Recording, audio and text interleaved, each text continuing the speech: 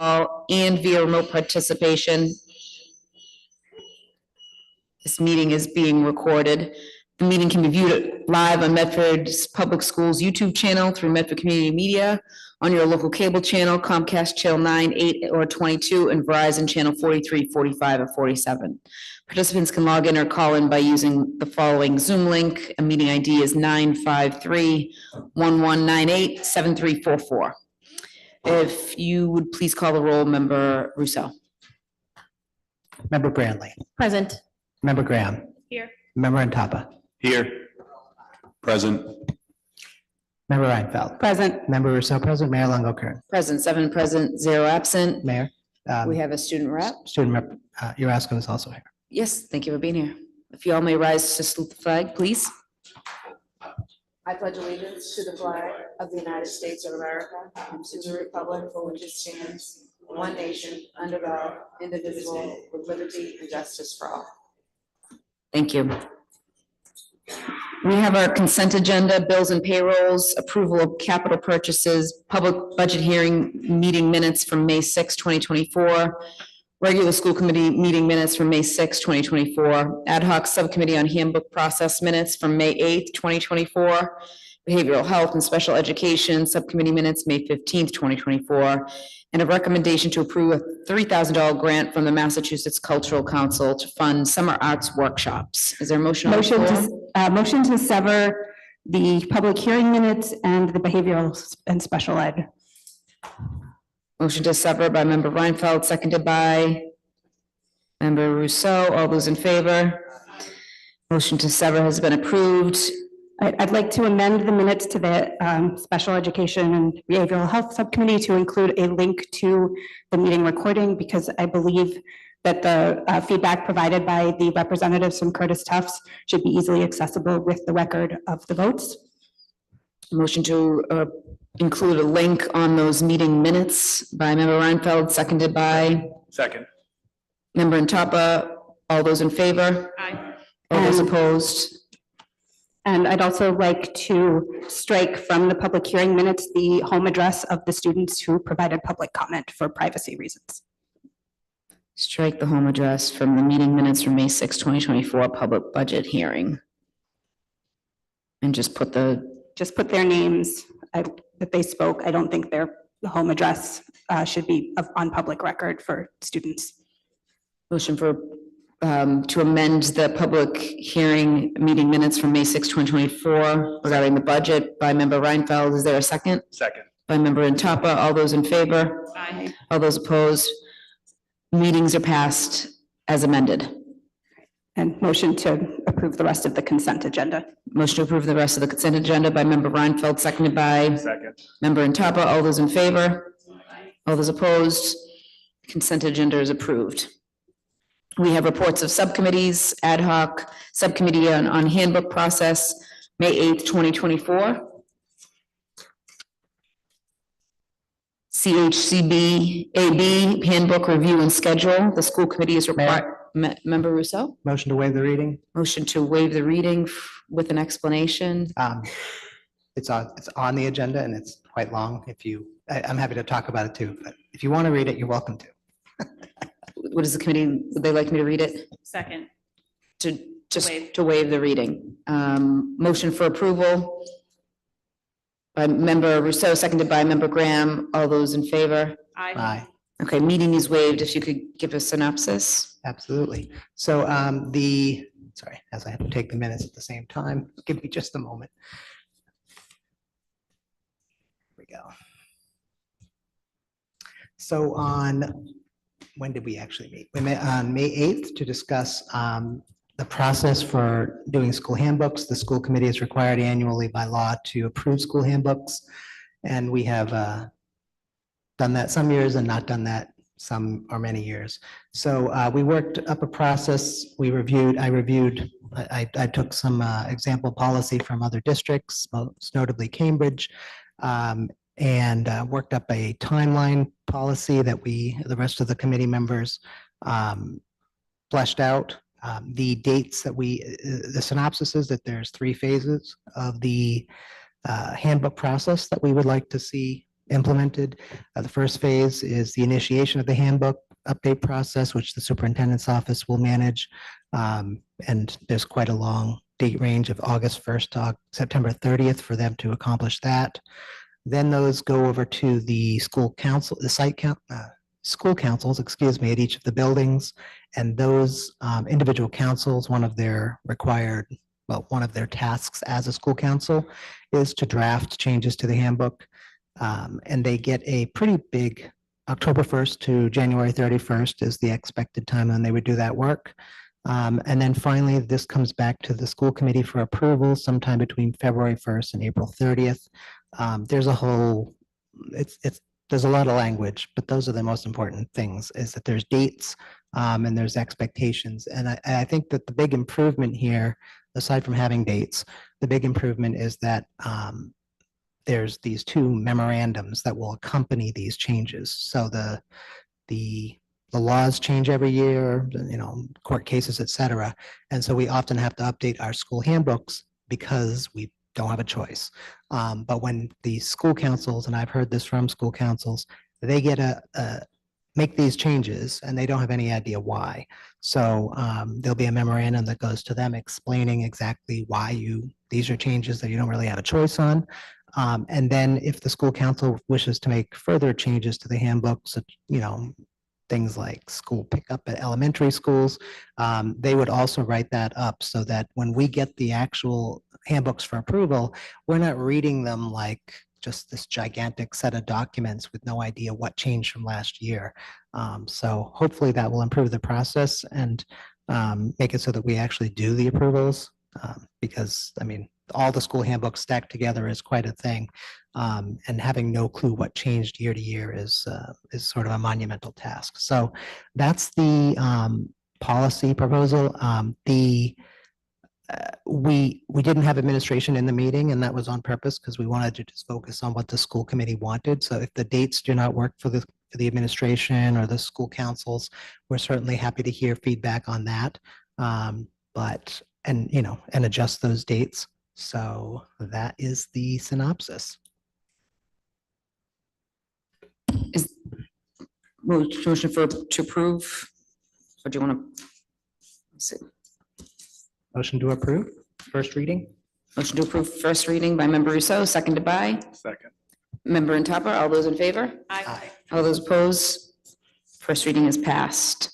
We have Behavioral Health and Special Education Subcommittee. The meeting was held. Member Graham. Can I motion to waive the second reading? Of the handbook review and schedule. Motion to waive the second reading by member Graham. Yeah, we would like. Member to- Reinfeld. We would like to give the administration and school councils a chance to confirm that this works for them. Oh, okay, fine, withdrawn. Withdrawn. Behavioral Health and Special Education Subcommittee meeting was held on May 15, 2024. Recommendation to co-localize Curtis Tufts and the main high school campus. Would anybody like to give an update on this? Member Rousseau? Certainly. One moment. So at the last school committee meeting, was the last one, I believe, actually it's in here. On April 29th, not the last school committee meeting, there was a resolution to have the subcommittee discuss the possibility of co-locating the Curtis Tufts with the Medford High School when we are actually reimagining / rebuilding Medford High. And there were a lot of reasons for that, such as some of the more obvious ones is that the Medford High students not at Curtis Tufts would be in a beautiful facility, and the Curtis Tufts is, if you've seen it, is not exactly that. But facilities aside, there were all these opportunities that Curtis Tufts students cannot actually participate in, or it's very, very difficult to get across town between classes, and club participation is low. At the last meeting, there was also the director of the program in Somerville, and they used to have a separate program like Medford does, and they co-located when they built a new Somerville High School. And the reviews were amazing. Students at their therapeutic learning program are, captains of sports teams, participating in all of the clubs. So the the quality of educational experience for those students went very much through the roof. So we listened to, I believe it was a survey or maybe just gathered information from current students. Staff were in the meeting of the Curtis Tufts, and in my opinion, the unanimous opinion of everyone who participated was that this made sense to make this recommendation. So this is the recommendation of this subcommittee, that we co-locate the Curtis Tufts at some point, probably when we do the high school over, with the main campus. Great, thank you for the work. Motion for approval by member Rousseau, seconded by member Olapade. All those in favor? All those opposed? Thank you. We'll send that to the MSBA subcommittee. Report of Superintendent, Dr. Maurice Edouard Vincent, updates and comments. Thank you. Good evening. So this evening we will be having several presentations to recognize some of our student accomplishments, but later, after we get through our first additional 4 reports, we will be presenting the budget update. During this presentation, we hope that we are able to answer many of the questions that have come into the district through email or through direct conversations, specifically regarding the arts and the change in programming that is going to be recommended for the arts. So I am asking all of you who are here this evening to please let us get through the agenda. And once we're done with that, we'll have a budget update and presentation in time for questions and for us to be able to explain the rationale and work that went behind the decisions that did have to be made. I can say, just for the purposes of the audience that is here, there have been a lot of questions about no longer having a marching band or anything related to the performing arts, and that is complete misinformation. The student experience in the Medford Public Schools will be an identical student experience. The one arts-related position that was cut was due to a resignation that we received, and that resignation has taken place already. The individual has resigned from the district and is no longer employed with Medford Public Schools, and that was a theater arts position. So that was a cut without a face or a name. So I do want to call that out because there have been many communications about arts programming ending in Medford, and I deeply, deeply support the arts, and so does the entire Medford Public Schools. So I wanted to just put that information out there and try to correct some of the misinformation that was spread. I do want to recognize today we'll have our CCSR update.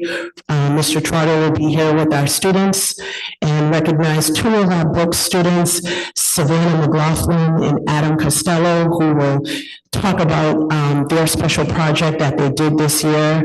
We're very excited and happy to hear about you. I want to recognize Dr. Nicole Chiesa, our Director of Humanities, who will be recognizing many of our students that have performed wonderful, outstanding achievements over the course of this year. And then we will have a high school update from Ms. Cabral, the principal of the high school, and Mr. Chad Fallon, principal director of the vocational school. And Ms. Cabral will be discussing the high school survey results. And then following those presentations, Mr. Jerry McHugh, our Director of Finance, will be presenting a finance update to provide context and additional background, followed by a vote of the school committee. Thank you. Thank you, Dr. Edouard Vincent. We have, like our superintendent said, next up is CCSR update and student recognition. Mr. Richard Trotter, Director of CCSR, accompanied by Brooks Elementary School students Savannah McLaughlin and Adam Costello. Welcome to our meeting.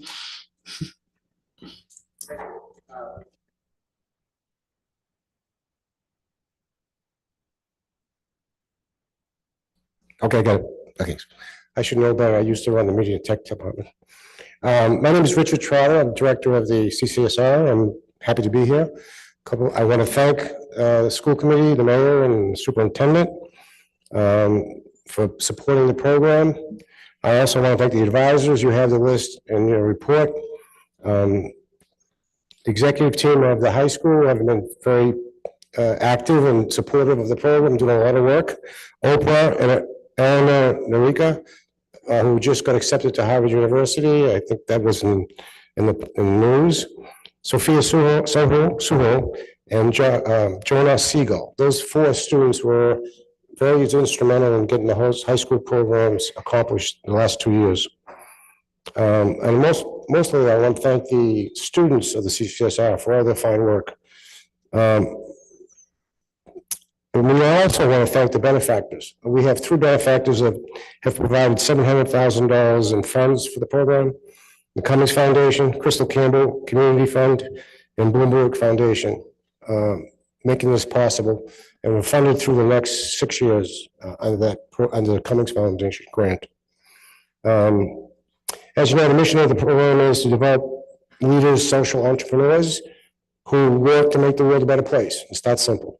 And we've had this year 400 students, approximately 70 projects.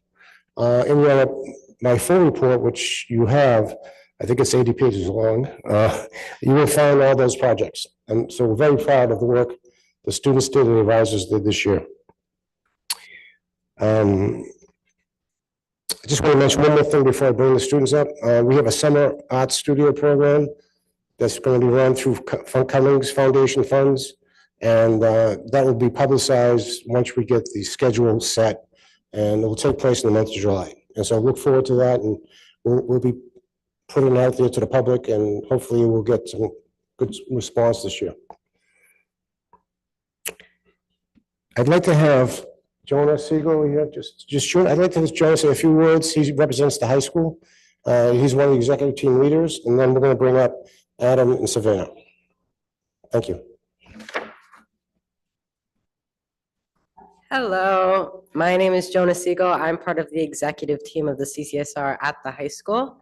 I joined the CCSR as a freshman, and since then I began a project of river cleanups with my friend Maggie, and we've partnered with the Mystic River Watershed Association and held many successful cleanups. And we were the youngest ever winners of a Tufts Community Grant for our effort. And I wanted to talk about how CCSR, what I think is really special about it is how it changes your mindset on leadership. I can remember when I was a freshman and I just joined the CCSR, when I looked around and I saw things around me that needed improving, before I would just walk and continue about my day. But now I would think about it and I would say, how could I make a CCSR project about this? How could I change this? And I think that's what's great about the CCSR, is it gives you a platform.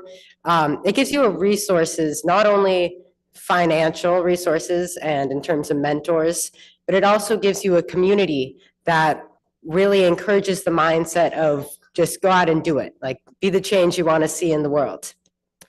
And I think that's really special for children to develop, which is why I think it's great that we have this program all throughout the district, in the elementary schools and the middle schools and the high schools. And I hope it can continue to expand and be a part of more children's lives, because it's really just a great place for them to learn that they can make a change.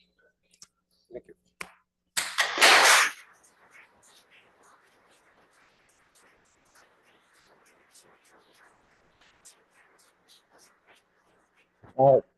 By the way, I recognize 2 former CCR members, Aaron Obadi and John Intopper. Good going, guys. Now I'll introduce the 2 students from the Brook School who did the excellent report, a project on the postal safety, and they're Savannah and Adam. Come on up.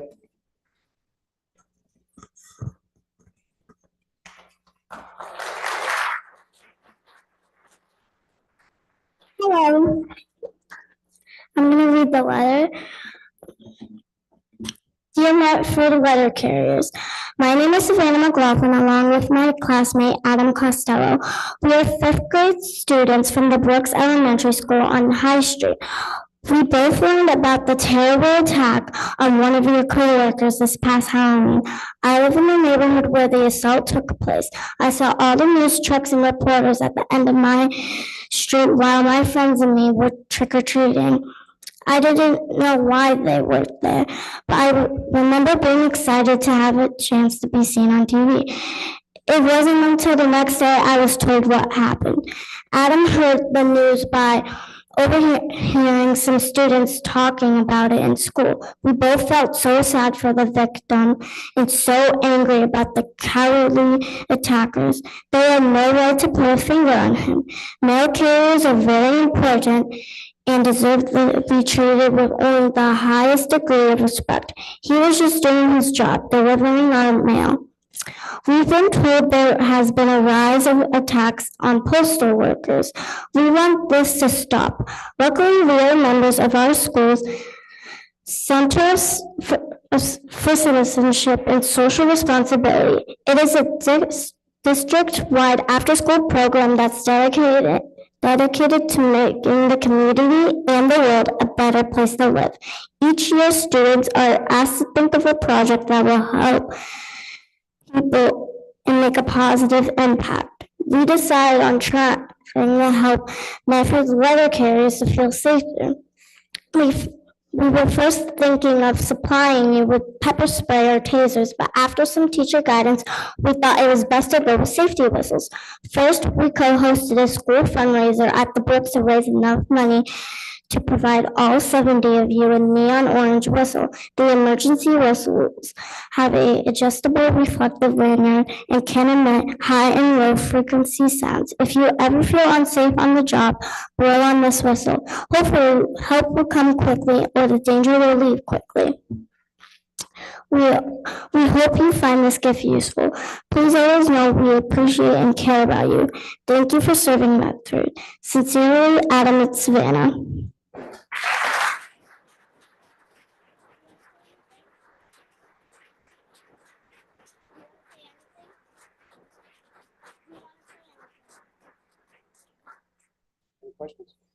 Amazing job. And you're a great presenter too. Thank you. Ms. Brandley and then Ms. Stern-Topper. I just want to thank everybody that is part of the CCSR. It is a huge undertaking. And I think it's a huge,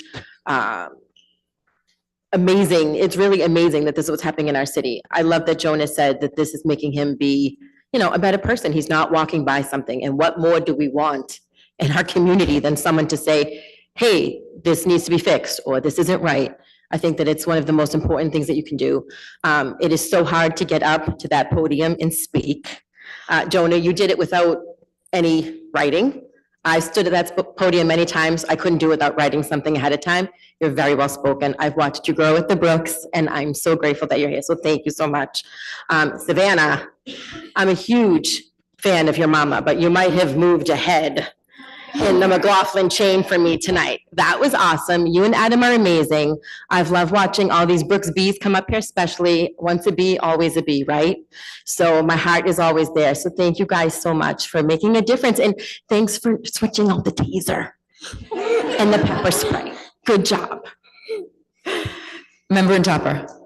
I also just wanted to take a second and just recognize how important this program is to our students. I actually, unfortunately, only got a chance to be a part of it my senior year in high school, but that was the cohort that witnessed it go to the elementary and middle school level, and just seeing how much it's grown in only what I like to say 2 years, but it's been like 5 or 6 now, is absolutely amazing. And I'm so proud of you guys and everyone who's involved to get up here and speak and do what you do. This program really takes, when you take a moment and look at students' special interests and you look at what they want to do to give back to the community, and you fund that and you encourage them to do it, you see such an increase in their overall academic success and their participation in our community, the social and emotional learning skills that you get.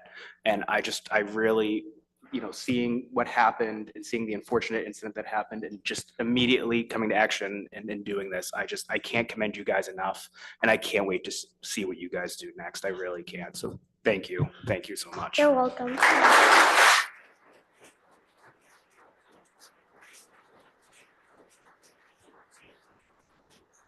Member Rousseau? Yes, thank you. I just want to comment that I feel like I see Jonah more than some of my own children.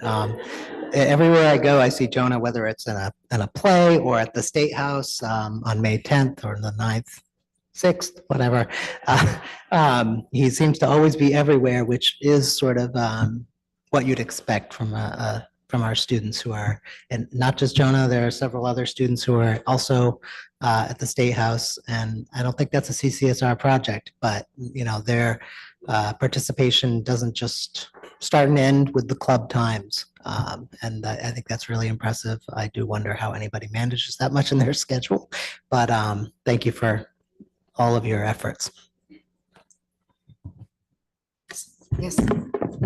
I just want to say thank you again to all of you. You did a wonderful job, Savannah, Adam, and thank you, Jonah, as well. I want to thank Mr. Trotter. I know we wouldn't have this program without the generous support of Cummings Foundation and our other partners, but the Cummings Foundation truly keeps giving back to Medford, and this is a worthwhile program to continue investing in. And so I just want to send another special thank you to them for their continued support of our school programming. Thank you again. Member Graham? I just wanted to say thank you, Adam and Savannah. Savannah and I live in the same neighborhood, and I happened to be home when that attack took place, and I happened to be driving by as the police were responding. So it was sort of hard to understand what was happening at the time, but I sure am glad the news media didn't ruin Halloween for us in the neighborhood, because that would have been terrible. But thank you both for taking care of our mail carriers. It's really important work. Thank you.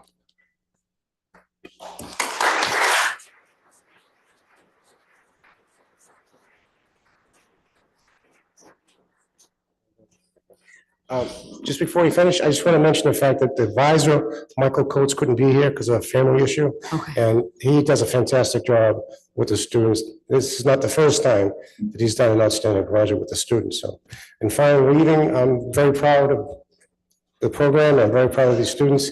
It what makes me happy, and I'm sure it makes you happy. So thank you. Thank you.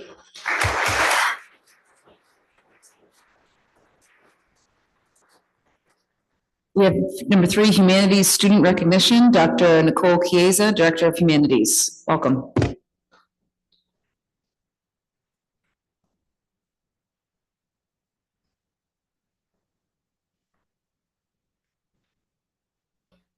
Good evening.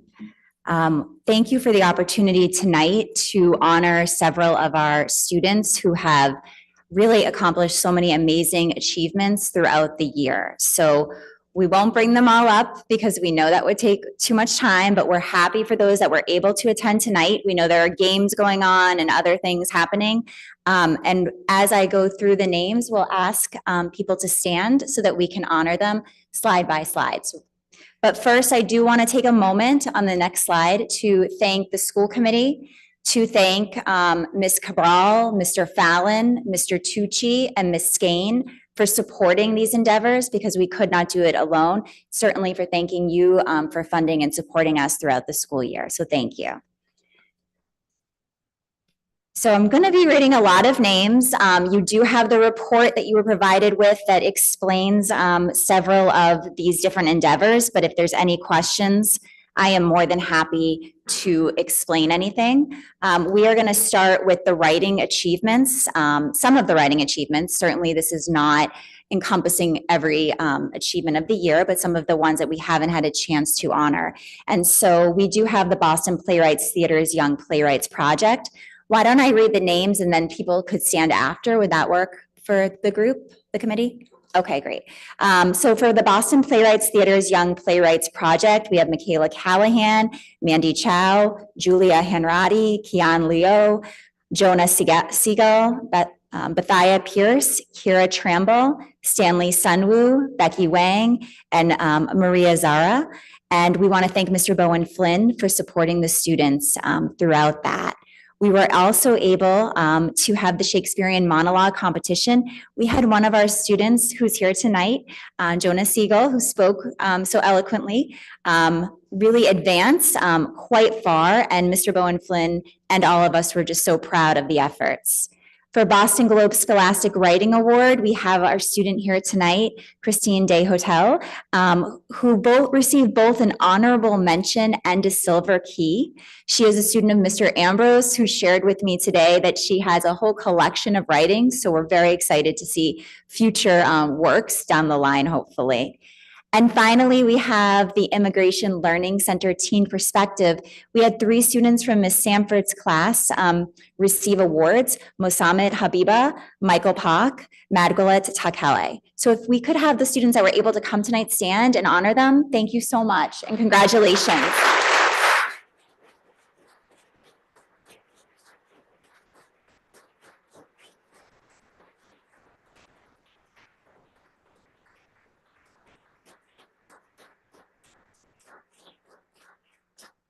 And of course, thank you to their teachers as well. The next slide is our students in action. So every year we have the opportunity to have some students go and actually go to different activities where they can engage in government actions. We had the MASC Day on the Hill. We had 4 students attend with Mr. Bowen Flynn. And we also wanted to give a special thank you to the school committee members who were able to attend, committee member Graham, Reinfeld, and Rousseau, as well as Senator Jalen for supporting the students at the event. The students that were chosen for that were Mandy Chow, Ann Dupes, Sierra Isbell, and Jonah Segal, sorry. In addition to that, and I'm sorry, I know I'm talking fast, I'll slow down. I just want to make sure I get through the names. We also had students participate in Student Government Day, and we do have pictures up there showing them in action as they attended Government Day. That was Helen Lucas and Noah Urosco, I apologize. And Mr. Bowen Flynn, who's our English teacher, was able to accompany them, said what a wonderful day it was for them. And we were appreciative of their time as well. We also had the geography be at our middle school. And we had finalists come and attend, and we had some really strong winners come out of that. We shared with you in the narrative some of the questions that they had to answer.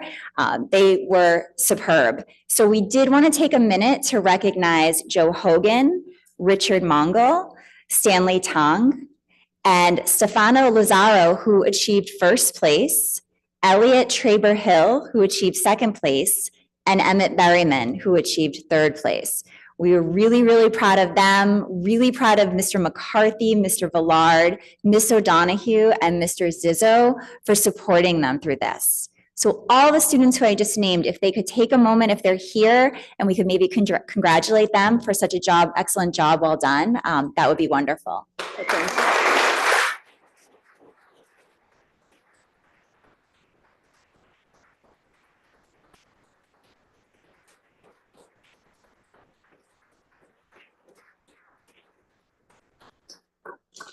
I should also mention that they will be receiving certificates within their buildings, just not tonight, in the interest of just a lot of wonderful success stories. The next event that we wanted to make sure we recognized were our simulations. So we have a few different groups that engage in various simulations through clubs or through classroom activities.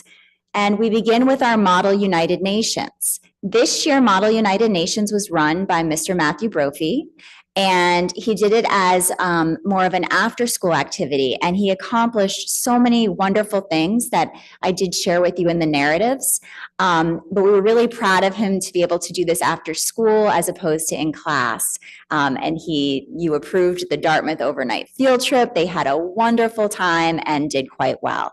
They have a amazing team. I've put a picture in the background for you, and I'll just read the names through, and hopefully those who are here can be honored. So we have Emma Benwi, Man Chow, Shahan Kaudri, who did receive an honorable mention recipient at one of the simulations, Brian DiPlacido, who received a People's Choice Award, Jack Dodd, Ann Dupes, Yamali Etienne, Sierra Godley, Bridget Inman, Sierra Isbell, Mohammed Jamaldeen, Sean Johnson, Margaret Carroll, Leanne Lam, Evan Russell, Kiera Tremble, Kiana Tran, Darren Trong, who also received both a Model United Nations Outstanding Delegate and Best Orator recipient, both 2 awards.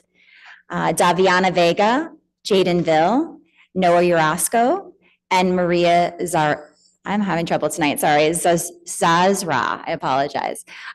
They did an amazing job, love the energy, and a huge thank you to Mr. Brophy as well. If anyone's here tonight, if they'd like to stand to be honored, we would love to congratulate you for all of your efforts.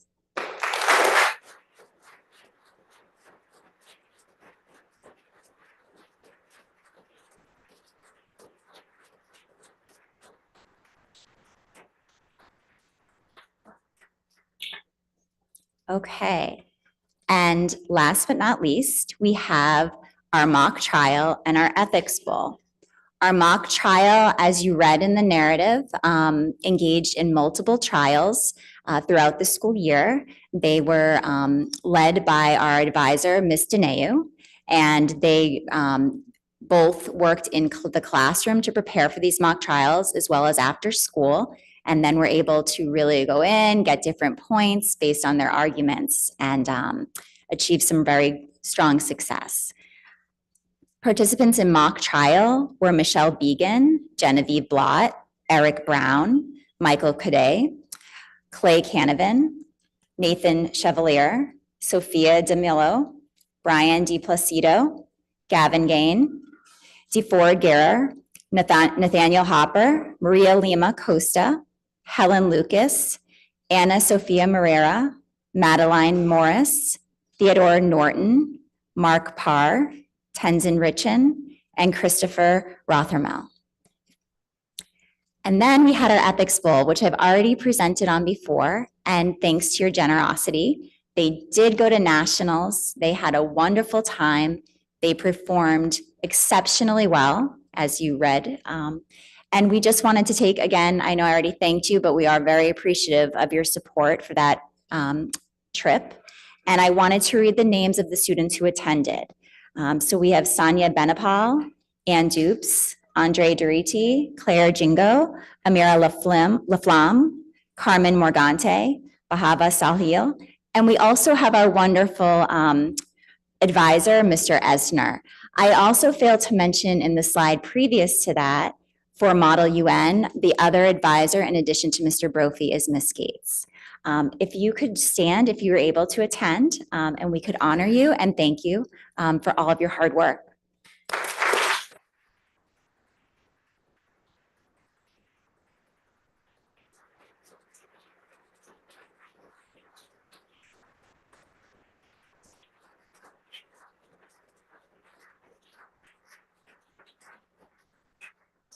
Thank you again for your time, for supporting these students, and a huge congratulations to the students, the teachers, and everybody else. Thank you so much. I'm here, happy to answer any questions, but yeah, I'm happy to answer any questions. Thank you. Thank Great you. presentation. Congratulations. Thank you. Thank you very much. I noticed a few people stood up more than once too, so we got some great students, well-rounded. We have our Medford High School update and survey results. Our principal, Ms. Marta Cabral, welcome.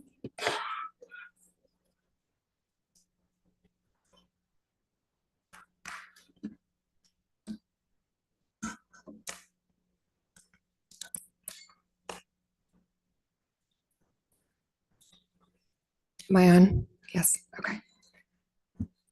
Good evening, Mayor, members of the school committee, and Superintendent Dr. Eduardo Vinson. It is hard to believe that in less than 2 weeks, we'll be wishing our seniors well as they cross the stage to graduate and continue on with post-secondary and/or careers.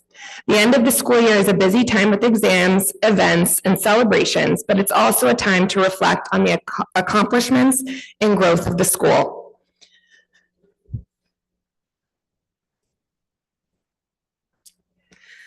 Tonight, we'll review and highlight the school year. Specifically, we'll review the Culture and Climate Survey, share our new core values and community norms, highlight the accomplishments of our CTE programs, along with what is next for MHS.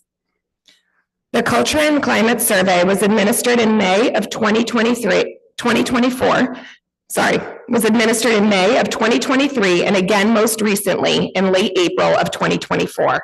A total of 711 MHS students in grades 9 through 12 participated in the survey during advisory block. The survey is composed of 8 categories: cultural awareness and action, diversity and inclusion, school belonging, school climate, school engagement, school safety, student-teacher relationships, and valuing of school. When presented with the 2022-2023 school year data, MHS identified and shared at a previous school committee member 3 categories. The categories included areas of strength, areas with varied results, and areas for growth. In slides 6 through 8, I've provided statistical comparison between the 2 years. It's important to note that Panorama, the survey platform, identifies increases of more than 2 percentage points as statistically significant, meaning it could have not happened by chance, based on our survey size. I've identified questions from the survey to share with you tonight and represent areas of strength and continued areas of growth for Medford High School. As shown on slide 6, school belonging is how much students feel they're valued members of the school community. In all 3 questions, students showed 5% or more increase from the 2022-2023 school year. School engagement. Students' attentiveness and investment in school remains stable at 91%. And lastly, valuing of school. How much students feel that school is interesting, important, and useful showed an increase of between 7 to 9%. In slide 7, student-teacher relationships. Strength of the social connections between students and teachers within and beyond school. This year, I would identify student-teacher relationships as a strength at MHS with an 8 to 10% increase in the 5 questions shared. This is a testament to the dedication of our valued faculty. School safety demonstrated a 9 to 15% shift in the questions identified. Students at school feel safe. Students at the school get along with each other. Students at school threaten to hurt other students, and students at this school fight a lot. I consider school safety to remain in the varied results category. On slide 8, school climate, overall social and learning climate of the school. This category showed significant growth from the 2022-2023 school year. The questions with the greatest change are: adults at this school reward students for positive behavior. Students at this school try to work out their disagreements with other students by talking to them. And school rules and discipline are applied equally and fairly. Lastly, cultural awareness and action, along with diversity and inclusion, show that they are trending in a positive direction. Medford High School has focused on creating environments where students feel welcome, supported, and safe. We've made an assertive effort and commitment to hear students and staff voices and have not only listened, but made changes at MHS to incorporate feedback and suggestions. We held more community gatherings to build school spirit and pride. We worked together on core values and have continuously incorporated restorative practices into our work with students, along with providing professional development on restorative and tiered model intervention strategies in the classroom. We understand that culture and climate shifts at Medford High School will take time, but we're committed to providing an inclusive, safe, and academically rigorous learning environment that our students and staff deserve. I'm pleased to see the positive shifts are being made and that growth is noted over an 11th-month span between surveys. Consensus among educational researchers note a 3 to 5 year period for change. Shifting to some of the work done this year, together as students and staff, we developed our new core values. After conversations in advisory and small group panels, students selected the 3 core values of respect, responsibility, and empathy and kindness. For staff, we held a workshop along with discussion and house meetings and surveys to identify the 3 shared core values. Community norms were developed in January and discussed as a community and advisory. We've started working on a shared vision along with a portrait of a graduate. At this time, I'm going to pause and I'm going to hand it over to Mr. Fallon to highlight our CTE programs and students. Good evening, Madam Superintendent, Madam Mayor, members of the school committee. Can I provide a brief update on career and technical education for this year? We did have 304 students, which was our highest number ever, participate in freshman exploratory. Of those students, 185 were placed in CTE programs and 72 students chose a traditional high school pathway. At this time, we have 47 students on a wait list. For cooperative education, we had 58 students. Some of our stellar juniors who are ready ahead of time are out working and making money. Over 50 employee partners make up our partnerships now. Many of our seniors will continue employment after their graduation, and 2 companies that I know of as of this week have offered complete college tuition for these 2 students that are working, so that's exciting. Some more updates. If you could click the link. I've been talking about the sheds the few times I've been in front of you, and I think it's another good time to highlight what our students can do in the community. So we started pretty basic, and as you'll see the pictures as they increase, they've become a little bit better each time because practice makes perfect. So that's what we call a man cave at this point, or woman cave. That was a shed that they just did recently. That's at the Andrews School. So just to give you an idea of our carpentry students, it's our version of a house building project, but a little bit smaller. In health assisting, we had 7 of our students pass their CNA exam. We have 1 certified dental assistant now. We are finding success with the Bunker Hill Community College dual enrollment program, and we're exploring a new partnership for clinical rotations with Winchester Hospital. Our construction and craft laborer students, the picture on the right, received their hoisting apprenticeship license this past week, and 15 students were inducted into the National Technical Honor Society. For our electrical students, 2 students have been chosen to join the IBEW Electrical Union. 9 students will be entering the workforce as apprentices immediately after graduation. Pictured in the lower right is a picture of our graphic design program that made the Mustang Pride t-shirt for some new swag that can be sold in the Mustang Mall. 2 more things to share with you tonight. One being the biodiesel project that was a collaborative effort between multiple CTE programs. So this all started by collecting waste vegetable oil from culinary. Biotech students began the process of converting and using the cooking oil into clean burning fuel. Then the students proceeded to learn and master the techniques and to how to successfully produce several gallons of refined biodiesel, which burns cleaner than regular diesel fuel. They also received a $2,000 grant from the Medford Educational Foundation to help pay for supplies. Metal Fab and Auto Tech completed an engine swap of a go-kart, and business marketing explored the feasibility of starting a biodiesel production business.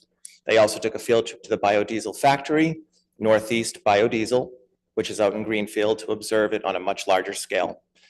Coral Chavez will present our biodiesel project at the MAVA Connecting for Success conference in June. Along with that, if you're in the neighborhood, Friday, we're having an open house of sorts to showcase some of our students' accomplishments this year. We will be highlighting the biodiesel project.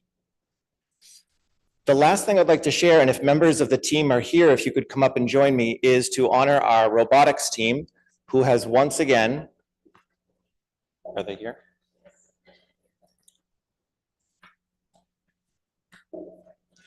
So this is the 3rd year in a row that our students have competed. Let me get my notes here. And I want to honor the students. So I'm thrilled to announce that Medford's MVTHS MATE robotics team has again won the MATE Rove New England Regional Championship. This year, they narrowly edged out Phillips Exeter Academy by a score of 445 to 437. Now they'll be representing New England at the competition in Tennessee, correct? Yep.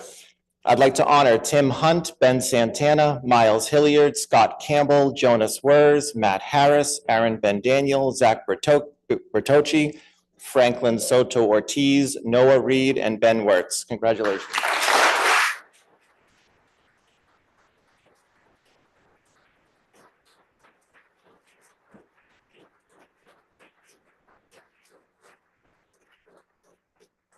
I never even try to explain anything in engineering and robotics. I leave it for the students. So please tell us what you did. Hey there, I'm Maddie Harris, member of Suck Robotics, obviously, our MVTHS robotics team. As we mentioned, we compete in the MATE ROV competition. And so we design underwater robots that are designed to compete in a competition where we perform tasks that mimic real world environmental tasks like cleaning up, say, trash from the ocean, or finding data, finding data on marine life, improving habitats and stuff like that. It's a really amazing experience, combination of a lot of different disciplines in engineering, hardware, electrical, software. I found it to be a really awesome learning experience. And we also like to acknowledge that we couldn't do this without the support of our vocational teachers, Mr. Christie. He spent countless hours with us, and Ms. Miller as well, our programming teacher. And just say it's a really great opportunity. I'm very thankful. Thank you.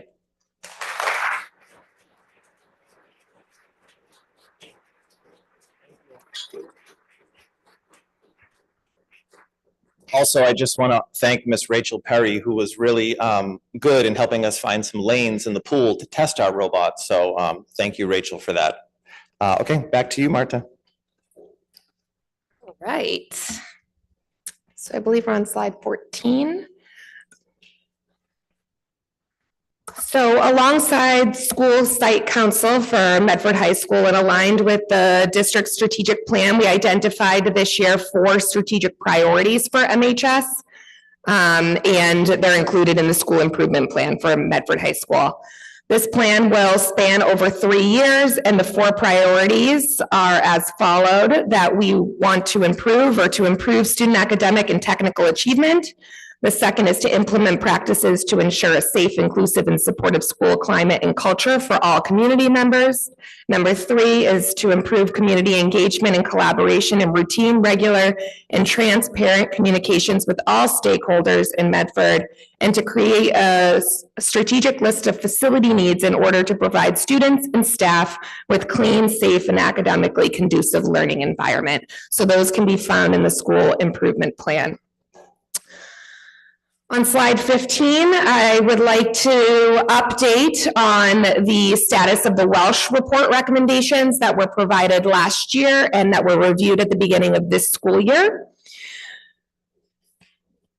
For the first recommendation, a creation of MHS committees were recommended. There were a total of 4 that were recommended to the school and to the committee, them being safety and security team. We have implemented this by weekly meetings with our SRO, administration, and director of school counseling. Monthly meetings are also held with the district attorney's office to discuss support for youth in Medford.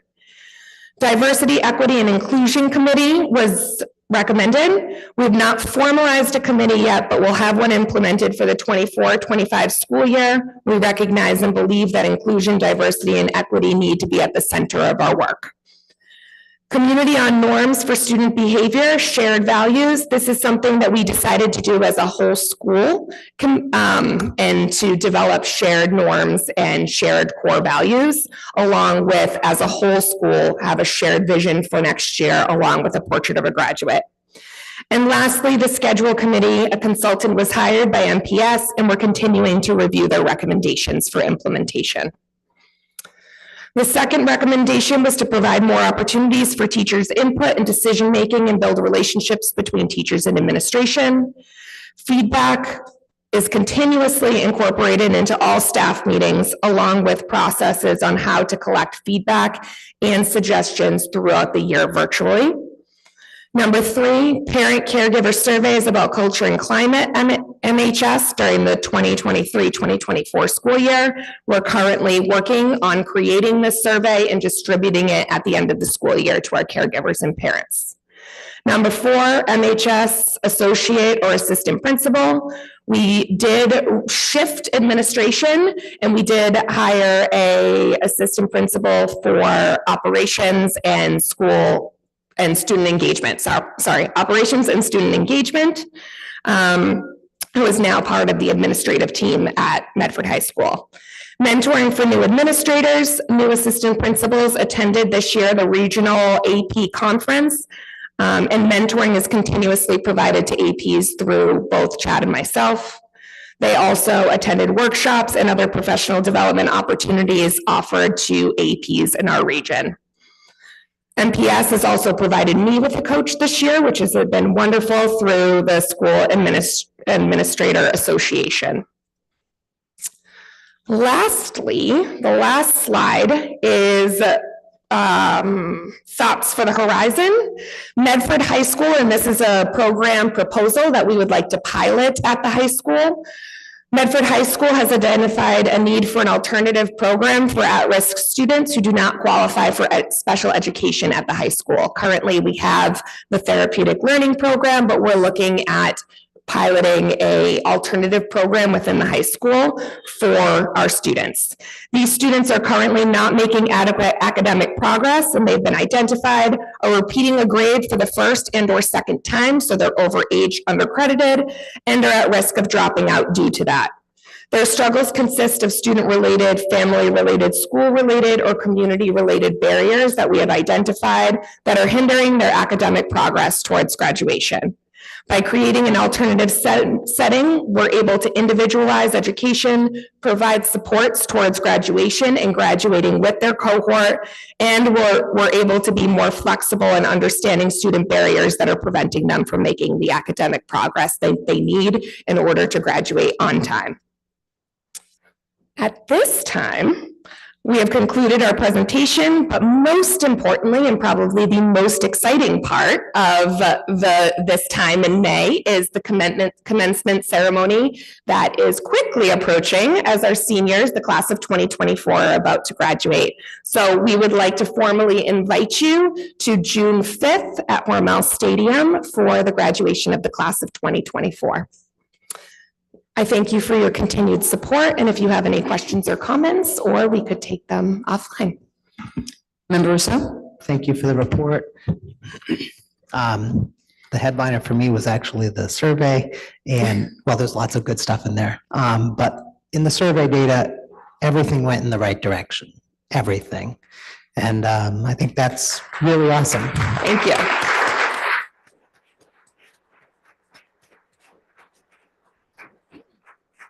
This is your first principalship, right? First. So I think you should be very proud. I mean, not even a full school year, and I'm impressed. So there's a lot in here we could talk all night about, but the survey data, I've been waiting with bated breath, and thank you for the great work you've been doing, and I look forward to what you can do in the future. Thank you. I couldn't do it without the staff and with the students this year. They've been extremely supportive, and they've really rolled their sleeves up, the staff at MHS, and really taken this on with me because it's for our students. So I thank them. I know there's several in the room, but I really do thank them because I couldn't have done it on my own. Neither could Chad or the admin team. Member Graham and Member Branley? Thank you. I just had a couple of questions about the alternative program proposal.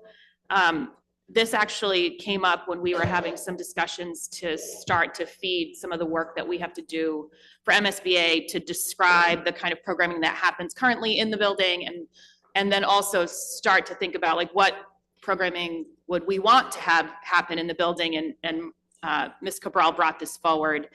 And I asked her to share her thoughts with all of us so that we could understand sort of the goals here. So can you talk a little bit about this, when you think you can do this, and the staffing that you think you need in order to do it, and any other like barriers that are in your way of helping these students right now? Yes. So I did propose two models of how it could work. One is to have a humanities, to have less staff and have a humanities and a STEM teacher. And then the other one is to have 4 core academics in the classroom. We have identified students, like I had mentioned, that are overage, undercredited, and there's an urgency to get them through the 10th grade. We know that once we get students through the 10th grade, their graduation rate is much higher than if they were to repeat 9th grade or repeat twice 9th grade, which we do have students on track to do that. So when it comes to barriers that I have currently, it would definitely be staffing and strategically looking at how that staffing may work in order to best support the students, because I don't want to create a program that is not fully supportive of the needs that they currently need each day. And then also space. We would need to look at the space and where that would be best placed within the high school. I have lots of ideas for when we reimagine the high school, but there is an urgency right now based off the data that we're presented with some of our students that are at risk for dropping out. And so do you think that you can start this program next year? And is that reflected in your current scheduling dynamic? So we're currently still doing the schedule. I hope to identify if we can and propose to central office if we do have staffing that would allow for it. We are also at the moment identifying teachers that can provide interventions to all MHS students. So it's a little bit of a puzzle piece right now as to if we have the current staffing needed. If we do have the current staffing needed, I would like to take a very small cohort of students and be able to do something and pilot it within this school year, within the coming school year. But it really, I will not know until probably the next 2 weeks when it comes to that, because I do want to provide interventions for math and ELA support for all students. I just want to say that this is the kind of strategic project and initiative that the committee has sort of been begging to be put forward from the high school campus. And I'm just so happy to hear that we are looking at the data. We are identifying students that are at risk, and we know how specifically to help them and where and when to intervene. That's since I have been on the school committee, I have literally been waiting for this presentation. So I'm so happy that it's finally here, and it's only been 4.5 years and it's not been a decade. But I do want to sort of we're all here, this room is full because we're having a budget presentation soon. So I would like to make a motion that Ms. Cabral gets the staffing that she needs to pilot this program next year, no matter what happens with the budget. I'll second that. Motion by member Graham, seconded by member Branley. All those in favor? Aye. All those opposed? Motion passes. Thank you, that's it. Thank you. Member Branley? I think I may be one of your biggest fans. I've said from day one that I thought you were a unicorn. I was on the committee to hire you. Member Graham was there also. There was I don't know, maybe 10 to 15 of us that were in that room when you came in to interview. And you walked out and there was this silence. And I remember just saying, if all of you don't want to give her a hug right now, I'm moving. And luckily you are still the unicorn, and I don't want to become emotional. I promise I would never cry here. And every time, every week I say, I'm not going to cry. But these are happy. Makes me very, very happy. I have really, really pushed for accountability in this district. I have really begged for safety, accountability. Yes, more than anything. I'm proud of you. I thank you so much. I really do. You and Chad are rock stars in my book. So thank you very much. I'm still not going to cry. But I think that there's always still work to be done. The amount of emails that we get about day-to-day basis, things that are happening in the building, still concern me. I'm not trying to be a Debbie Downer by any means, because I am really Medford's cheerleader here. But I just want to make sure that we don't lose sight of, the day-to-day things that are going on. The Welch page was not in our packet. Could we have a copy? Yes. Okay. We'll reshare that. That was asked to be added yesterday, so we added it this morning. Yeah. Awesome. Thank you. Thank you. Thank you. Keep up the great work. Member Reinfeld? Yep, I have a question about the survey. So I was also incredibly encouraged by the numbers. I am wondering if there's going to be any effort to break down, particularly cultural awareness and action and diversity inclusion, those questions by some of the more vulnerable populations to see whether the average across the student population may not be representative of those people who are often targeted by some of these challenges. And so I'm wondering if we can look a little more closely to see what that sub-data looks like there. Yes, I can't agree more. We had a very quick turnaround for the presentation. We really just did like an overall brief summary. We really do need to break it down in order to continue making shifts and progress. So yes, that will be done over the summer months to really focus in and hone in onto the work that we need to do. I agree. Great. Thank you. And then this might be a question for the superintendent. So the Welch report had a lot of focus on the high school. There was also some of this mentoring for other schools in the district and looking at climate kind of more broadly across the district. And so I'm wondering what's happening on that front. So we are definitely, our primary focus this year really was the high school, to get it up and running and have it be a different experience for all of the learners and staff within the building, which this current survey reflects. The more broad feedback from the Welch report, we did not do panorama surveys in the other schools to be able to say this is concrete data, but we do have support for some of the new administrators who did come on board. So in more global context, there has been support and implementation, but the real focus this year for us was the high school, to really see this data shift and start to move in the right direction. And we're all very, very pleased that that's what is happening right now. Yeah, absolutely. I agree completely. And I just want to make on record the comment that our middle school students are the next high schoolers and elementary. So all of this work really has to be district-wide. And I'm so encouraged by this. So thank you. And thanks to everyone who made it possible. Thank you. Yes, our student rep, come on up. Now we have somebody online.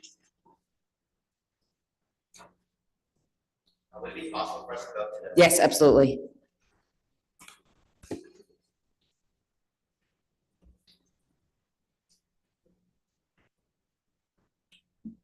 Should be on. Well, I'd just like to say when it comes to the slide on student engagement, especially when it comes to student voice, in my experience, and Darren can certainly speak to it too, the administration's, MHS administration's support for student voice has definitely discernibly increased over the past year. It's definitely been a big help as we've tried to flesh out our role on the student advisory committee and how we can work to get kids more involved at school. That has definitely been, especially thanks to Ms. Cabral and Ms. Friedis Haley, who have worked closely with us to try to get implement very meaningful changes. And just sort of to add off of what Noah said, when it's starting with core values, I believe these core values really represent Medford High School as a whole. And just speaking with students and being out in the general student body. And I think we've noticed a general positive trend at the high school with student involvement, as well as students' well-being and their kind of like will to be in the schools. We've worked carefully with Ms. Cabral on numerous occasions for some of the events that she mentioned, such as like the pep rally or student risk staff basketball games or other games, as well as on policy making as well. She has really stepped up and allowed us to give our input when it comes to important things that affect students, such as the homework policy, as well as other policies that we are currently working with her.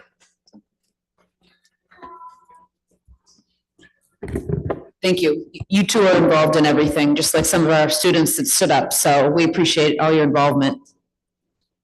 We do have somebody, one person on. Chris, if you could just name your name and address for the record, please. I'm gonna unmute you right now.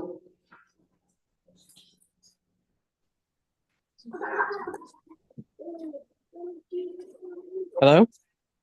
Yes, name and address for the record.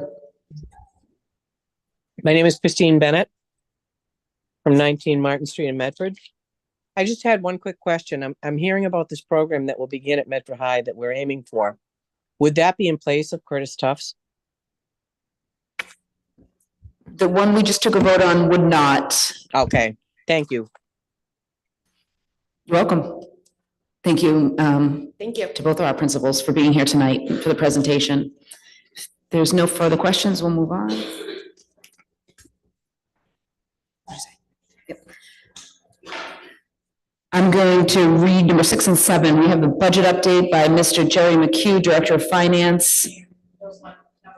Number 5.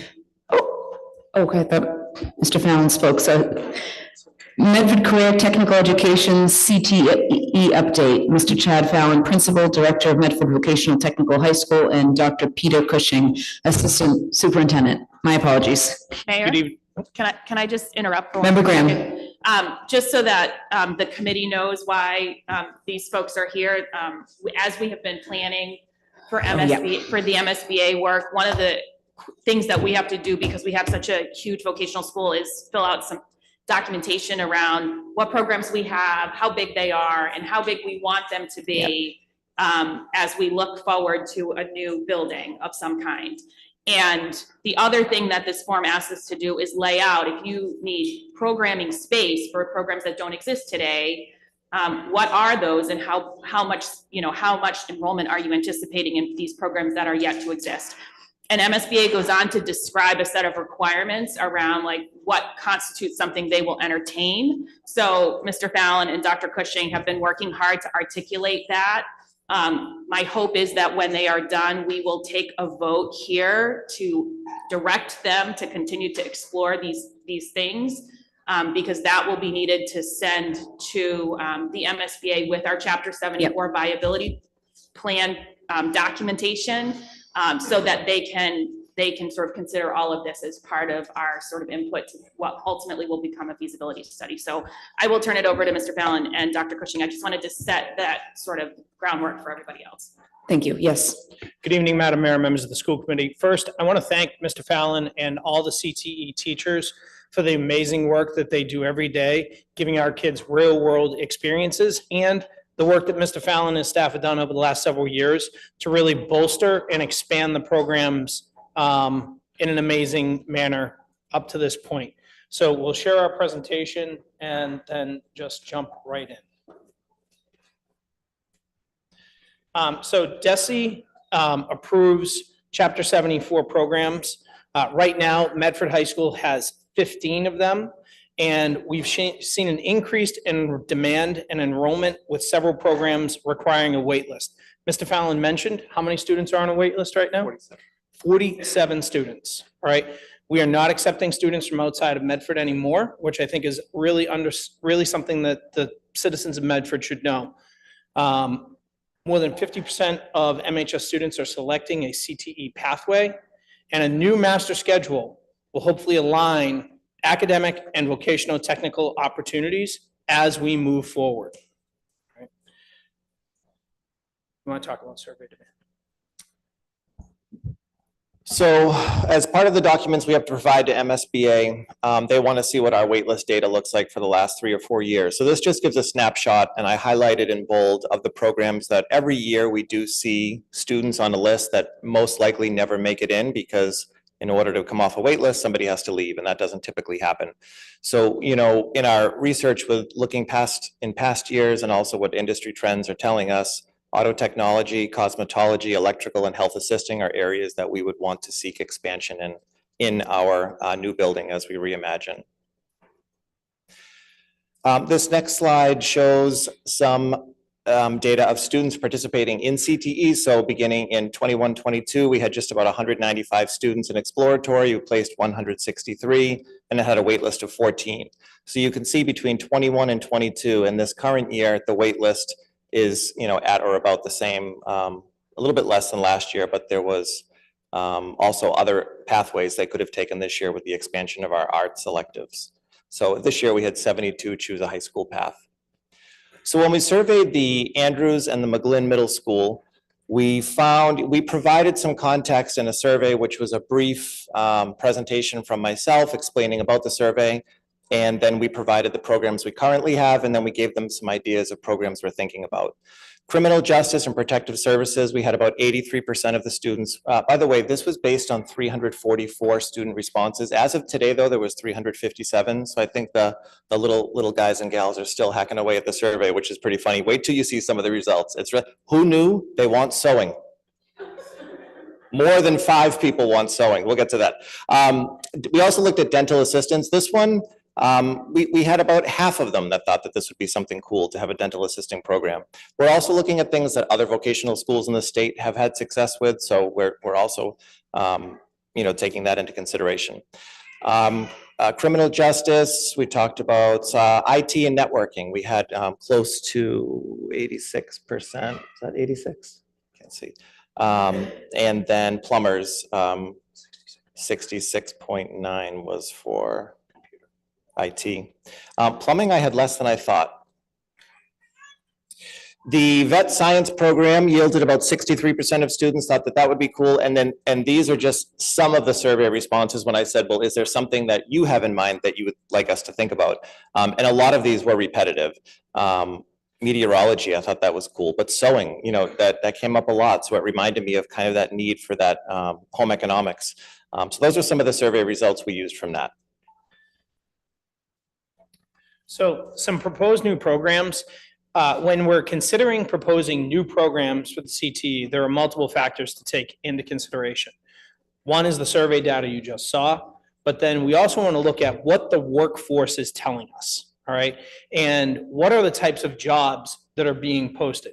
And so when we talk about criminal justice to open up, you can see the number of jobs that are there, but there are also jobs that a criminal justice path may lead to, such as being an attorney, working in the courthouse, anything within the criminal justice realm.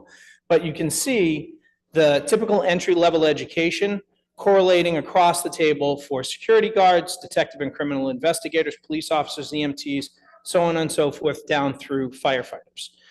This type of program would not really require much for the school to start up, other than a classroom and perhaps, not perhaps, but a specific dedicated teacher to work with students in this.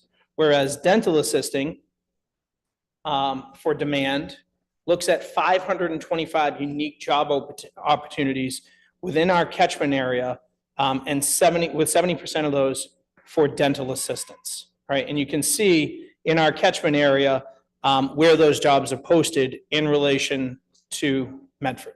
Anything from okay.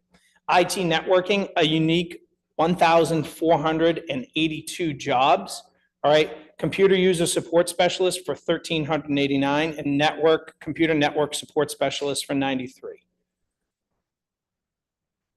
Plumbing and HVAC, a total of 191 unique job postings for plumbers, pipe fitters, and seam fitters. This data definitely surprised Mr. Fallon and myself, because plumbing has been one of those shops, when you look at Medford High School right now, where we have CCL, electrical, automotive, carpentry, this is a more traditional CTE path shop that we thought would have more interest and more support. But we definitely think it is still something for the committee and for Medford to consider as we move forward. And veterinary science, a total of 266 unique job openings for veterinary technologists and technicians, and veterinary assistants, laboratory animal caretakers, with 73% of that category.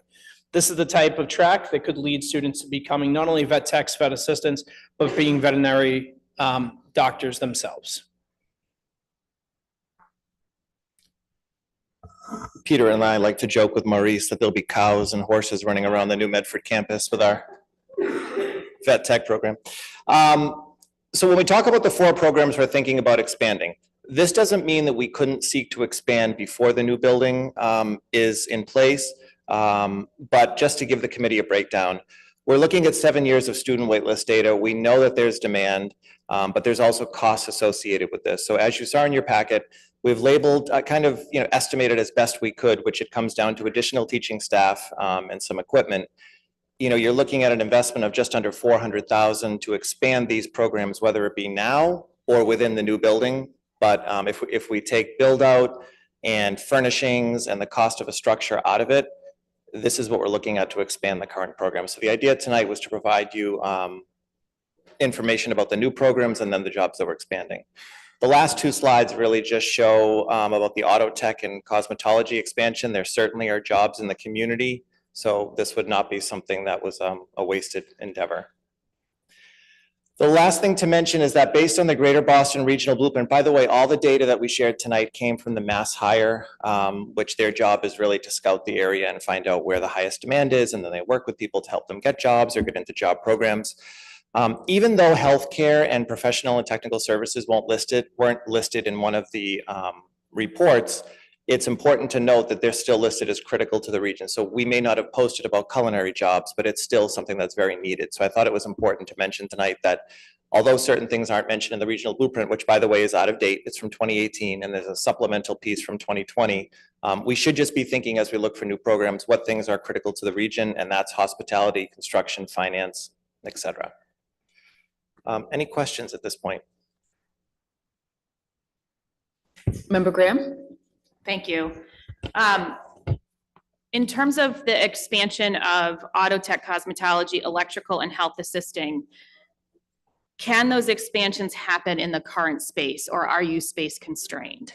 Yes, auto tech would require a third teacher, cosmetology would require a third teacher, and electrical would be another teacher. Electrical, we would need more space. Health assisting, you could do with a third teacher. So at this point, it comes down to teaching staff.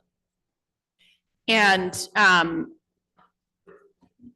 none of those are currently budgeted for FY25, is that correct? We've had an auto tech position, but for the past 2 years, we remove it, or it, you know, for many reasons, you know, we can function without 3 right now, so we usually end up forgoing that position, but it's been talked about for sure.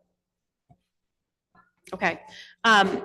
In terms of the expansion of those programs, I would love to see a report at some point early next year about sort of a proposal from you all to implement those expansions, like over the course of the next number of years where space is not a constraint. So obviously electrical would be a sort of a separate issue, but for the 3 shops where we could expand, what would you recommend that timeline be? And do they all go at the same time? Does one come first or second?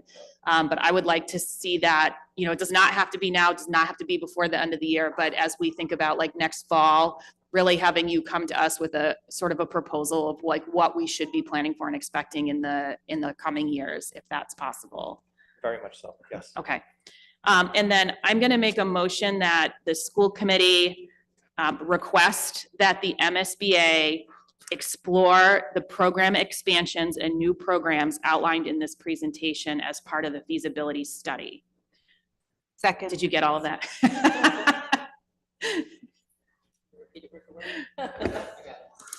What's that? The MSBA explore all the expansion requests in this Yep, proposal. got it. You got it. Great. Thanks. Motion by member Graham, seconded by member Reinfeld. All those in favor? Aye. Ayes. Actually, can we roll call? I just want to be Roll able call, to record a vote. please. Sorry, quick question. Yes. Member Graham, do you mean MSBA or school building committee? Sorry, school building committee to feed the MSBA application. Thank you. MSBA School Building Committee. Thank you. Member Brandley, Yes. member Graham, Yes. member Antapa, Yes. member Olopati, Yes. member Reinfeld, Yes. member Rousseau, yes, Mayor Longo Kern. Yes, 7 in the affirmative, 0 in the negative, motion passes. Were you finished with your presentation? Thank you very much. Great job. Thank you.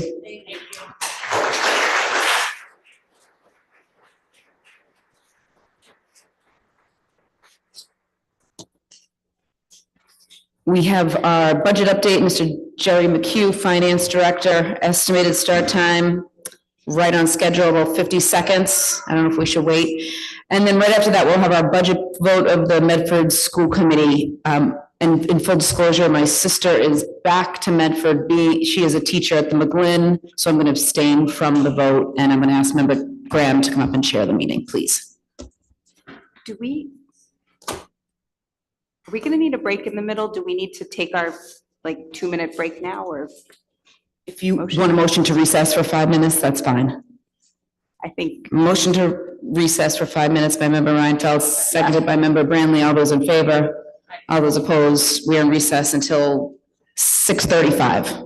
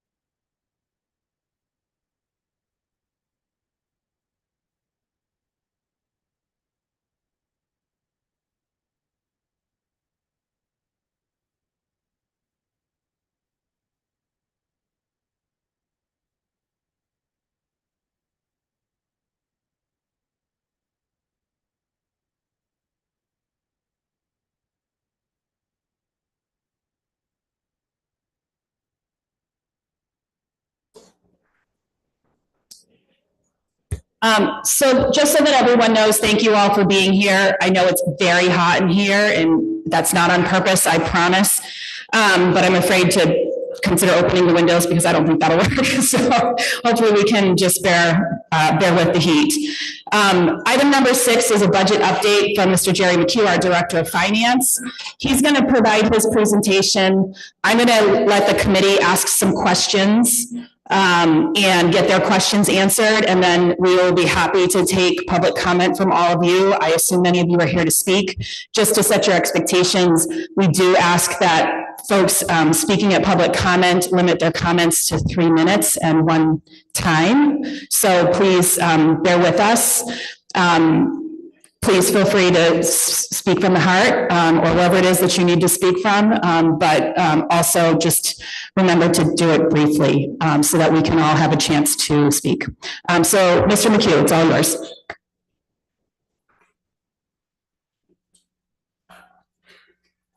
Good evening. Tonight, I wanted to just give a brief follow-up. We had a lot of comments and suggestions at the public hearing. Some of those comments I'd like to address tonight. And of course, at the end, we'll have time to answer any other questions that you might have. So just to recap, we did have, this is a extremely difficult budget. And at the public hearing, we talked about just a lot of needs to get this. I like to use the metaphor of a house where we want to do some renovations. We'd like to add on, create a family room, but this is a year that we have to fix the foundation because the foundation is cracking. We don't want it to crumble for the future.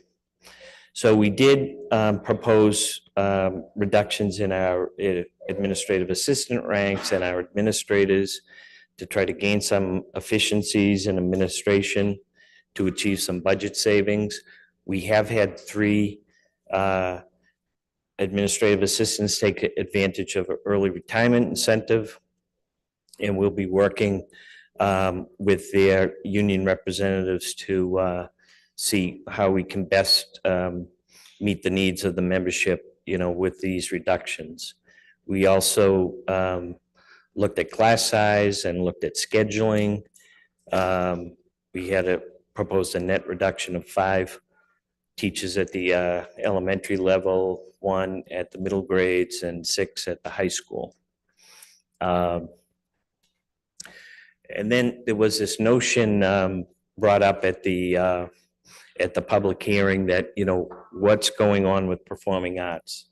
I've been on email chains, and several members of the community are very concerned about, we're trying to eliminate the band or the color guard. Are we eliminating drama programs? One email suggested that we were trying to eliminate all the performing arts programs, and that certainly is not the case. The budget does provide for over $1.7 million for performing arts and fine arts programs. What we did propose was to return the management of that program to 1 coordinator. It had recently expanded to 2 coordinators, but in light of our budget situation, we brought that back to 1. And then we did discuss this theater teacher position that had resignation. Actually, there were 2 teachers in this position over the course of the year. And the students weren't really selecting the courses that that position was teaching. So that's it. Everything else in this program is funded, and that includes the marching band stipends, the guard stipends, drama programs are fully funded. We will seek to offer certain theater sections within the teaching assignment of an existing teacher that would better align with student interests. And you could see, with the exception of the theater teacher, all the current teachers funded in the performing and visual arts programs are funded in FY '25. Another concern was with our health services program. You know, how did we come up with these recommended cuts? We looked at the Massachusetts Department of Public Health recommended teachers, nurses per student, which is between 250 and 500 students. The National School Nurses Association recommends one nurse for every 750 students, but we're really focused on the Mass Department of Public Health for our criteria. So currently, we have 15.6 teachers.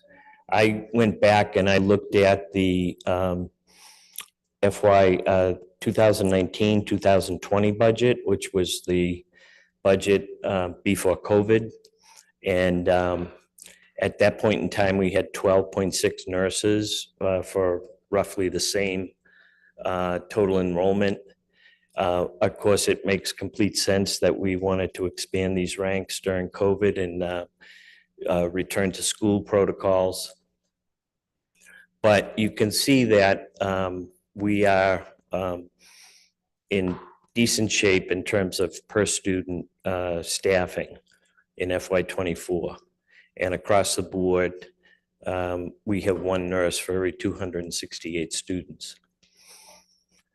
So in FY '25, with the reductions that we proposed, we still achieve a across the board staffing of 361 nurses per student. We will have a staff of 11.6. Myself, I'm a little bit concerned about the Brooks, that's on the high end. But I believe that the incoming director can recommend staffing adjustments to kind of even that out. But that's essentially how we arrived at those reductions. And the next area was guidance counselors. Very similar to the nurses, we looked at recommended staffing levels, 250 students per guidance counselor is recommended.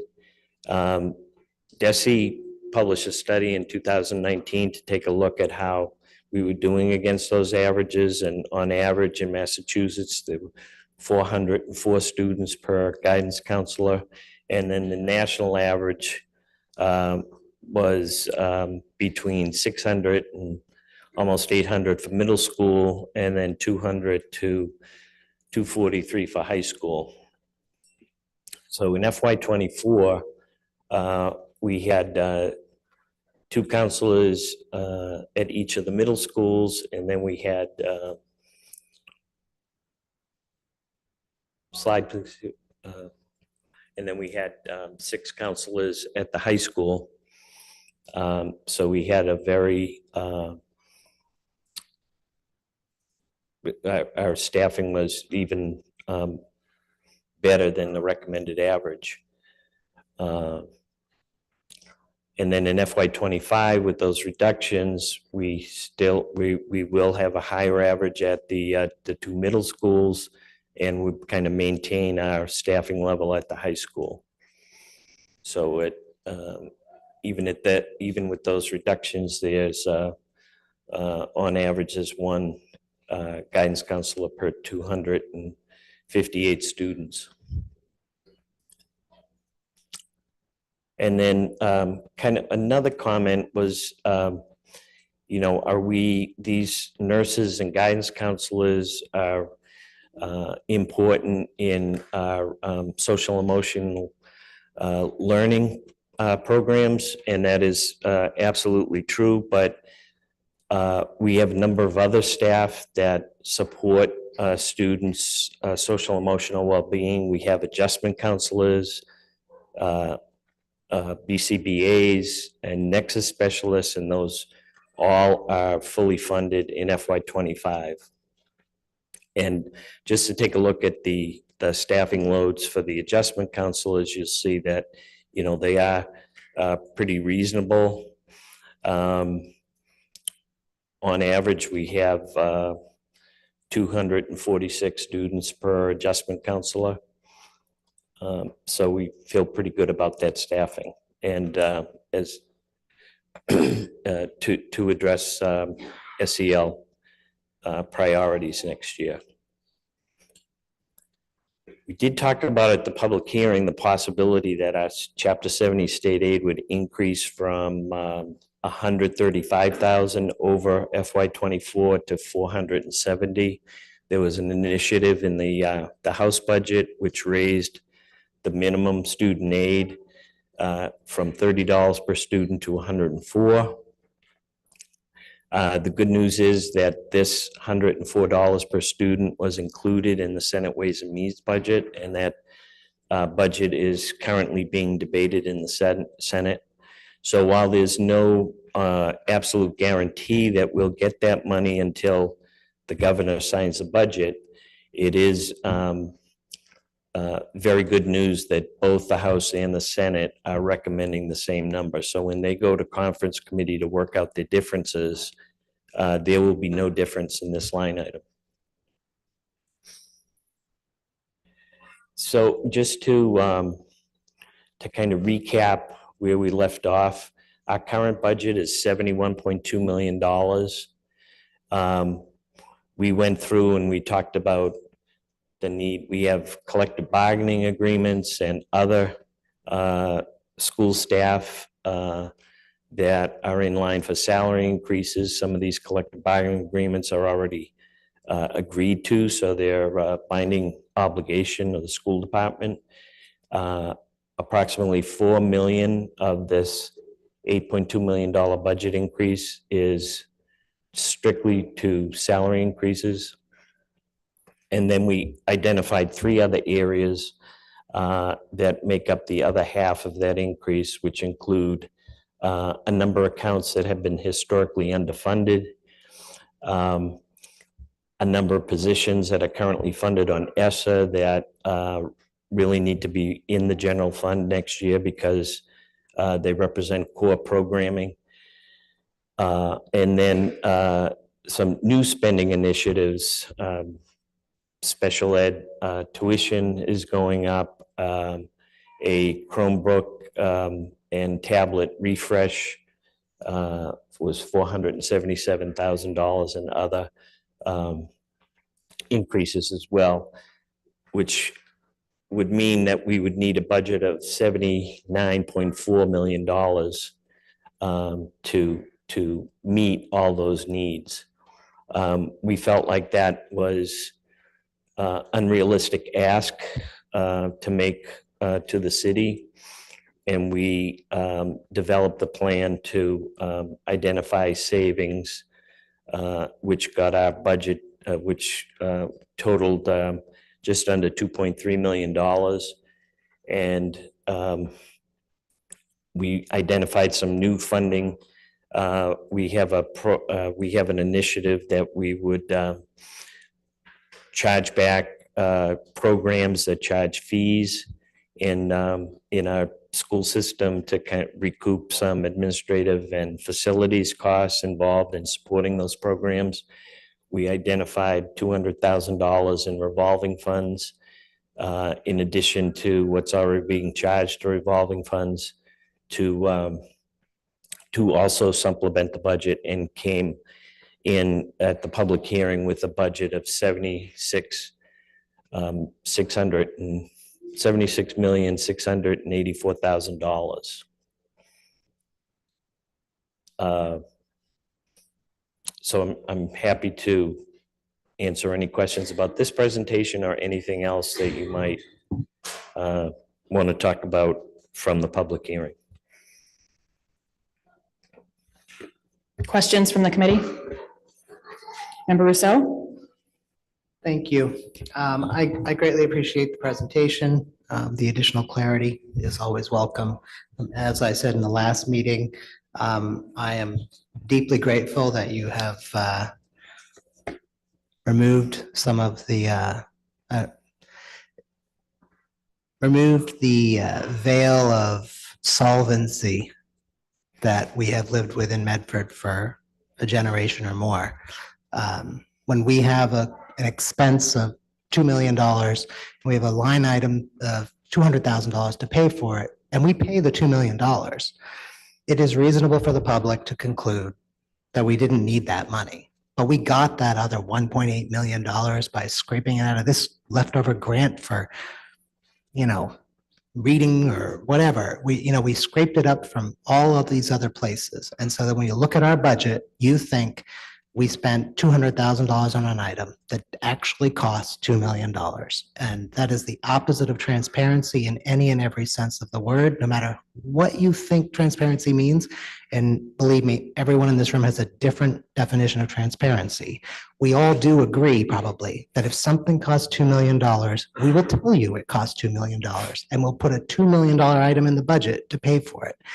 And that has not existed in Medford Public Schools for as long as I've been here, for 7.5 years. And my understanding is for long before that. And it's an incredible disservice to the community to continue thinking that something that costs $2 million is only going to cost us $200,000. That is the, as horrible as this budget is, that is, frankly, I can never thank you enough for that, because it is something for my 7.5 years I have been asking for. And it has not been something that I've been able to get. So in light of that, and in light of the fact, you did say one other thing that, you mentioned whether it was a reasonable request, the $79 million, and we can, your job is your job. But in my opinion, the request is the school committee's request, and we sort of decide what's reasonable. And, in light of that, I'm going to make a motion that the Medford School Committee budget request in the amount of $79,399,774 for the responsible operations of the Medford Public Schools in 2024-2025 be submitted in writing to the Medford City Council and the Mayor of Medford within 48 hours of this motion.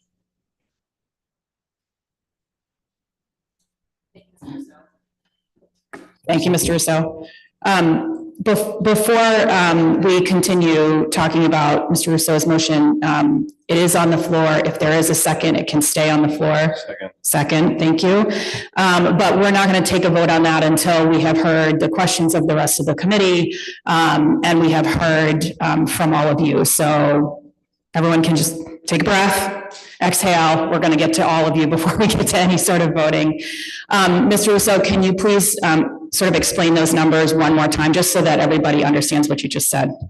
Certainly. So I'll read the language and then explain it. Zoom keeps coming in and out for me.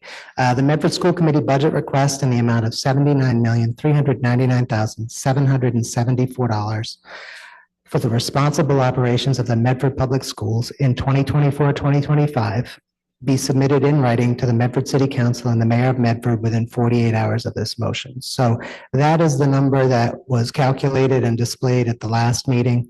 It is the number that was on one of these slides. And I do have a spreadsheet that I've shared with Dr. Cushing, if he could put it up, which actually explains that.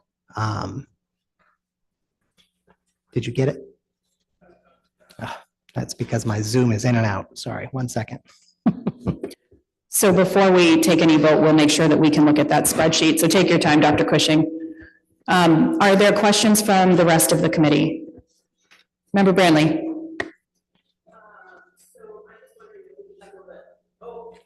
My voice is so loud. Can we specify the elementary positions by building that are being cut? Yes.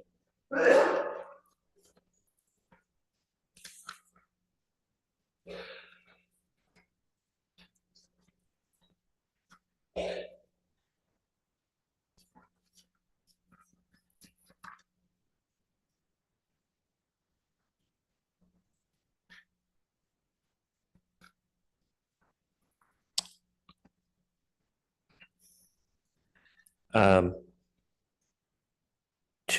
at McGlynn Elementary, 5 at Missatuck, 1 at Roberts.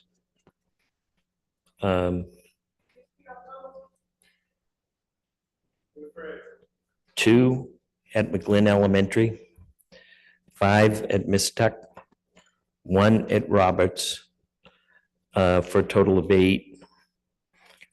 We're adding 3 teachers, 1 at McGlynn Elementary for the newcomers program, and 2 at the Roberts for special education, 1 classroom teacher, 1 inclusion, for a net reduction of 5.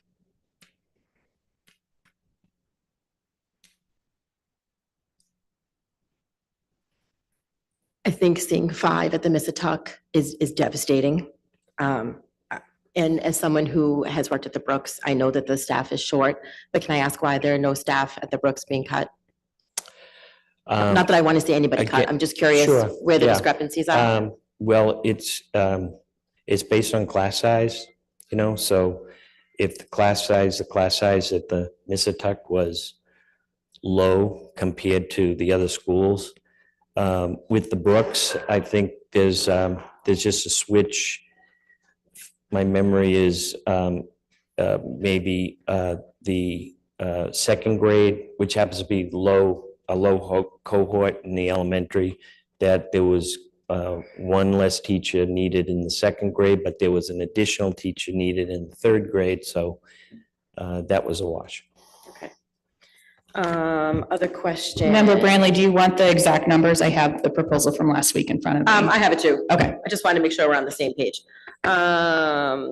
With the reduction of the administrative assistants, are we still suggesting 6 are being cut even though 3 are taking the early retirement? No, So there's only 3? there's only 3 now, yeah. So only 3 In administrative actual- assistants will be cut? Not 6?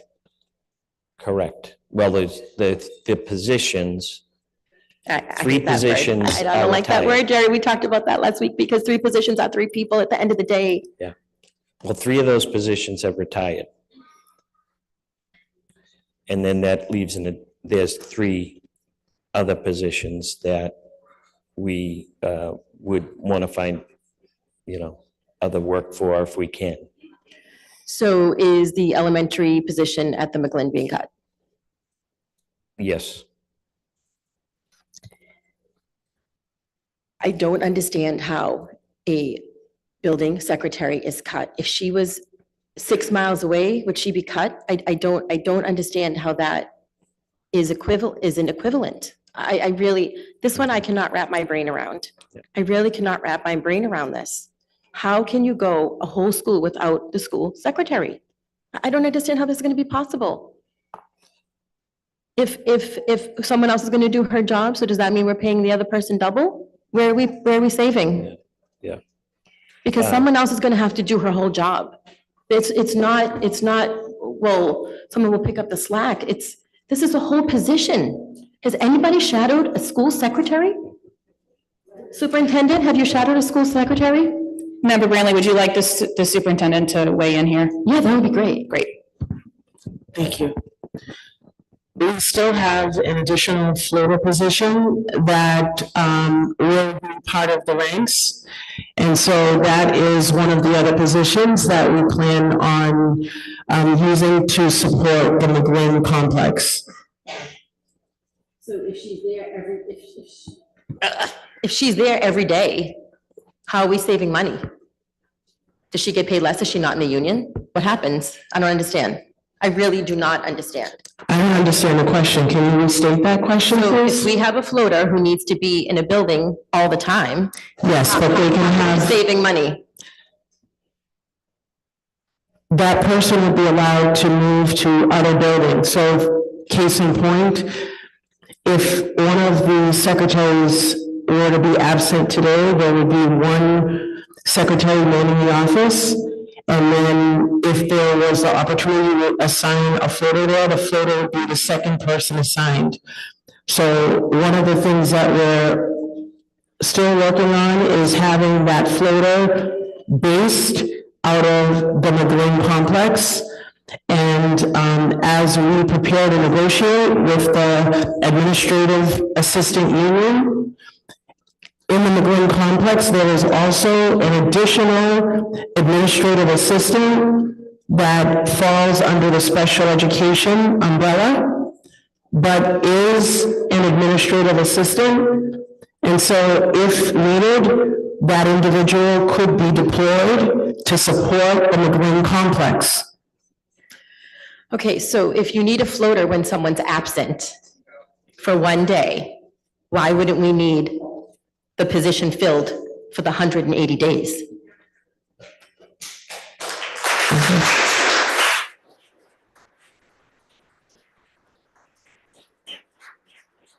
I'm sorry, that just seems like such a disservice to the McGlynn Elementary community. I think that I really want to see our district thrive. And I feel like we survive every day because I know everybody here is working their butt off. And I'm listening, I watched a mom nurse her baby out here who's been at school all day, and another one that has her toddler on the floor. These are people who are doing other people's jobs all the time. Because when you work in a school, you're pitching in. It's not as easy just to close the door and walk away. It's not how it works. When you walk in that building, you are 100 people to 100 different avenues. And I think that we're giving the McGlynn Elementary such a huge disservice.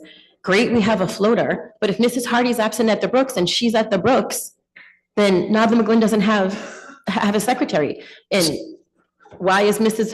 Hardy's position, no offense, Mrs. Hardy, but why is her position for one day so important that she gets covered, but the 180 days at the McGlynn doesn't get covered? So if I may, through the chair, I appreciate your feedback, Ms. Burnley.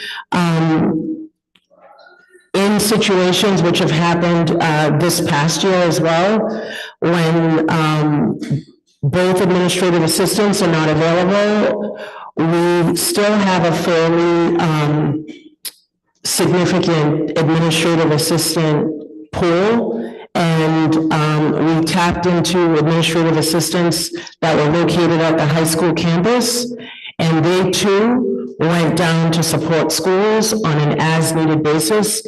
It was not something that was temporary, a permanent fix, but on an as-needed basis.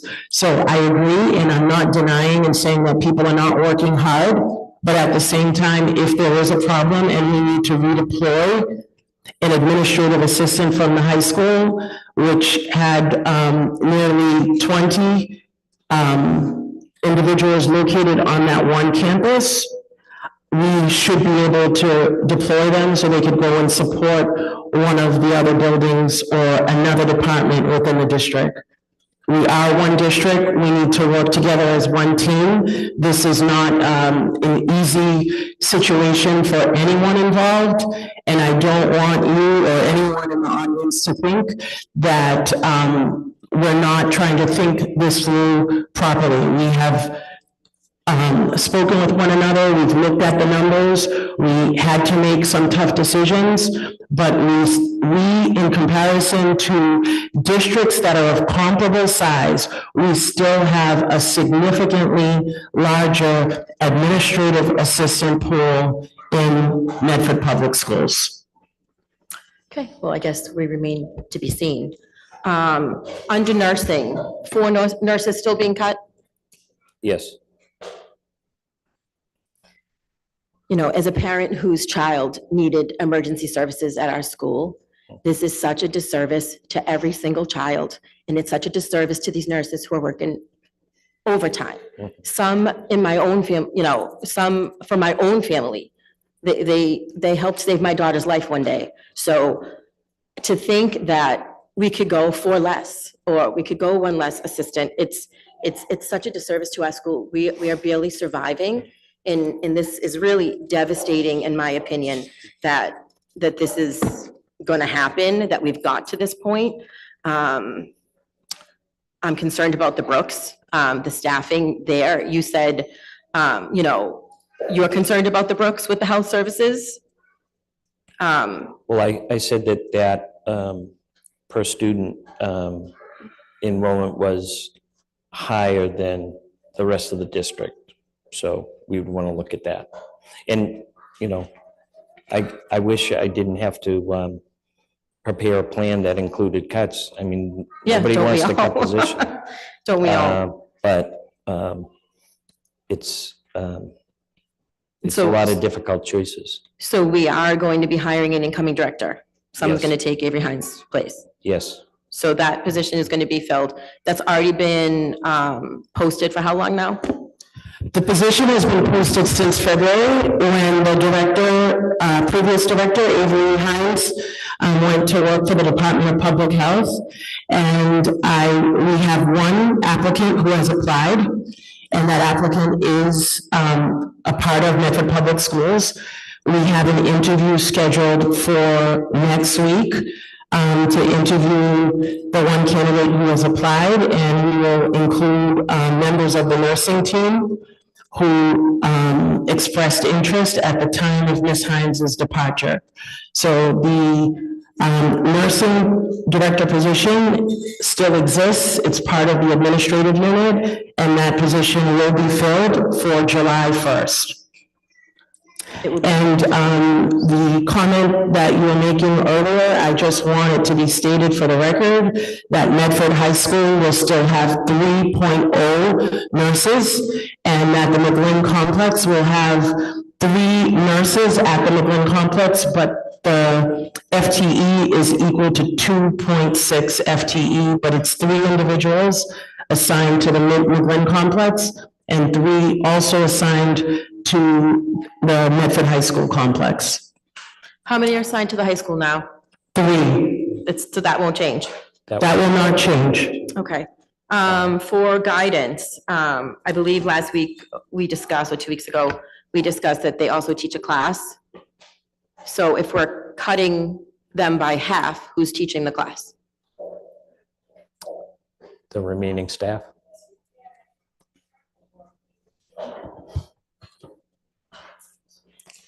Do you want me to repeat that?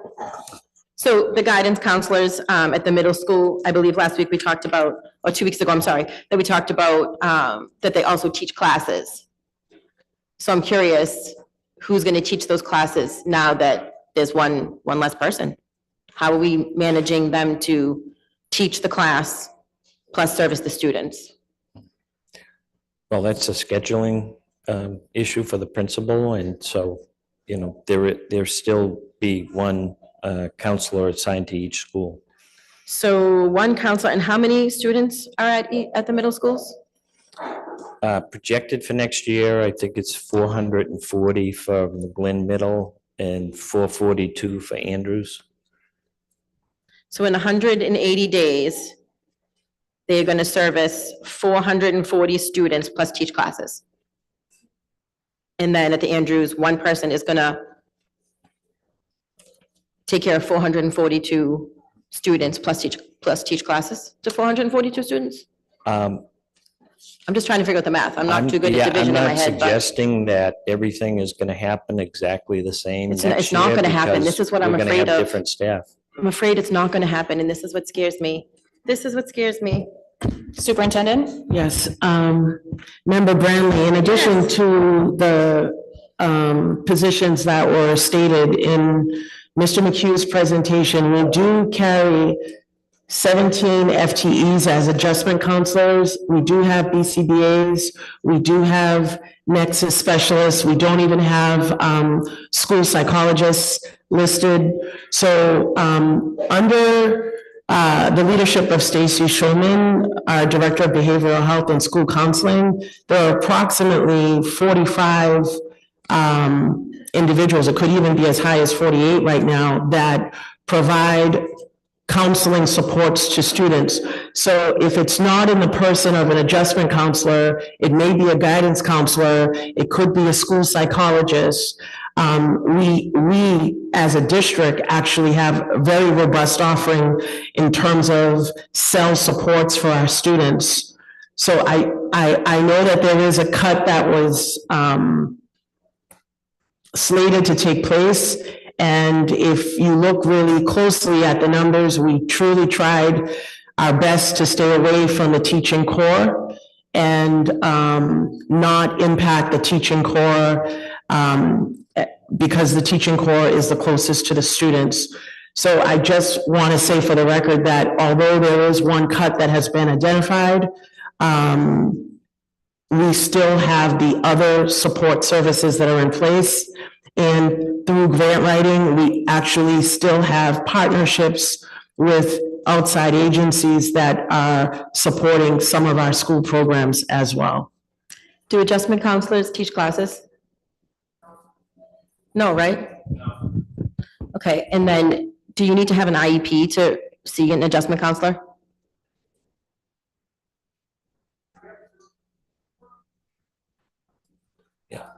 Yep. Adjustment counselor, do you need to? I think Ms. Bowen is saying no, you do not need to have an IEP.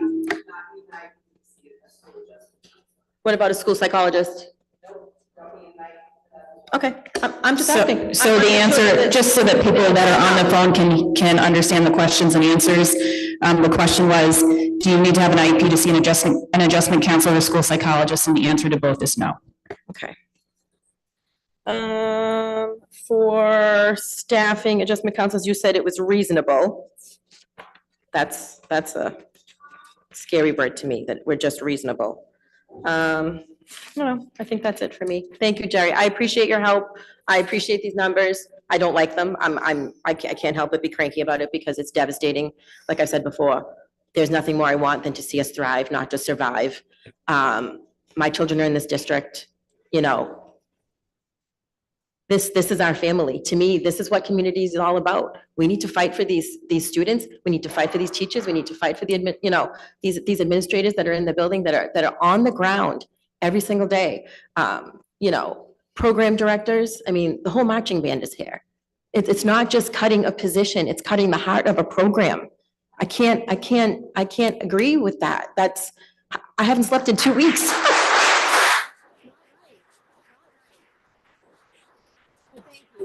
Thank you. Thank you, Superintendent, for your comments. I appreciate you answering the questions. Thank you. Thank you, Member Branley. Member Rousseau? Thank you. I just want to clarify, ask a question. So as the technically the finance director right now, right? Yes. You made none of these decisions, correct? Pardon? Did you make any of these decisions?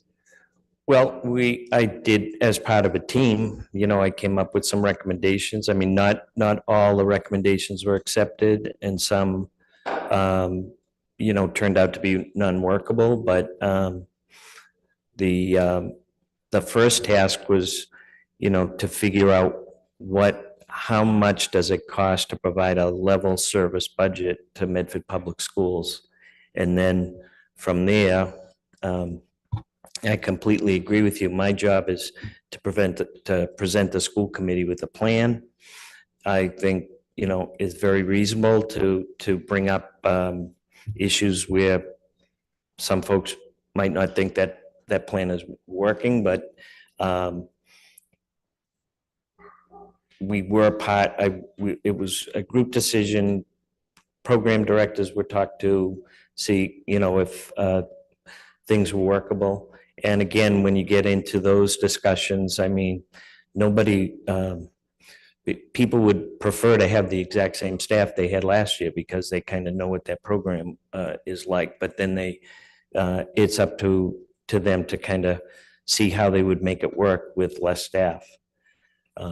Thank you. I think that, all of us here have received many emails, and some of us here have discussed disliking, we all dislike the cuts. I think that, if in fact we do not get more money from the mayor, from the city budget, this is nowhere near enough cuts. And even if we got enough to avoid additional cuts, if we decide to keep any position, it is a different position that must be cut.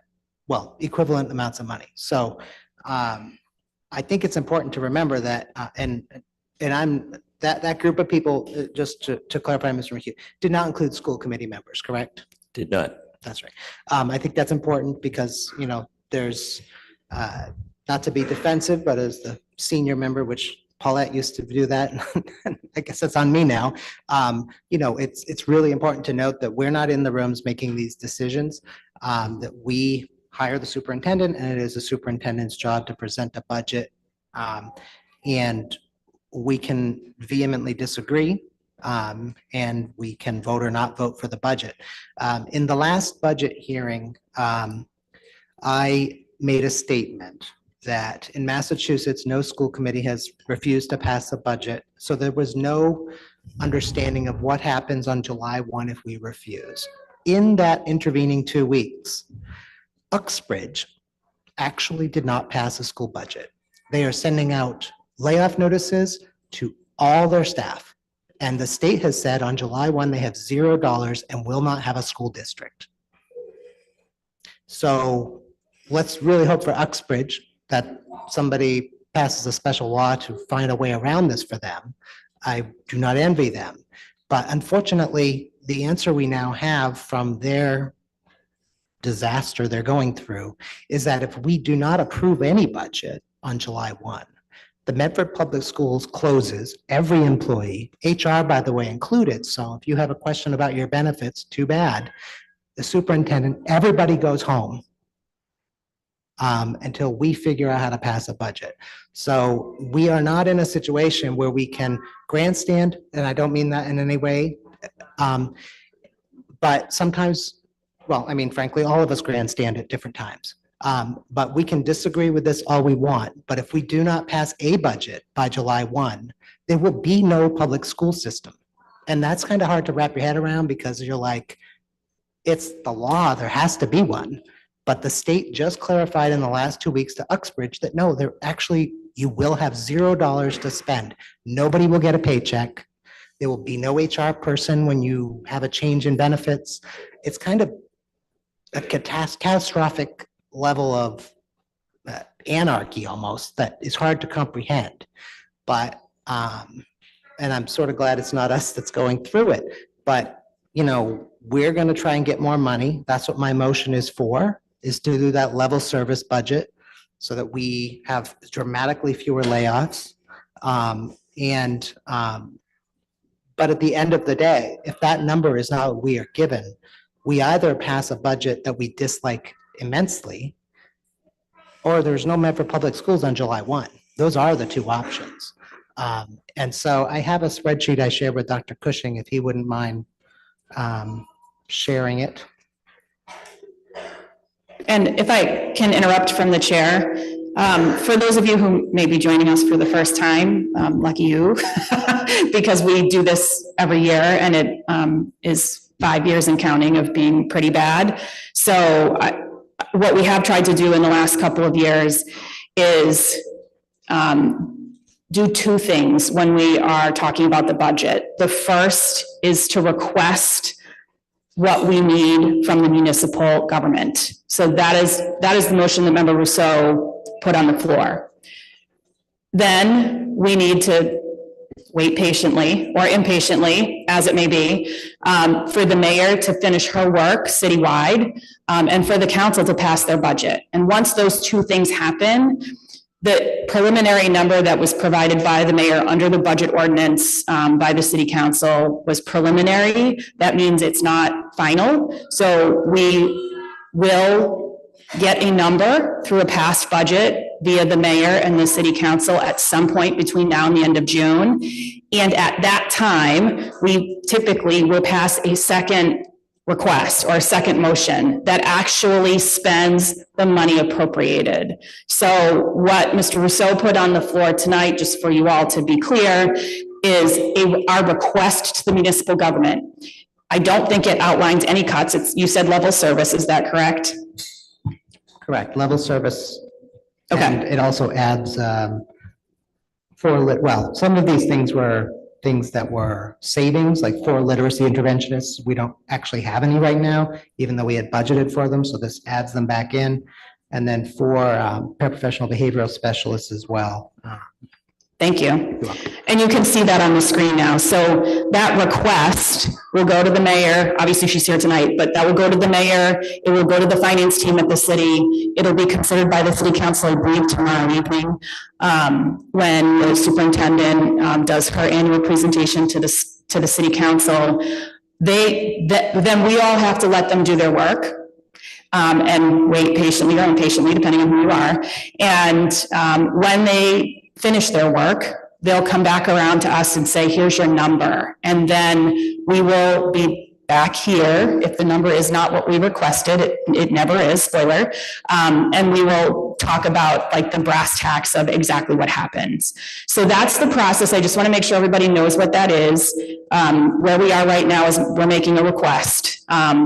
What Jerry has laid out is sort of something in the middle of like what we might request and what is responsive to that preliminary number. So I just want to make sure everybody is clear on that before we take public comment, but there are no other comments from the school committee. Member Rousseau, did you have another comment? Oh, I did not. I just turned my mic off. Okay. Member Intapa. Thank you very much. I again want to just say that my comments are more comments than questions, maybe a little bit of both, but wanted to take the opportunity to sort of give my concerns to also let people know that they are heard, because a lot of them are from the many, many emails that we have gotten over the last 2 to 3 weeks, I believe. And I just want to take a moment and apologize to those who I wasn't able to get to immediately right away, but really appreciate you reaching out with your personal experience and things that are going on and your concerns. Again, some of the things I'm really concerned about us bouncing back and sort of not bouncing back, really relying on the staffing recommendations. I feel like, you know, May is Mental Health Awareness Month, and we are in a mental health epidemic in crisis. And I'm really, really concerned about the amount of nursing, the health cuts, as well as the guidance counselor cuts. I know there are adjustment counselors. I know we still have 17 of those in this proposed budget. However, the ease of access to students are the nurses. Those are the people who, if you are having a panic attack, you go right to the nurses. I have done that numerous times at the high school. It is someone where if you don't know where to go, that is a safe haven. And I know that the high school still has 3, but that's just an example of, you know, later on. However, I worry about the ones, the one full-time. I know there's some sharing going on. I made the comment at the last meeting, and we'll make it again, about how one can be a little dangerous, especially when it comes to medication at all levels. You know, you can't be administered education. I mean, you can't be administered medication without a nurse present. You can't not give it to yourself, whether you are 7 or you are 19. That is just not a possibility. And so I wanted to really push back on that. You know, I'm seeing it go from 6 to 4, but still really concerned about that. A lot of my other concerns have already been echoed.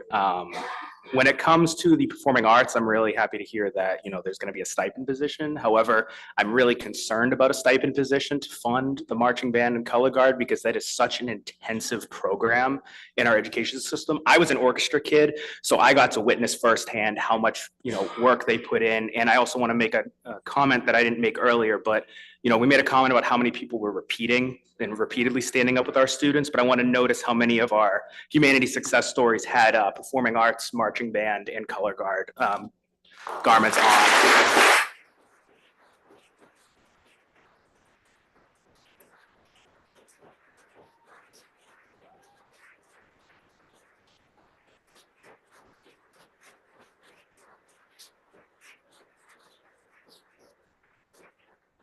It's a lot of work, and I've seen it, and I worry that when we start to stipend or we start to do that, the work may not be, I don't want to say appealing to someone, but it's not enough. And oftentimes what that happens is it creates a work environment that is too tiring, and then people leave, and then we don't want people, you know, that we've had here for 14 years that really love the work, but then can't afford to do the work anymore. So they make that tough decision to leave, and then we can't find someone to replace them because no one wants to do that work for, you know, however much money that is. So those are some of the big concerns. That was a lot of the concerns we had gotten in emails was about the performing arts position directly in the state of that. I know there was a lot of misinformation. I know there was a lot of talk about the performing arts program being slashed or cut entirely. But that's one of the main concerns I have as someone who sees that sort of on a day-to-day about, people being underpaid, people wanting to have these ambitions and not being able to fulfill them because of that. The performing arts, there's a huge, it was actually said in an email that reminded me of the term is social emotional learning and how the academic success, again, what we just showed, the academic success that our students have when they are in that. So that's sort of where my now new concern is with the stipend positions. I appreciate there's money being put there. However, that condition, that also translates to the Missatuck. I was talking to some of my former teachers, which is crazy to think that, seeing them here today, was reminded by one of my teachers that was pregnant when I had them, and they showed me a photo of their 16-year-old son. And it made me just really, really think back to the time that I was there, and it was the Missatuck. Really concerned at the number of positions that's being cut there, especially, a lot of people had said that the class sizes aren't what are as advertised, that we have a lot of staff members really doing the part of their job description that's other duties is assigned, covering for each other, and how many of our, language learning students are there and how we are cutting down at a school where we send a lot of people who need maybe extra aid there. And so that's a huge concern of mine, and one that I wanted to echo from the thousands of comments and people who are here today to talk about that. I feel like there's definitely some more comments that have definitely been, reshared, so I won't go through some of that, but I just want to, again, thank everyone who's here today. And thank you, Jerry, for, again, being transparent. I know this isn't easy to do, and I appreciate being able to look at the numbers and see them. But those are sort of some of my high-level concerns, so thank you. Yep. Thank you. And thank you, Member Antapa, for summarizing some of those emails because we all got them. So these numbers didn't change since the last meeting. So I will also repeat myself from the last meeting, which is to say there are no good solutions here. There's only least bad. But what I want to know is what are the other options here? This looks terrible. Having no money and shutting down the schools is also terrible. What other things were considered? What can we expect here? If this is the best, what did we not do to make this happen? And then particularly in terms of the extenuating circumstances numbers, I think we've done a great job of presenting the big picture and how much money is here, but we got a lot of information about what those on the ground numbers are, how many appointments are happening, how many IEPs, how many particular needs are happening at the Missatuck across health services. And I don't see any of that here to understand what makes this the least bad solution. So we're going to have to figure out with the money, and I know it is the role of the district to do that. Jerry, thank you for absorbing these comments. You did the numbers, but that's not where you took the data that was given. But I feel like I just don't have any of that information about, other than hearsay, what people have sent me, and knowing that this was sat down and said this was the possible course of action and it wasn't feasible because of this, but this is feasible and I want to know that it really is. I need to know that there's a plan. You can say this person is going away. Again, I'm going to repeat myself because this is the same presentation. The work isn't going away, and so who's going to be doing it, right? If you're cutting the person who's leading the effort to roll out our new health curriculum, where is that happening now? What will this look like in practice? Because these are the numbers. So I don't know that we have time to get into those nitty gritties, but I would really like to see some more information, not just on numbers, but the on the ground numbers, the qualitative reasons that this is the least bad plan. I think we have a question from our student reps too. So Jerry, do you have an answer? I think that's perfectly reasonable, and I think the Member Graham pointed out that, that we're still kind of in the middle of a process, but we need to see, how much money we'll actually have to spend, and then we can put some of that information, in terms of plans going forward with some of the programs that are affected by cuts.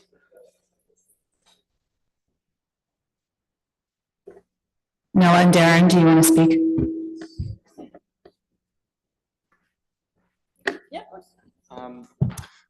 Just responding to something Member Reinfeld said, in terms of like other alternatives, other options, sort of like least bad options.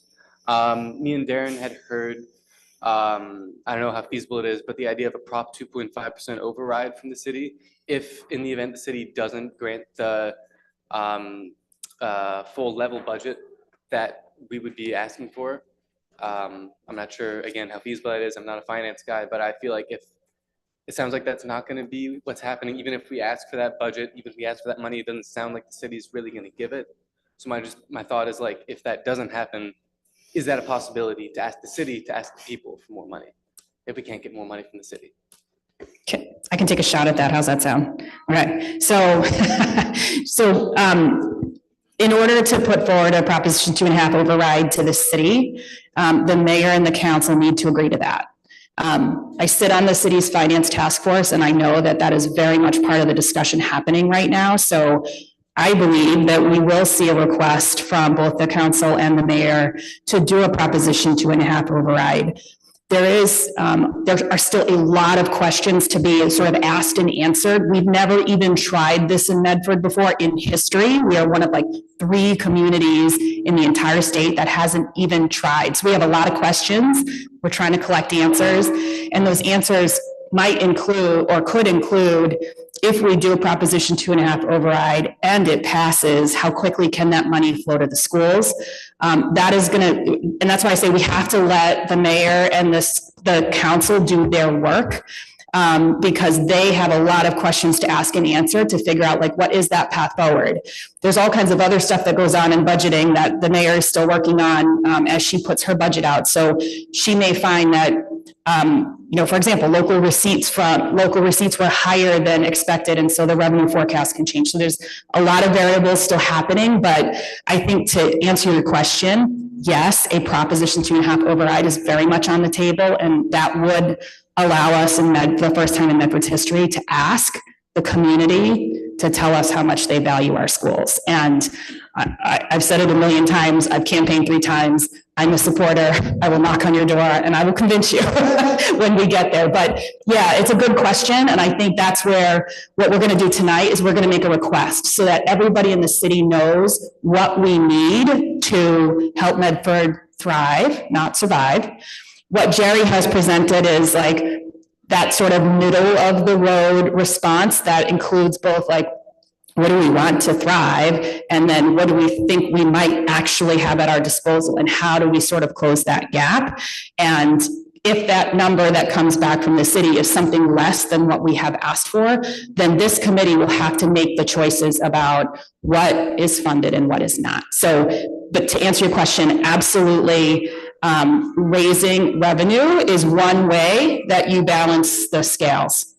So you're right on target. It's just not something this group has the authority to do, or I would do it tonight.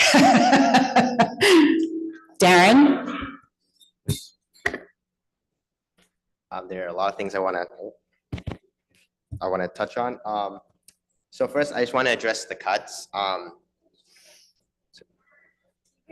Is it working? Yeah. All right. That's fine. Okay. Sit comfy. These chairs are horrible. But they're comfy. You're taller than I am. I can't hit the floor. So I was discussing with Noah as well, and we strongly believe that any sort of cuts, whether directly to teaching staff or to the supporting staff that support the students or the faculty or the administration, will affect the so-called teaching core of students and cause irreversible damage. And furthermore, I just had some questions regarding additional proposed spending, since we're talking about cuts, yet there seems to be, in my opinion, some questionable spending. So I just had some questions regarding that.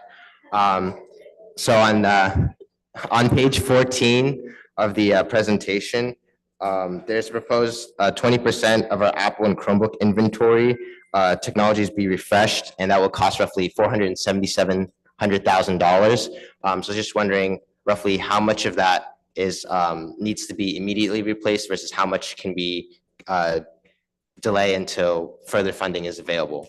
Yeah. So that represents 20% of the inventory. So our approach was to have a 5-year plan to a 5-year cycle to have a complete refresh.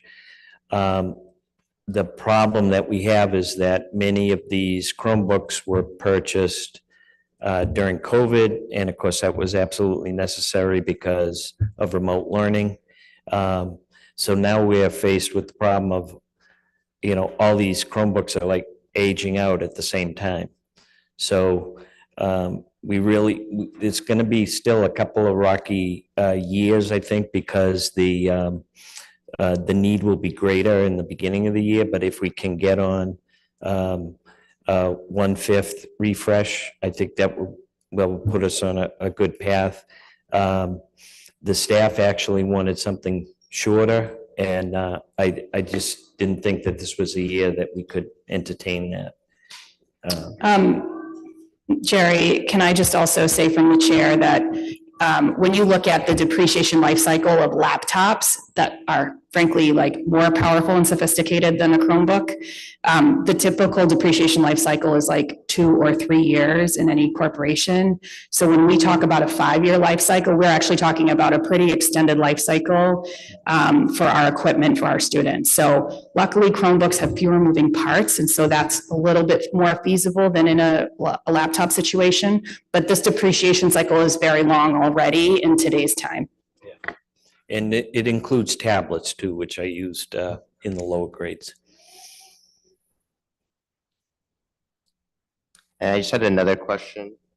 Darren, can I just add to that? Of course, yeah. The Chromebooks have a designated life cycle, not because only of the durability of the device itself, but the Chromebooks are licensed, and the license expires at a set date, and they cannot be extended. So the Chromebooks, not only is it the device, it's the device license that comes with it, that once that terminates, that's it for the Chromebook.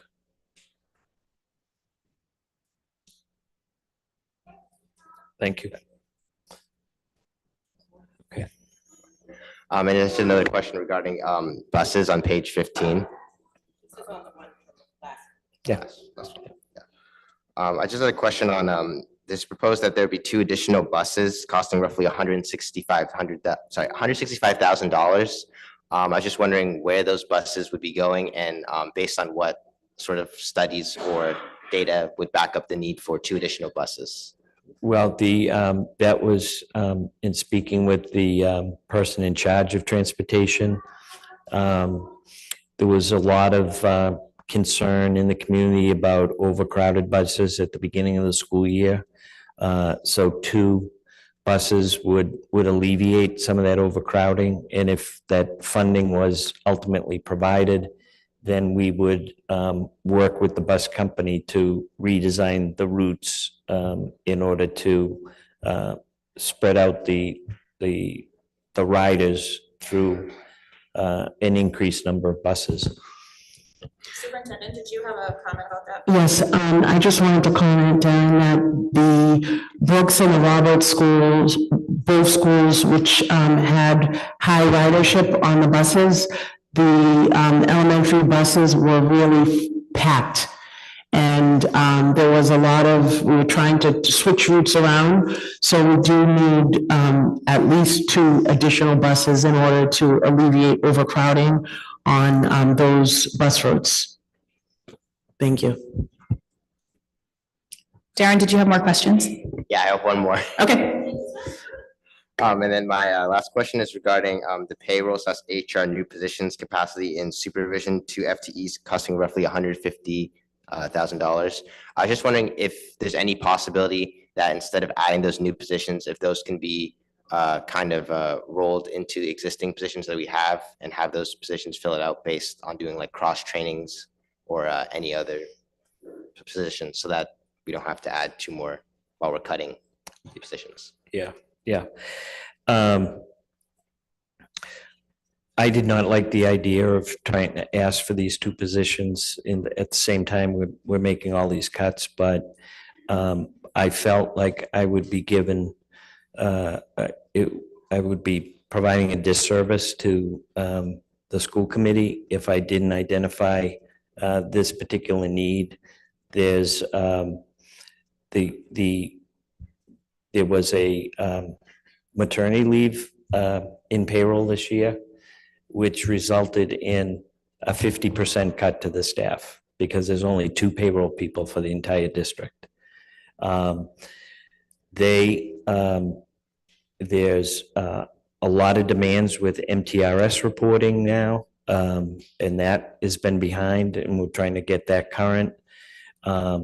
Many employees participate in benefit programs and tax deferred programs that require weekly maintenance when employees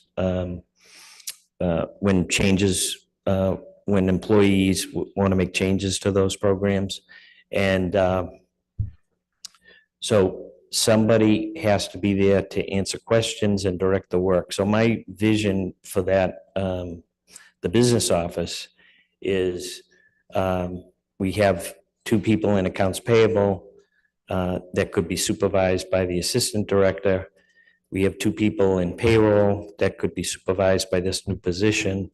There's a grants manager and of course the director. So that to me is kind of a better organization of the office.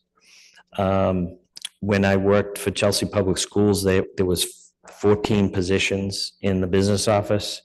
And granted, they get a lot more money in Chapter 70, so they have kind of the bandwidth to provide that staffing. And the enrollment is also larger than Medford, but it's too low.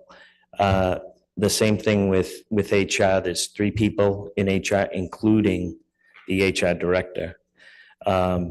There's 1 staff assigned to our absence management application, which has to be maintained. It takes up most of that person's time just maintaining that to make sure it's accurate.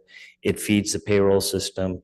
It provides information to school principals about their staffing. There's another position that deals with fringe benefits as well within HR. And the amount of onboarding that has to be done, getting back to individuals who would like to be substitute teachers. The beginning of the year, it's very difficult to keep up with that. There's no offboarding protocol right now that really should be implemented when somebody leaves. There's a lot of things that have to be buttoned up. So again, it's just too lean. There was at one time, I was told that there was additional staff in the payroll and additional staff in HR, and then over the course of trying to deal with competing needs and not sufficient resources to address those needs, that those positions have kind of gone away. So I'm recommending that they be restored. I just had a question for the chair. Sure. When would be a good time to introduce like a petition to the school committee? You can describe it right now if you want. Point of clarification just before we move on. Can you put your microphone on so we can hear you? Point of clarification. Yeah. I just wanted to, not to stir the pot, but in reference to student member Strong's with the payroll managerial positions, I think there was some also concern from the union about those usually being administrative assistant roles and then them being non-union. Is that still a proposed effort? I just want to get clarification if that's changed. No, we're not trying to take work away from the administrative assistants, but we do believe that the work that the administrative assistants have should be supervised and kind of somebody that can lead what work will be done, particularly at the beginning of the school year, at the end of the school year, and then at different times. There's just there's not enough time to get all the work done. It's just too much coming in, and somebody has to be able to act as a traffic controller to see what needs to be done immediately and what can be put off. Okay, thank you. Chair. Member Rousseau? While we wait for that, I think, we've been asking for additional payroll and business staff for years now. And, we are the ones that hear that we pass a union, we get a ratified union contract and it can take months before people get their check. And, maybe in 1950, that was 100% reasonable. In this day and age, if it's less than a week, something's really, really wrong. You type the numbers into a computer system, it does the calculations, but we don't have that in Medford. And so considering how manual it is at the moment, we need more staff because folks should not have to wait weeks or months, get a partial for the retroactive stuff, and then another month goes by and they get their longevity from 3 years ago. And it's like, nobody can figure it out if you're, especially on the receiving end. I believe it was last year, we had a presentation, I forget who gave it to us, but we had asked for what would it cost for Medford Public Schools to become modernized computer systems? Munis is pretty much what everybody buys.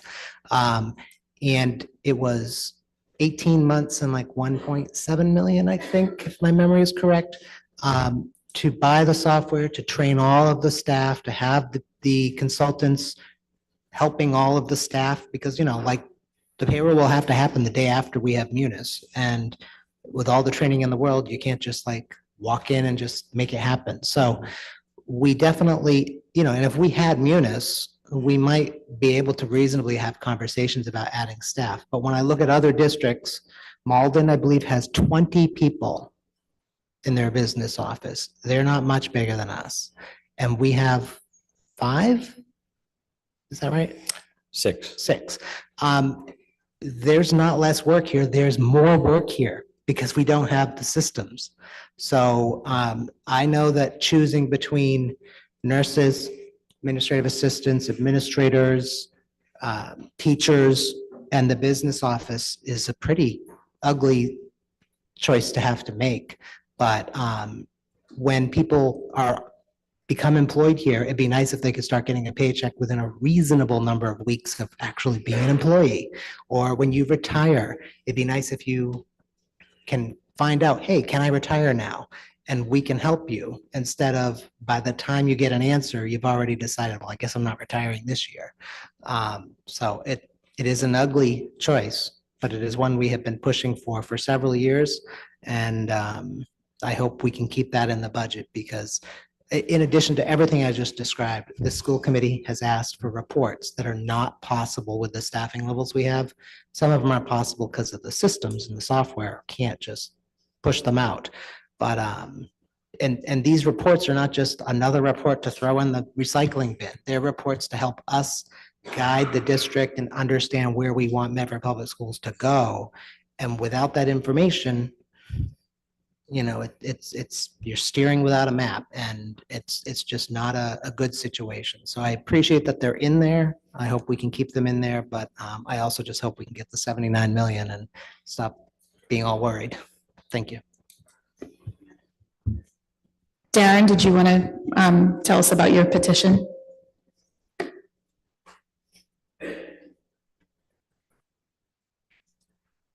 So on behalf of the students of Medford High School, Technical Vocational High School, along with faculty members, with over 200 student signatures and over a dozen faculty member signatures, including the Medford Teachers Association Union President, Mr. Guillen, we'd like to introduce this petition to the school committee. The students of Medford Public Schools are formally writing this petition to Madam Mayor Brianna Longo-Kern, Medford City Council, and Medford School Committee to ask that the rainy day fund be utilized to fully reconcile the Medford Public Schools funding deficit for the Medford Public Schools 2024 to 2025 school year. We believe this action is not only possible, but necessary to preserve the quality of education and well-being of students and faculty attending educational facilities throughout the district. We believe that the budget cuts proposed constitutes an immediate emergency to the students of Medford Public Schools. The stakeholders petitioning the city acknowledge that the city of Medford is presently experiencing a budget deficit. If approved, however, the school committee's proposed cuts of 2024-2025 budget will have a detrimental effect on the quality of education and well-being of students and faculty, and may further drive away families from considering enrollment in our city's public schools. In particular, cuts proposed to the numerous school nurse positions, administrative assistants, guidance counselors, teachers, coordinator of music, etc., put Medford Public School students at an educational, emotional, and social disadvantage compared to the surrounding public and private schools. While surrounding school districts will be investing more resources to improve quality of education and address student well-being, Medford will be stripping away the already limited systems in place. If the aforementioned positions are cut, student athletic enrollment, arts involvement, academic self-efficacy, and the ability to seek medical examination will be severely reduced and/or delayed. Students with medical conditions may not be able to receive treatment within an adequate time frame, engage in extracurricular activities, or enjoy field trips due to shortage of staffing. Necessary forms and paperwork will take significantly longer to process, and students will meet with their guidance counselors less frequently and may miss many educational opportunities. Furthermore, teachers will have larger class sizes, putting more strain on our already overburdened faculty, irrevocably harming our school committee. One specific area that will be systematically, quote, gutted as a result of the proposed budget cuts is our beloved Music and Fine Arts Department. The current position of Coordinator of Fine Arts plays a vital role in the daily operations of the Music and Fine Arts Department. This position coordinates numerous activities, including but not limited to scheduling all fine arts concerts and performances, band classes, marching band, color guard, drama club, and any music and fine art field trips. We are especially concerned that this action will set a dangerous precedent and will become a larger issue if ignored/sidelined. Students deserve an exceptional learning environment with well-paid teachers and faculty, as well as a safe and operable facilities in order to thrive in a fast-paced learning environment. It is for all the reasons highlighted in this petition and many more that we request just $5 million of the $25 million currently stored in the rainy day fund be used to fill the operational deficit for the 2024-2025 Medford Public School budget. This action will give the Medford city government time to propose a 2.5% override tax measure for property taxes and provide the Medford community crucial time to vote on said tax measures. Again, this is not only possible, but necessary in order to ensure that students get the education they deserve.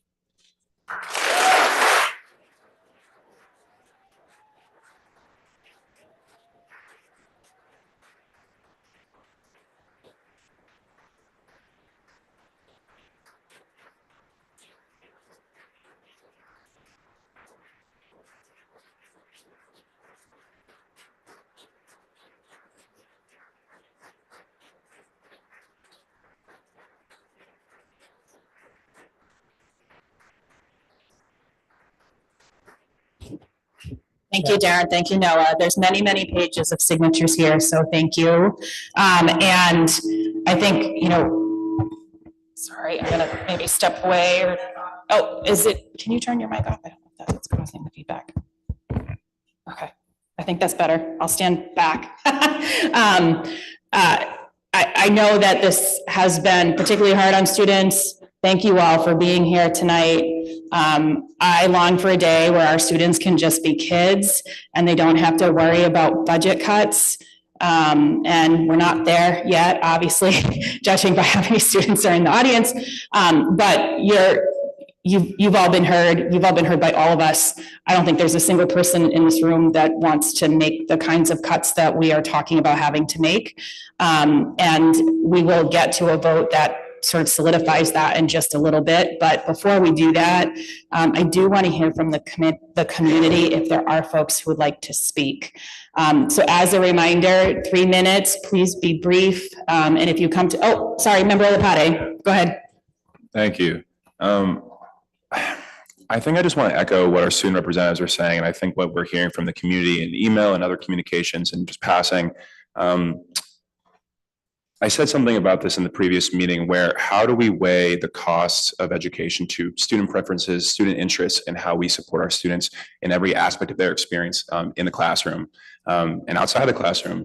And I think that what's happening here is that we are all noticing and recognizing that this can't happen. We can't do it this way. Our students deserve more. And I hope that we continue to advocate for that and work towards finding some way that we can avoid these cuts, or in ways when, if we do have to have these cuts, how we can consolidate properly so that student experience inside and outside the classroom is not being affected in any direct way.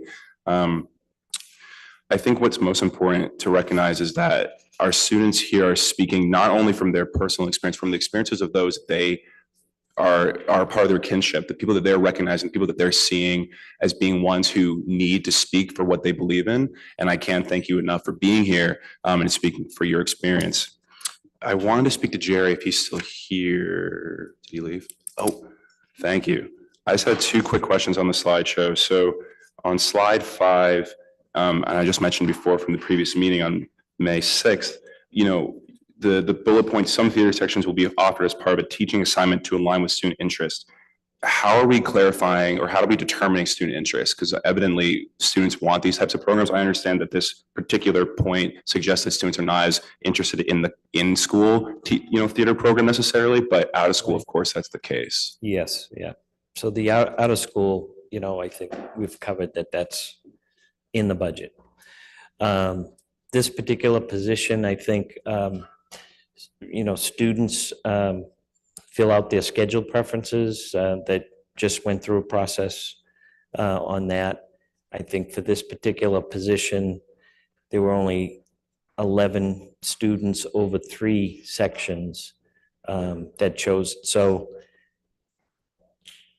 there could be a section for those 11 students, but it doesn't necessarily command a full teaching position. And then on slide 11, with the guidance counselor for the FY25 staffing, according to this, that you're not going to reduce the MHS staffing in any way, but for the McGlynn and the Andrews, if we just, just do the basic math, if you were to reduce the MHS from 6 to 4 and then move 2 of those counselors to one to the McGlynn, one to the Andrews to maintain those staffing numbers from FY24 at the middle school levels, at the elementary, you would have a, 220 students to 1 counselor, and then you would have a 295 to 1 counselor at the MHS, which is more consistent with the national averages you're suggesting. I don't love using national averages. I'm sure most of us would not like to, and I understand that we might have to in this unfortunate case, but that seems to be more consistent with that. Yeah, well, I think the main point, I am not the last word on this, and there's the feedback from school committee, and then we have a program director. So I think the bottom line for guidance counselors is very good. Was it better this year? Yes. But the directors now can weigh in and kind of smooth out those, make those staffing decisions to make sure there's as much equity as possible. Okay. And then I think the last comment is kind of piggybacking off what I said previously. I think that when we are receiving emails and communications from people in the public, and we're seeing parents and students, most primarily saying, how do we advocate for our students when we're not seeing that from our government? We're not noticing how they're being supported, and that's their responsibility. And I think it's our responsibility to find ways that we're actually doing that. And I think that at what point does it stop? Because I think that Member Graham mentioned that if we continue this at the previous meeting, if we continue the system of not making decisions that are going to financially support our students, people aren't going to come here and people aren't going to stay here. And we're seeing that trend at the middle school and high school level. And I think that I don't know how to make the immediate fix. I'm not sure we necessarily have one direct fix. And I think cuts is not the way, especially at this level. And then we have the other amount of money that isn't really being discussed that could be even more cuts potentially. And so I think that I just don't know what we do if cuts is the only fix, because at what point do we then start cutting programs? Because that's not on the table now, but it will continue. That will become a problem if we continue down this path. And I understand that you're not, the one that created the system that we currently live in financially, but I think that we need to continue figuring out ways to avoid cuts. I know that our student representative suggested a Prop 2.5 and other ways that we can improve our financial situation here in Medford. So. We will continue to look for resources. We've corresponded by email, but the interim health director is interested in Medicaid reimbursement, which we receive some, but we could actually improve our reimbursement potential. That might provide some resources for extra staff as well. But I completely agree with you that, this is a trajectory that we don't want to be on. And, the school committee is right to kind of advocate with city representatives and our Department of Education, governor, field reps. You should continue your advocacy to get the adequate funding that we need. Thank you. Member Rousseau? Thank you. I'll just be quick because Darren actually said something really important about time. Jerry, have you already begun projections for next year for FY '26 on, some of those things you can just stick them in a spreadsheet, find out, here's what the teacher contract says, here's what the custodial contract says, here's how much it's going up. Have you started that already? Yes. So the salary increase of $4 million was based on projections for FY '25. But I meant for FY '26, you can see into the future on some things. Open contracts, you can't necessarily, but you can make a guess. Yeah. Am I correct that we will have a very similar nightmare next year if we do not dramatically increase revenue? You are correct. Thank you. I think that's important for anybody who might be on the fence about an override, because if we don't, then what we're doing right now is gonna seem like the good old days. Because if we have to go through with these cuts next year, like all those things are gone already. What else is it we're cutting? And, I said in the last meeting, arts, and I don't mean all of arts this year, obviously, we're still $1.75 million. But if we are multiple millions of dollars short next year, we're not cutting math, we're not cutting science, we're not cutting English, and we're not cutting history. Did I get all of those? Those are not options. We're not getting rid of elementary schools or middle schools. So when you look at what we will not be in trouble with the state if we cut, we all know what programs those are. And there's a lot of people here from those programs. And so we have this nightmare to get through right now, but the moment we finish and pass some budget, it's like rinse and repeat if we do not find dramatically more revenue for the city. And the state is not going to come and save us at all. They really aren't. And I think, I certainly advocate with my state senator and the state rep, and, there's some improvement. But as I said in the last meeting, there's no formula to fix Medford because our property taxes, everybody wants to say their property taxes are too high because nobody likes taxes.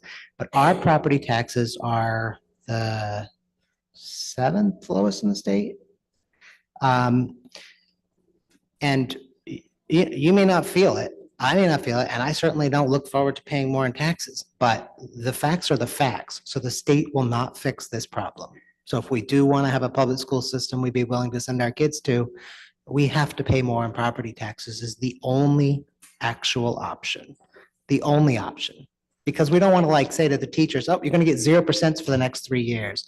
Everybody's like, you get 2.5 every year. That's too much. And then in the same breath, but we're going to give teachers 3% a year. And I'm not saying they don't deserve it.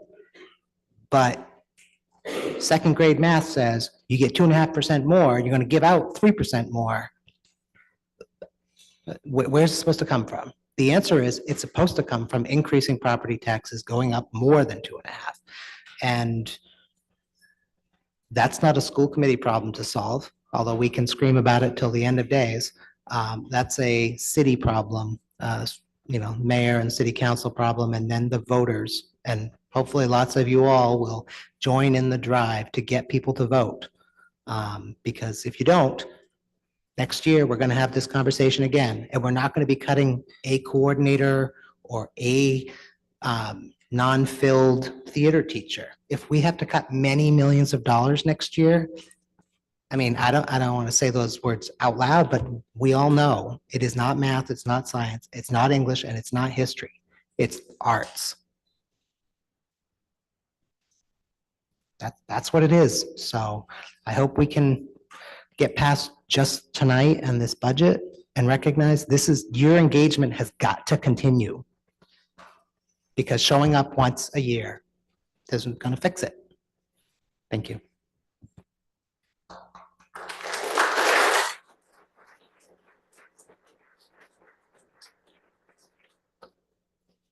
Member Branley? So just to follow up, Jerry, you had mentioned that when things are cut, we would then talk to the directors about how that would happen, but didn't we cut the directors?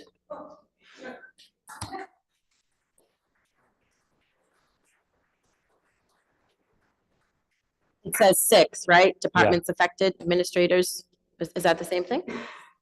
Yep, but that's not all. But I think the point is they're still employed at Medford Public Schools through the end of this year. So that work would have to happen in the right now in order to be ready for next year. So if their contract ends June 30th and we get the numbers on June 30th, did you mention that date? How do we ask somebody who's no longer in the position? I think the hope is that we would have those numbers long before June 30th. Well, I have a lot of hopes tonight. And I'm not sure that they're all going to happen. So we can hope that that's the case. But is that really the reality if we've cut those positions? Which are the There are people? still a number of directors and coordinators employed, to But in make those different departments? decisions. Yes. But why would I want someone in a different department to answer the question about a different department? Am I missing something? The superintendent can answer if she'd like. Yes, Member Brown, I'm asking for clarification. You are asking if the directors and administrators have been informed about the potential cuts and what would happen? Yeah, so I know that they've been informed and Jerry said that he doesn't have the final answers, that he would consult with the directors and they would, figure things out then. But if we've cut the directors, how do we ask them? No, so I have had direct conversations with all of the impacted individuals. And what would happen is once we have the final numbers that we're working with, at that point in time, we will impact bargain with their union representatives and look at where the work would be redistributed. Okay. So I've been in ongoing communication with their representatives as well. And so we're just kind of in a holding pattern right now, but there has been communication and it has been clearly communicated. Okay.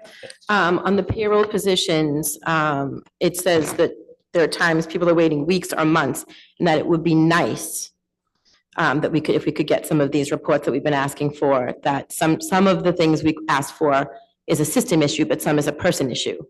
So if it's a system issue and we hire 2 people, we still have the system that we have to deal with that we're not getting a new one of. So if we have 2 people that still can't get those numbers out of the system, is it really worth hiring the 2 people?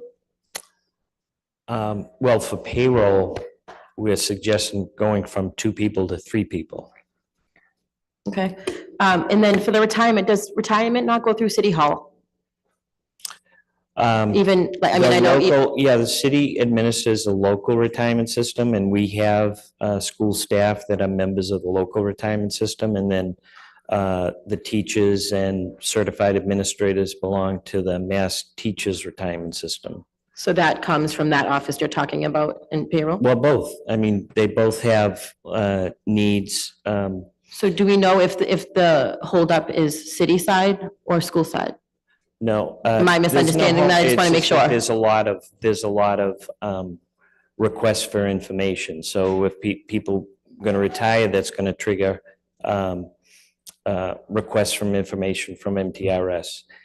Some people might be planning their retirement. So they ask MTRS, what are my options? When can I retire? And so they have to come and request information from us to try to figure that out. And then every time we run a payroll, we have a need to do reporting MTRS as well. Okay.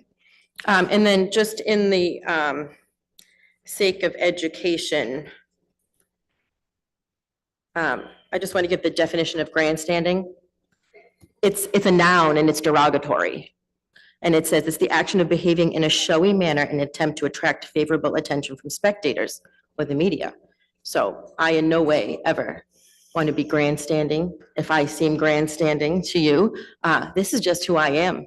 And I show my heart on my sleeve, and I have passion for things that I care about. And this is what I care about. And this is why I'm in this seat.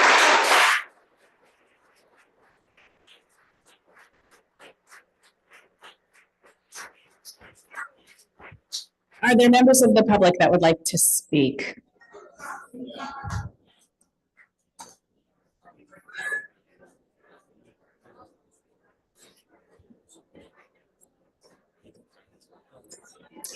Can you state your name and address for the record? Benjamin Wirtz, 17 Palmer.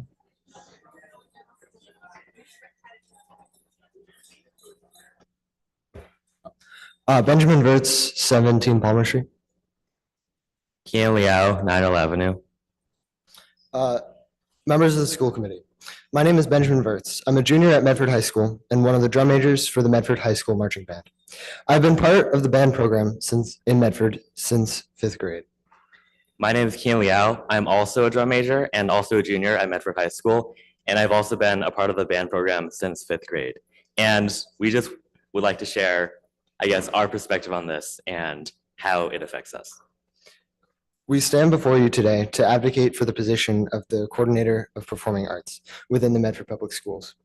The Coordinator of Performing Arts plays a pivotal role in creating and growing a vibrant and successful arts community in Medford. They provide invaluable support to many performing groups, including marching band, high school, the marching band, high school concert band, and middle school concert band, as well as elementary band, color guard, theater program, and the Jumpstart Music Camp. We are sure you already understand the numerous benefits of performing arts for us as students. It's a valuable extracurricular activity. It provides avenues for self-expression, connection, and it creates a sense of self-belonging and camaraderie. And it also fosters school spirit. We would also like to make it very clear that we understand that you do not intend to get rid of these programs. However, by removing the Coordinator of Performing Arts, you risk dismantling the infrastructure that sustains these programs. Without adequate guidance and support, these groups will struggle to operate efficiently, leading to a decline in participation and quality. So the marching band was hit especially hard by the pandemic, and we dropped from about 80 students every year to this year only 14 WIN players. And evidently, the past few years have been rebuilding years for us. And you can see this if you look at our elementary bands and our middle school bands today. Just 2 weeks ago, at our annual spring band concert, we had an elementary band of 125 students perform for hundreds at Chevalier Theater.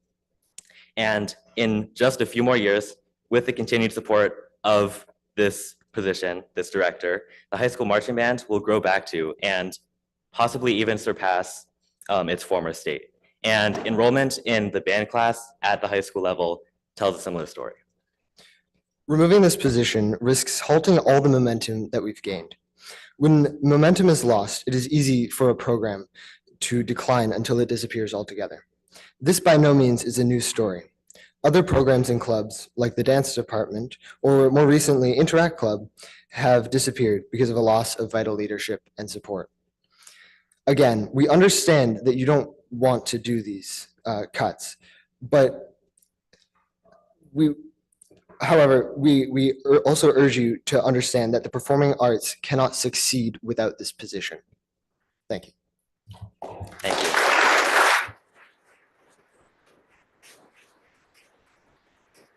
Your name and address for the record, please. Maria Zastra, 56 Lambert Street. Okay, so I'm a junior at Medford High and I'm the captain of the color guard team. And I've been in color guard for almost 5 years now. Color guard has taught me the importance of leadership, commitment, and dedication. And it has taught me to deal with my anxieties and just perform in front of large crowds.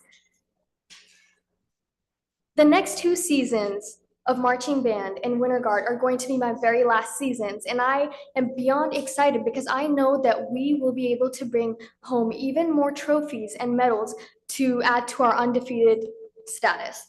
During our competitions, parents and students from other schools will come to us and tell us about how excited they are to see our shows and how much they love us.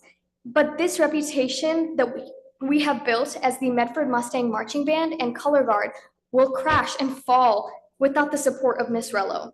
Miss Rello has had many obstacles in her time in Medford High, and she has persevered through all of them for her students. Whenever we lacked proper funding, she single-handedly started fundraisers or even paid out of her own pocket to help us win season after season. Whenever we had nowhere to practice and prepare for our competitions, she fought relentlessly to get us at least an elementary school cafeteria to practice in. It was certainly better than nothing. In her position, as you've heard, she is not only responsible for marching band and color guard, but also the drama club and Jumpstart Music Camp. And all of these have had the most successful productions and seasons in this year than ever before.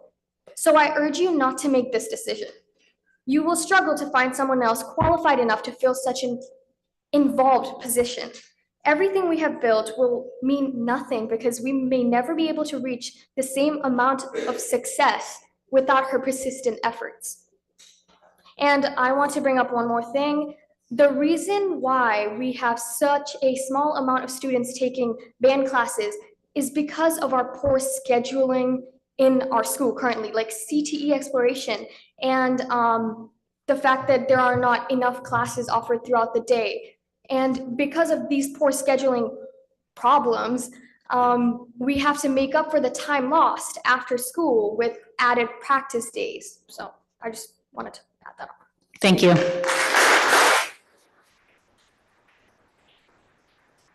Name and address for the record.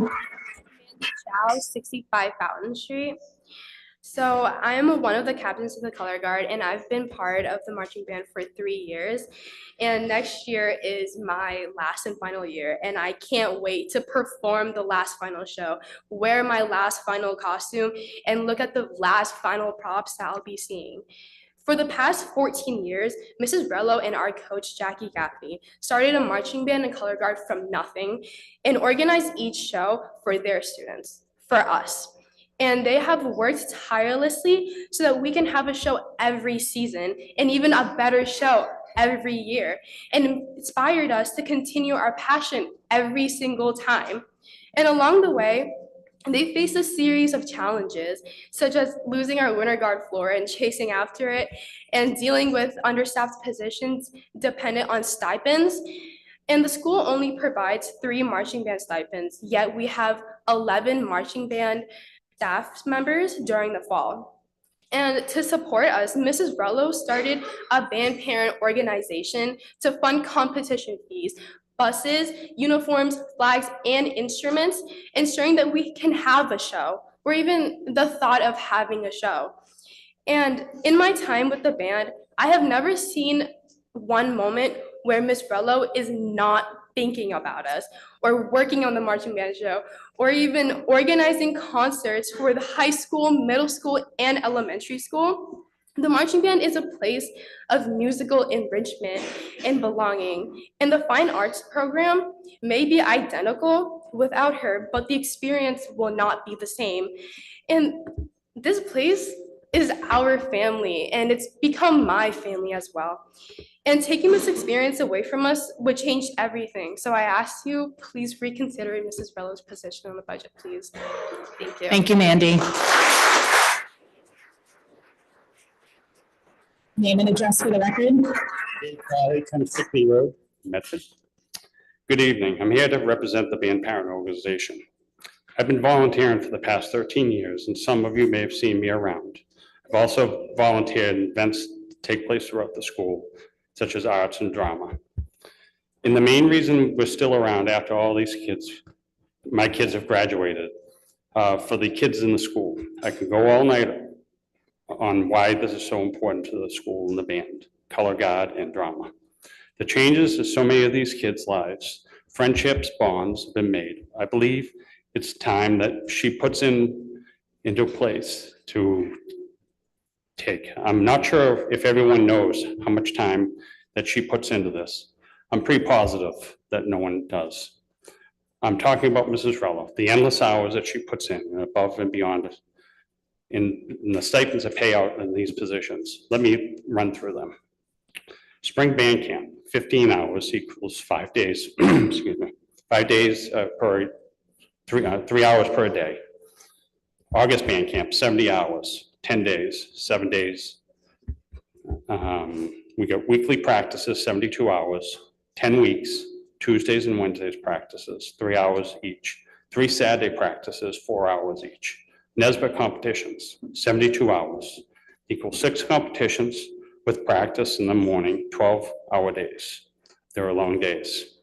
Football games, 16 hours, 4 games, 4 hours each. Game to set up and break down. Parades for fundraising, 2 parades, 4 hours each, and that's on our own time. That's a total of 283 hours. So if you break that wage down of what she gets for stipends of $3,700, it breaks down to about $13 an hour.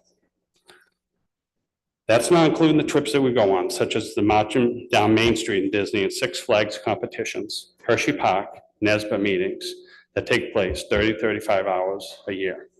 We have a couple of trophies, which you've probably seen in the audience with us. Over 100 plus have been won because of her. She's always been trying to make Medford the schools to where everyone wants to be. There is no stipends for that. So who can we get to do all that with the heart of what she has to put into it for less than $13 an hour? I hope this will give you some information towards what she does in the city, and she's so proud of us in the city that she provides. So I keep hearing that that we're not getting rid of marching band, drama, and color guard. So she's the backbone of all this. So is she walking out? Who's taking the position? I mean, it sounds like we're not keeping her position. So I'd just like to know who's going to fulfill all these drama, color guard, marching band, and all these other programs that she provides. Thank you.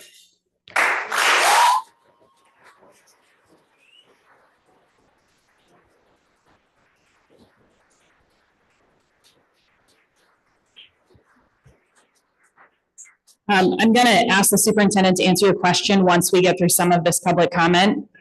Thank you. Point of clarification, Vice Chair. Point of clarification. I know that we made a motion earlier to strike the addresses of our student members in the minutes. Would it make sense to suspend the rules or make a motion to strike the students who have to speak further to give their address when they speak at the podium for minutes, or?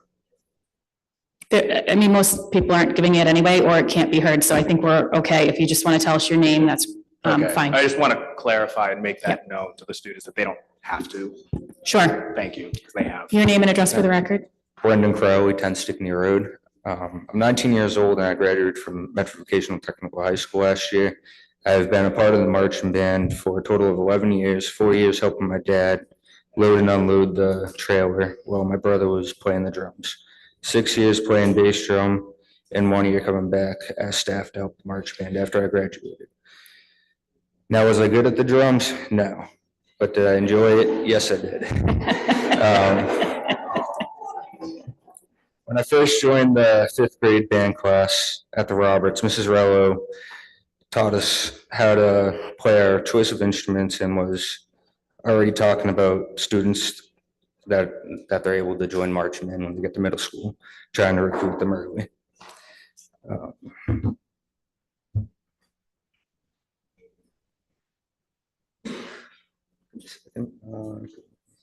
As you have probably already heard multiple times, this is not a full-time, this is not a part-time job, it's a full-time job.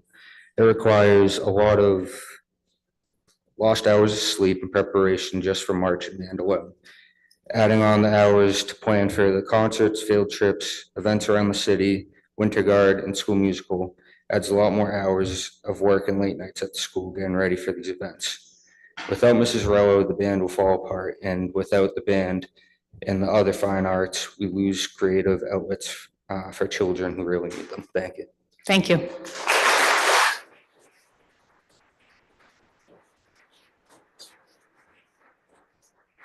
Is there somebody else who would like to speak? Name and address for the record, please. Hi, my name is Jovia Marembe. I live at 50 Hicks Avenue, Medford, Mass. Honestly, to clear up most of the confusion, which I'm sure you've heard, is there's not a concern of removing performing arts. It's the concern of Miss Rello, because she is the performing arts. And if her position is eliminated, the question is, where does she stand?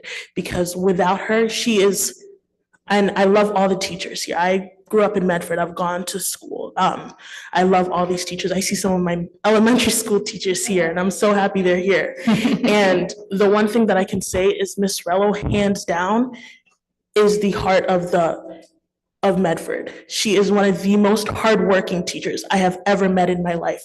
When I was auditioning for drum corps, in 2020, before COVID, she would stay with me up until 8 p.m. some nights, just to help me rehearse. The concern about her position is, yes, we understand that that her position can be removed and replaced with more cost-effective solutions, but there are hours, countless hours that go into such a position that you do not even see. There are many hours that are unpaid that go behind. And if taking away her position and finding more cost-effective ways to solve the problem are put into place, the integrity of our programs, of the drama club, of the marching band, even just other musical arts in the school, the integrity of them falls short because as you see, there's not a lot of performing arts educators in the Medford public school system. And there is an understanding that, of course, the major subjects, math, history, they're important, yes. And there's an understanding of that. But I, as an educator, I teach the Medford band. I'm an alum, and most of my hours are unpaid, honestly. Like, I received a very little check this year, and that wasn't even a concern of mine because there's nothing more rewarding than seeing children who have such a love for something. You don't find that love a lot of places, but you see kids who are marginalized every day. If you hear some of these stories of these kids who struggle in school, and they have, a lot of children have mental health disorders and they're really struggling. A lot of these places that they find healing, that they find connection, is in these performing arts, is in arts in general. And honestly, if we say that you guys are here for the schools, you're here for the children, why is there not a concern for what these children need to be able to thrive emotionally, mentally, physically? Because this is why they're all here. This is why they're all standing right here, because they feel like this is the only place they have. And since Miss Rello, she'll sit with you at lunch. She'll talk with you. She's some of the only people that she helps kids get into college. She helped me with my college applications. Those are hours that can't be paid, that can't be made up. So I urge you, the school committee, I don't care about the positions. I care about Miss Rello and who she is to this community. And if you take her away, where do the rest of us stand? Thank you. Thank you.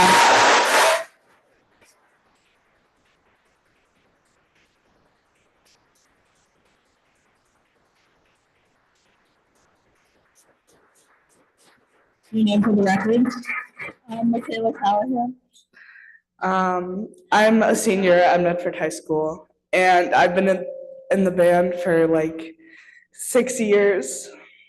And this is really hard for me to talk about, but I deal with mental health struggles and stuff. And a lot of my friends are in band, and I want to see them thrive next year when I come back from college. And I'm gonna join college band and stuff. And that's all because of the band here.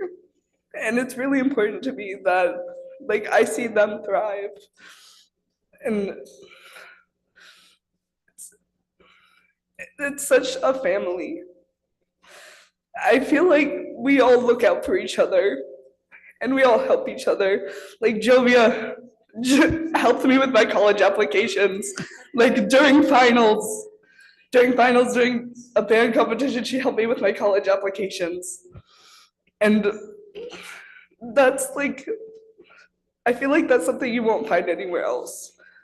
That's like a community you won't find anywhere else other than like the arts and with band. And like Miss Rello runs it all. That's all. Thank you.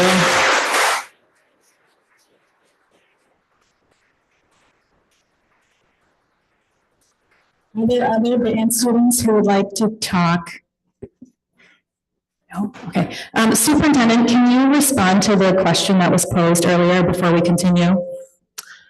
I hope I'm responding to the question appropriately, but for Ms. Rello, I have met with her. We have spoken about other positions within the district that would be available where she would be able to have some flexibility.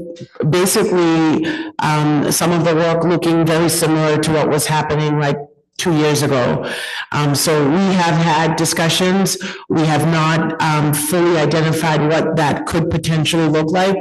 But the idea would be that if she was in some type of a teaching capacity, whether it could be at the high school level or working with elementary band, she would still be involved in the arts, and we would work collaboratively to figure out the additional band responsibilities. There is impact bargaining, which I said earlier needs to happen because she is part of a unit. But prior to 2 years ago, we had one administrative role which covered the arts. And so we're going back to one administrative role working with the arts, but seeing how we could be creative to still have to still allow our students to have an identical arts experience. And so based on all of the work that we've been doing and looking at from a student perspective, the students would still be having access to all of the arts.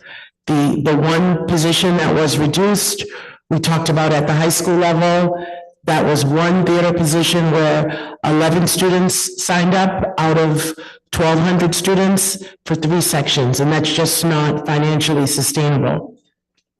But aside from that, that is the only official position that had been reduced, but it was reduced due to enrollment. So even if we weren't in this predicament, there would have been a reduction there because it just wasn't sustainable.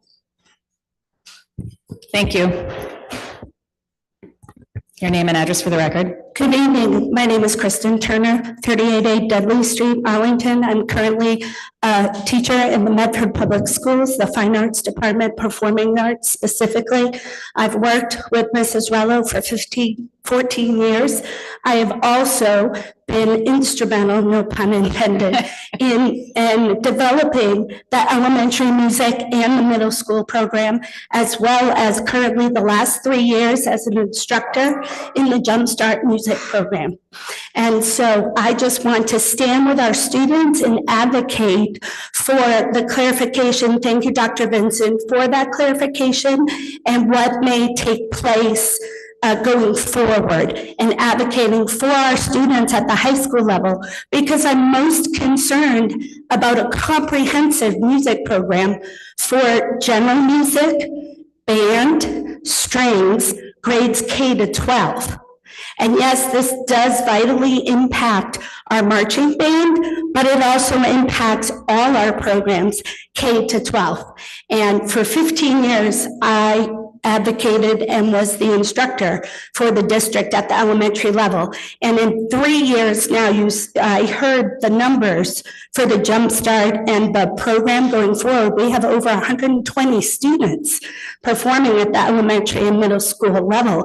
There needs to be an opportunity at the high school level to have that comprehensive arts program. Thank you very much. Thank you.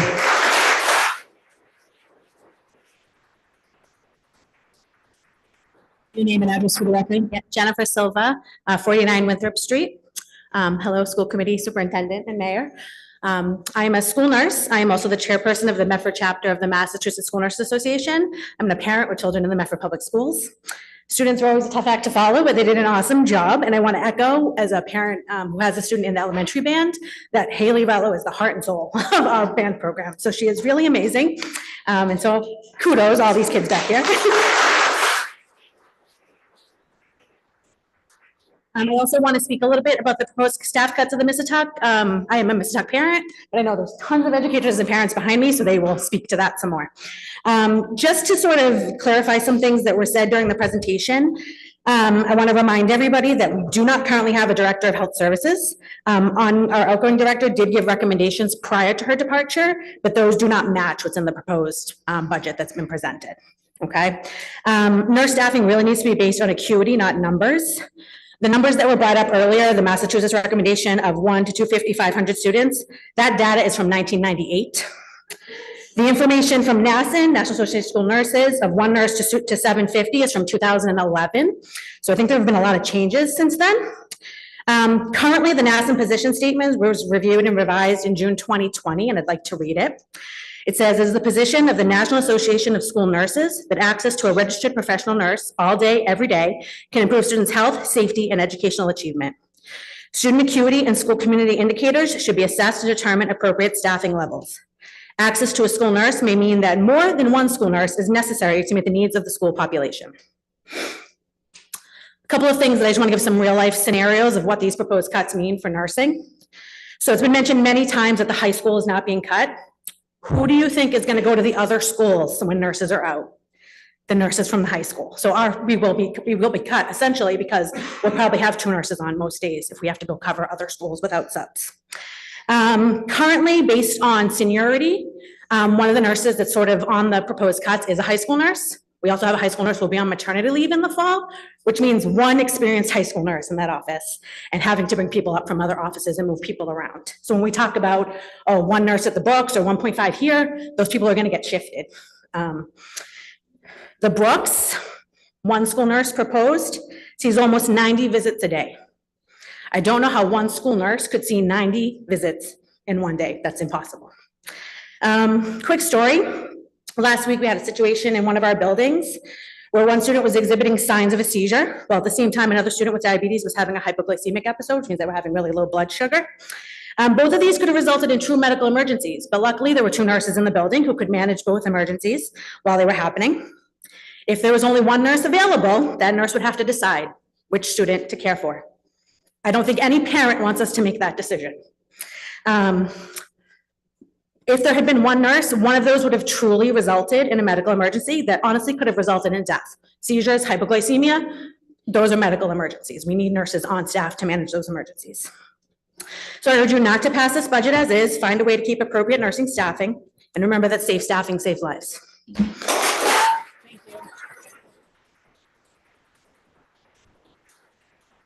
Your name and address for the record.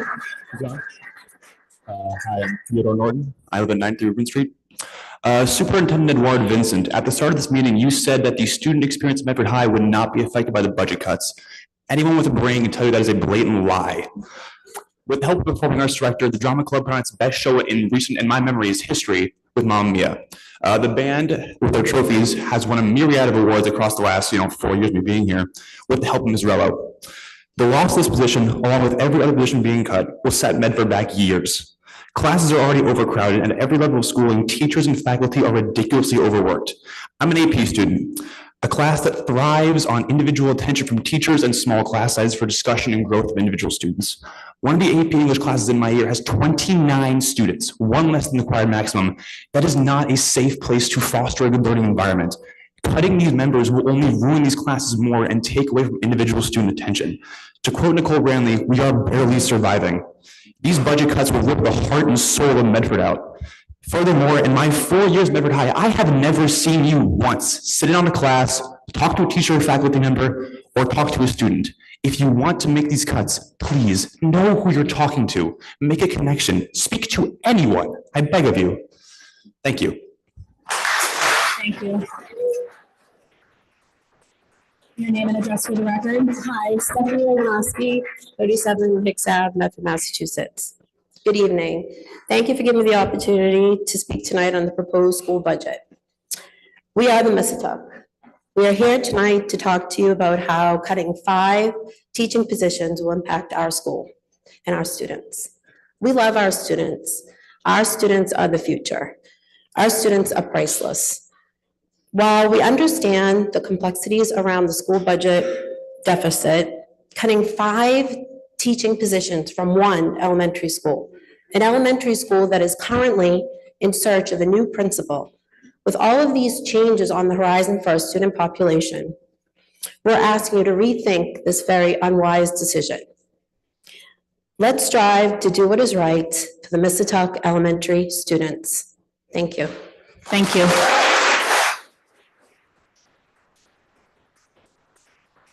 Your name and address for the record? Yes, Paula Burke, 37 Hicks Avenue, Medford. Good evening, Superintendent, Chair, and Mayor. Thank you for giving us this opportunity to speak this evening. I'm speaking on behalf of the teachers, the families, and the students of Medford. I actually grew up in Medford. I am a former graduate of Medford High School, and currently I'm a first grade teacher with over 24 years of service to our city. And there'll always be a budget to balance. Above all, it takes knowledge and good judgment. The original proposed budget, if it's passed, that proposes these cuts to our school department, especially the Mississauga School, will affect us in the following ways. We'll have bigger class sizes that will affect our social and emotional needs of our most needy children. Since the pandemic, Medford made it a priority to support all students with enough educators and programs in the schools to address their needs. These cuts will not allow for these programs and teachers to continue to provide this support. The Mississauga School will be impacted the most by these cuts, which also includes the therapeutic learning program as well as the newcomers.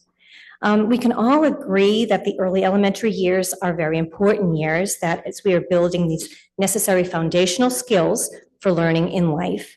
Research shows that having large class sizes impacts the students in many ways, including less individualized support for students. Overpopulated classrooms can cause more anxiety in children and is a challenge to provide consistent communication with families. Please put yourself in these little shoes of our youngest population. Make a decision, put them first when making important decisions with our school budget. Thank you so much. Thank you.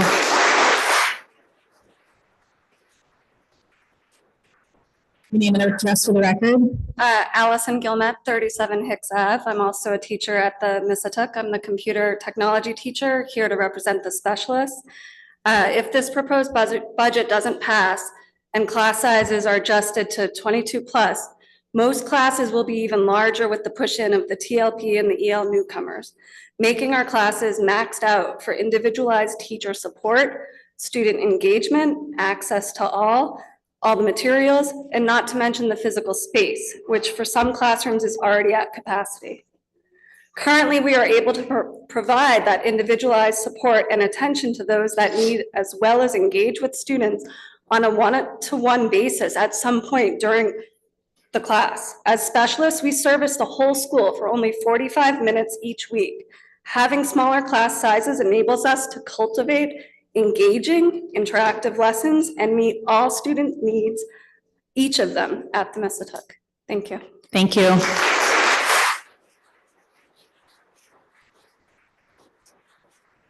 Your name and address for the record? Kathleen Fader, 37 Hicks Ave. So my name is, can you hear me? My name is Kathleen Fader, and I'm a school adjustment counselor at the Mississauga. I've been at the Mississauga and with the district for 6 years now. I'm here to speak on behalf of the therapeutic team. We believe our students will be negatively impacted by the proposed teacher position cuts to the building. This year, over 25% of the Mississauga student population has been individually supported by one of the therapeutic staff members. On top of our 25% identified caseload, we also provide many more with in-the-moment counseling, crisis response, and/or social emotional regulation and teacher consultation. The students we serve require social emotional accommodations and supports to be implemented in the classroom by those teachers. These accommodations can vary and may include reinforcement systems, break schedules, specific communication plans for families, specific engagement strategies with each student. Our success hinges on the hard work of the teachers to implement these for our students. We have an extremely strong teaching team at the Mississauga. They are relentless in their willingness to support all aspects of our students. They are constantly seeking our insight, our ideas, our expertise to make sure every single Missatuck student is given everything they need to succeed. The current plan to cut positions will directly impact the ability of our amazing teachers to do the exceptional work they do, ultimately impacting the social-emotional well-being and learning for our students. Thank you. Thank you. Name and address for the record. Julia Murphy, 37 Hicks Ave. I am a special educator in the therapeutic learning program at the Missatuck School in my 4th year. With all the challenges our students and our staff face throughout the school day, one of the most rewarding experiences for the TLP staff is seeing our students flourish and thrive in general education inclusion. Many of our students use the skills they gain in the TLP to rejoin their general education peers. 30% of our program currently includes in general education classes and are not on those rosters. When there's more students including in your room, there are more challenges. There are more voices that need to be heard, more accommodations that needed to be provided, and consults that need to be attended. What I've found working at the Missatuck Elementary School when I go to a grade level meeting is that our students are welcomed with open arms. Teachers work with our staff to learn what our students need and how they can work collaboratively as a team. When we choose classrooms for our students to include in, we look at things like class sizes, student need already in the classroom, and best fit. The best fit is smaller class sizes where teachers can give the students the time and energy they need. When a student in the TLP is in a classroom for 1 hour or 2, the attention from the teacher that they receive is vital. During these times, teachers are providing accommodations not only academically, but behaviorally as well. With increased class sizes, we're not considering the students who are not on those rosters, like our newcomer and therapeutic students. Our gen ed teachers treat all of the students in their building as their own and welcome everyone as they walk through the door. Teachers meet these needs when they have the time and the ability and the resources to do so. We are taking away resources from our district's most vulnerable students. I was recently asked what the most important piece of the Missatuck School is, and that is the fierceness of our teachers and how we fight for our students. And that's what we're doing right now.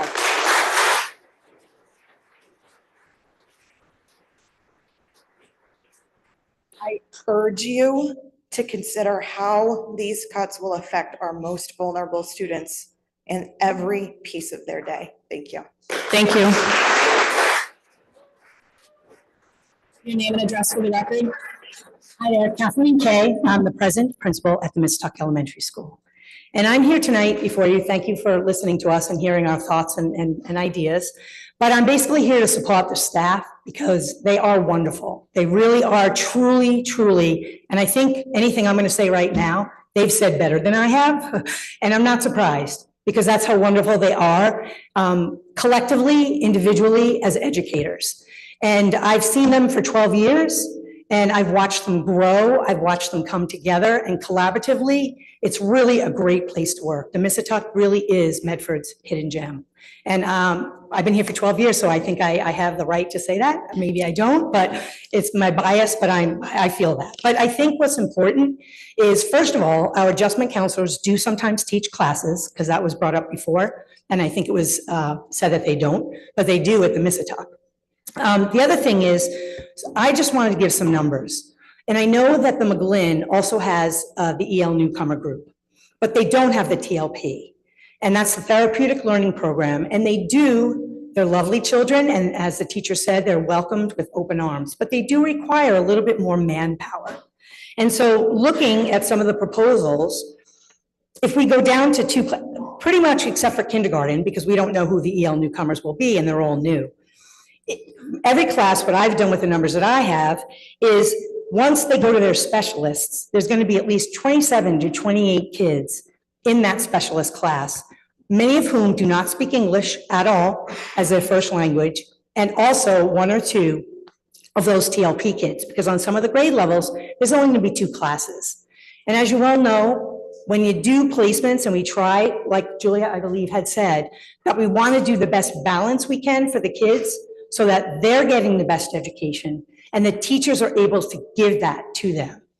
And when you add children into these classes that don't speak English, they want to be part of the group. But sometimes when there's not enough teacher ability to help them, then they kind of hang by themselves and they don't really get fully what they need in those specialist classes. Now you add the TLP that bring their own challenges. And like I said, they're welcome with open arms, but I just do worry with the larger class sizes that there will be something lost for those kids. So I just want to thank you for your time and thank you for my 12 years here. Thank you. Thank you to my wonderful staff.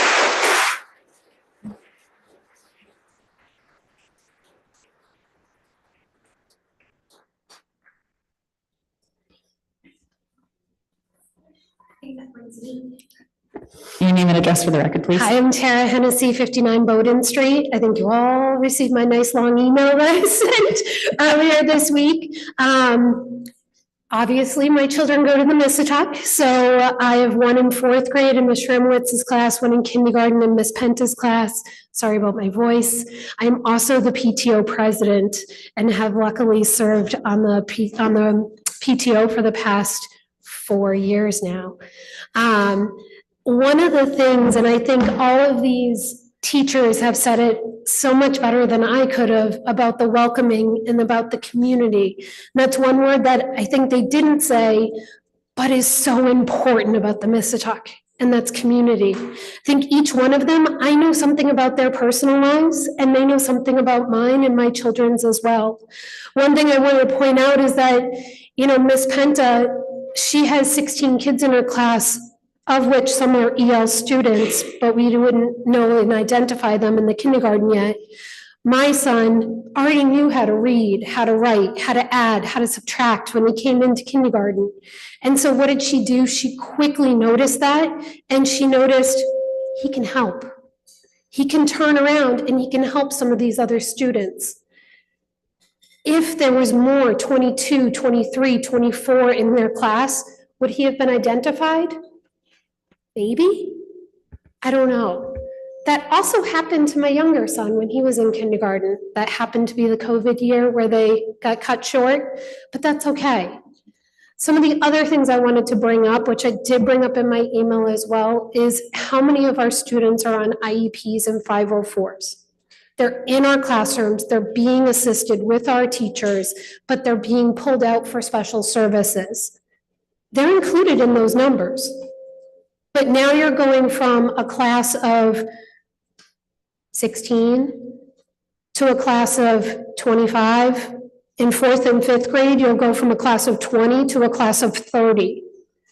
And then when you add in those EL students for our specialty classes or TLP students into our core curriculum, now you're jumping to 35, 36, 38 in those other courses. How is a specialist going to be able to notice that my child loves coding so much and is giving him extra work in her computer class because he's already done it? And instead of him just sitting there twiddling his thumbs, is being given coding in 3rd grade, now 4th grade.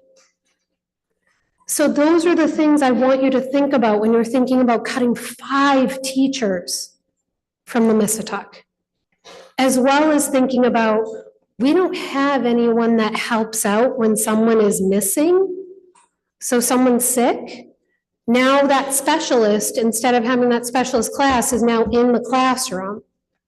So what happens then to that 36 students that are supposed to be going to that specialist? Now they're still with the teacher. So please think about this when you're thinking about cutting those 5 people from the Missatuck. Thank you. Thank you. Your name and address for the record. Jessica White, 138 Mitchell Ave. I am a speech pathologist at the Brooks, and I'm here representing the Related Services Department. Because I haven't really heard anyone here talking about the fact that the head of Related Services position has been proposed to be cut. So I'm going to read a letter that we wrote. As presented at the May 6, 2024 initial budget proposal meeting, We, as a department, were disheartened to learn that a special education administrator position has been eliminated. It is our understanding that specifically this administrator is the coordinator of related services. This is a decision that directly impacts the most vulnerable members of our school community, and we strongly urge this position be reinstated in the 2024-2025 budget update. As was discussed on May 6th, in the May 6th meeting, our district leadership and staff are already stretched in their responsibilities. Like Member Branley pointed out in that preliminary budget hearing, without administrators who are experts in the fields they are overseeing, we risk burnout of the already overextended leadership and over-reliance on senior staff members. As coordinator of related services, Catherine Cook works tirelessly behind the scenes to make sure our special education students have access to the assistive technology they need, as well as ensuring they are getting the support they need for their speech therapy, occupational therapy, physical therapy, vision, and hearing services. We simply could not do our job without this position. Whether it is making sure a nonverbal student has timely access to a working iPad with a highly specialized communication app, which is no easy technological feat in this district, or ensuring our vision impaired students have access to high quality orientation and mobility and vision specialists. Catherine is behind the scenes, making sure that our students are getting what they need. As a certified speech language pathologist, Catherine is a related service provider herself. Having a coordinator with a background in the related service field is essential. This is a highly specialized field, different from teachers. We are evaluated on a different DESE evaluation rubric from teachers. There are no other members of the administration that have the background to effectively evaluate related service providers. Having a coordinator who is an expert in the field overseeing our department ensures we can continue to deliver high-quality services to the students of Medford. Catherine stays on top of the issues facing our disciplines when providing services in the school and supports us in implementing evidence-based treatment across the district while upholding IDEA. She understands what to look for in the quality of our therapies and what professional development we need, and is a resource for us in both ethical and clinical issues. We are deeply concerned about the trickle-down effects of not being overseen by an expert in our field. As a speech language pathologist, speech language pathology assistants, occupational therapist, occupational therapy assistants, physical therapist, physical therapy assistants, teacher of the deaf, teacher of the visually impaired, and orientation and mobility specialist of the Medford Public Schools, we simply could not do our jobs effectively without a dedicated administrator. In line with the district's mission of providing equity to all students, the coordinator of related services ensures that our city's most vulnerable students get that equitable access. Please reconsider reinstating the special education administrator position. And I just want to add that I've already stated this, but we really serve a unique role in the school. And I don't think that other people really understand what our licensing requirements are. And it's really important that we have someone who can help us with not only following DESE regulations, but the regulations of our state and federal guidelines. Additionally, Catherine makes sure that we have people from Perkins contracted to the school district to make sure that our visually impaired students have services with the TBI and the orientation and mobility specialist. So I think it's really important that we have someone here who can help with that. I know it was mentioned earlier that we're considering looking at Medicaid reimbursement for in terms of like having more resources for the school. Related service providers are able to bill for Medicaid services, and it's quite complicated. We've been trying to figure it out for a while. I think it would be helpful if we had somebody who understood our roles and responsibilities who could help us with that. Thank you. Thank you.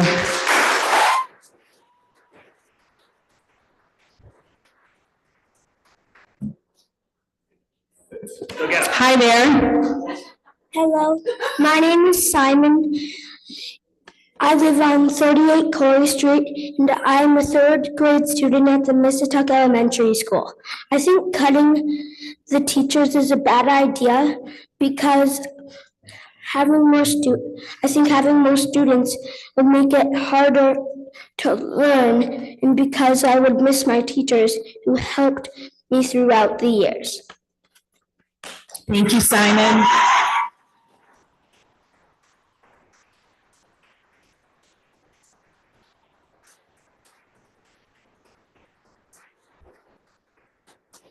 Hard act to follow. Your name and address for the record. And I want to say I'm very proud of you, Simon. That was amazing. Christina McGordy, 24 North Street. I wasn't going to say anything because I feel like the principal and the teachers and the specialists that spoke up on behalf of advocating against the cuts at the Mississauga really covered all the, a lot of the important points. But I wanted to speak just because since I'm here, I want to urge the mayor to please advocate or allocate more money to the school budget. And please move forward with that Prop 2.5. I remember sitting here last year and, other years. And last year we were talking about it was going to come to, the 2024 budget, and it was going to be worse. And the only way we can break this cycle is to get more money. I don't want to see any of these things cuts, but I do want to talk about the Mississauga.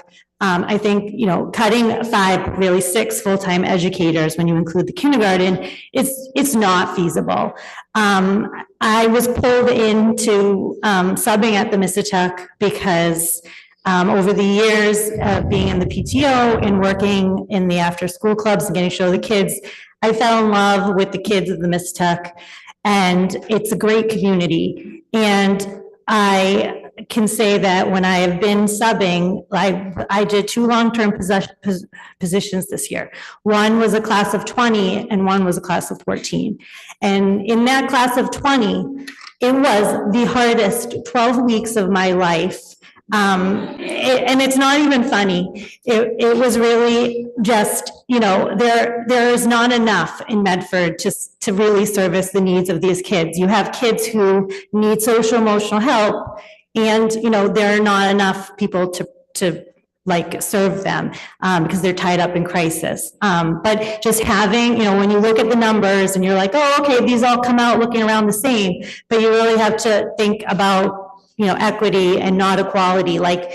Looking at the data from all the different schools, we have 60% high needs. So 22 students in your class, where you have a school with a higher percentage of high needs, you have more high needs kids in your class. And like they talked about, we have, more kids pulled in. So that 22 isn't really accurate.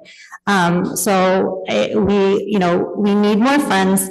We need to keep all our teachers. We need more than what we currently have. We need to pay subs. Like I said, I went to sub because I was, so sad hearing so many teachers losing their preps and so many, specialists having to do other jobs and not serve their kids. So we need more if we really want to get to where we're thriving. And not just scraping by. We're scraping by now with these cuts. It's worse. And yes, come in, shadow people, see what the reality is like. I'm speaking to the superintendent and the people who look at, what cuts can be made, come see. And I'm not saying that in trying, to be defensive. It's true. I think there's a big disconnect, when you don't spend every day in the school, but that's all. Thank you. Thank you, Christina.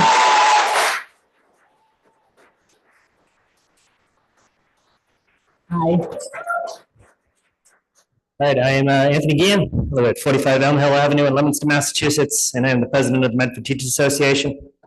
I tried to bribe Simon to let me go first, but he wouldn't take it. Quick indulgence. I want to say that this time of the year is really hard to teach in, between the weather getting nicer, budget season, closing finals, MCAS, all that. So I just want to say, to see so many of my students here, a few of my students behind this bar, and all the members who came out to do this reinvigorates me. So I'd just like to say thank you, and I'm proud of all of you.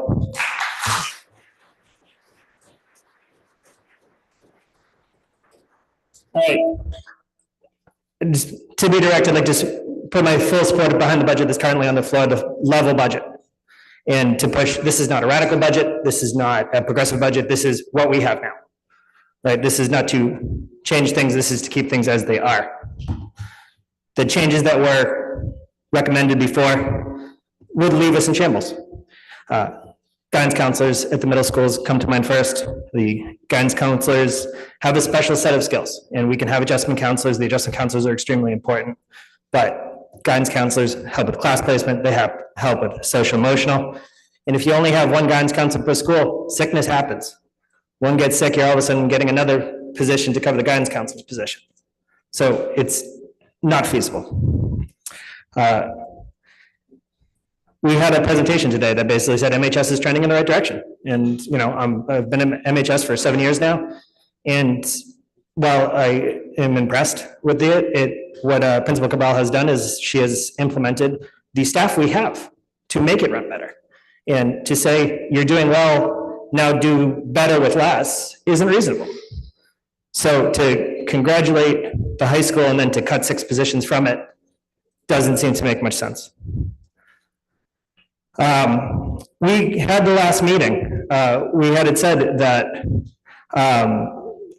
a administrative assistant said when she goes to lunch, she has to close the office. So all of this talk of like, we need information, we need the schools to run smoothly, we need this. If you cut staff, eventually there's not going to be somebody in that office to answer the phone. And if that phone calls an emergency, we're going to be out of luck. There's a lot of numbers being thrown around about what is the ratio of counselors to students. I'm going to trust the American School Counselor Association, which is made of school counselors, run by school counselors. They recommend a ratio of 250 students per school counselor. As far as the theater program and as far as it having low numbers, there are restrictions on the way things are scheduled as the schedule currently stands. We also ran this for a year, right? Yes, students pick classes based off of their interest. They also pick classes based off of the recommendation of their friends. So we basically ran this for 1 year. We had 2 teachers in the position, so we had no stability. And now we're saying, well, nobody wants to take it this year. But again, if you run anything for a year and you don't have the stability of a singular teacher to sort of make that recommendation, you're not going to get student interest. You do have to run it for a while. And the idea that we have the drama club in the budget ignores the fact we don't have somebody assigned to that. It is a stipend that somebody has to volunteer into. And I've had a lot of experience talking to teachers who have done the drama club and talk about the labor that they put into it and how labor intensive it is.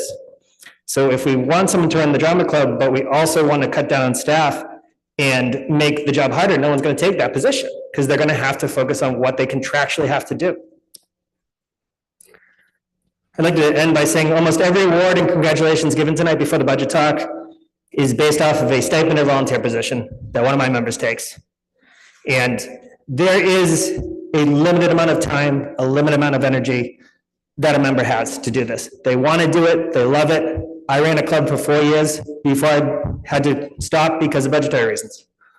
So I just want to say that, like, for all the awards we're giving out and for all the thanks we're given and for all the celebration of these students, it's really based off of teachers who are willing to take it on. And if we increase their load now, they're not going to take it on later, and we're going to lose these things. So again, I support the level budget, and I ask the mayor and city council, I'll be there tomorrow, and I ask that this be funded fully. Thank you. Thank you, Anthony.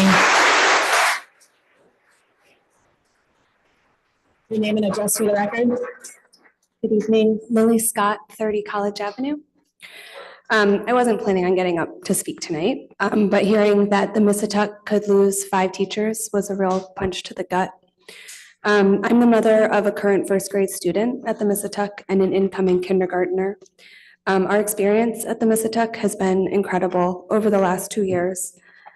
The community that the teachers, many of whom are here today, the admins, also present, the parents and the students, has been amazingly impressive. I know everyone here wants what is best for our students, and these are really tough conversations that no one wants to have. I personally agree with you, Committee Member Rosso, about needing to raise taxes. It's embarrassing that we've grown so much as a city, but haven't seemed to be able to harness the commensurate revenue. However, I don't think it's possible to understand the full picture by looking solely at student-teacher ratios. As someone who accompanied the first grade class on their field trip last week, thank you, Missatuck PTO, I bore witness to the incredible challenges that our teachers and paras deal with every day, including having to physically restrain a student. The Missatuck supports populations of students that needs lots of extra help, and we know what happens when there's less individualized support for these students. Everyone loses. Our elementary schools set the path for academic success for our students' careers for the rest of their lives, and let's not cut them down before they even get a chance to start. Thank you.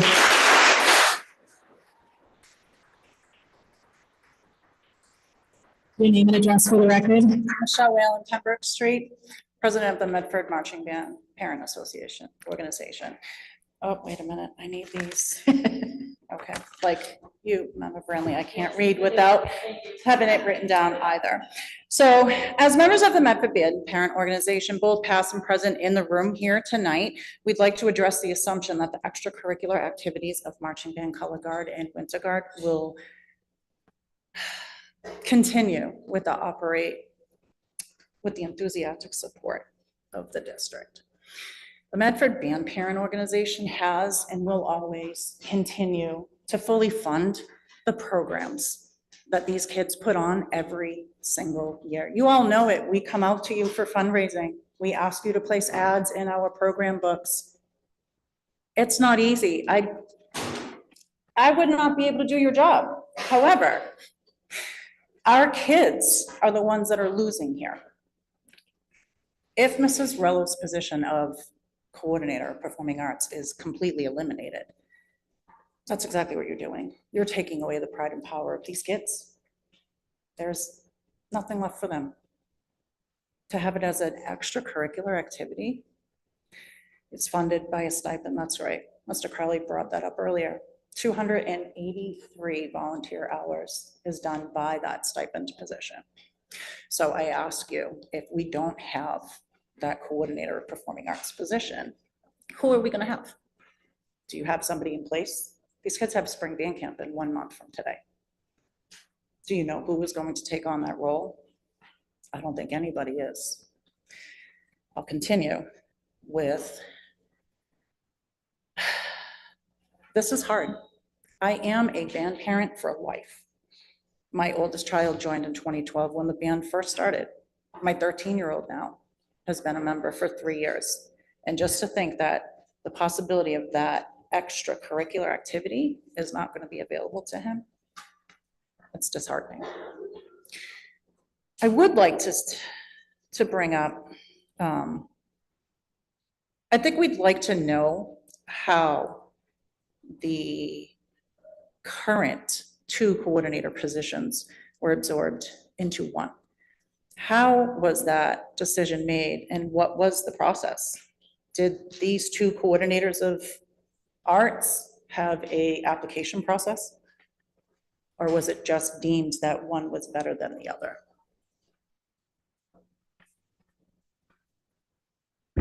If I may, what I would be at liberty to say on the floor, not getting into specifics, both candidates that are currently in the role are highly qualified artists in different venues or in different domains, I should say. In the past, when we had an arts role, it was 1 position, and that person oversaw all arts programming, both fine arts and performing arts.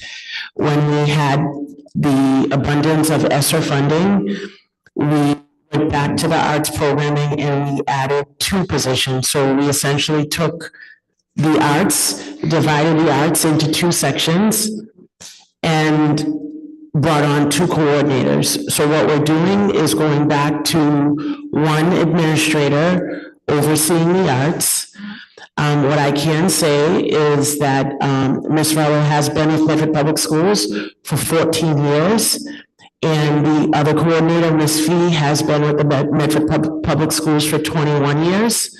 So they are both wonderful Mustangs.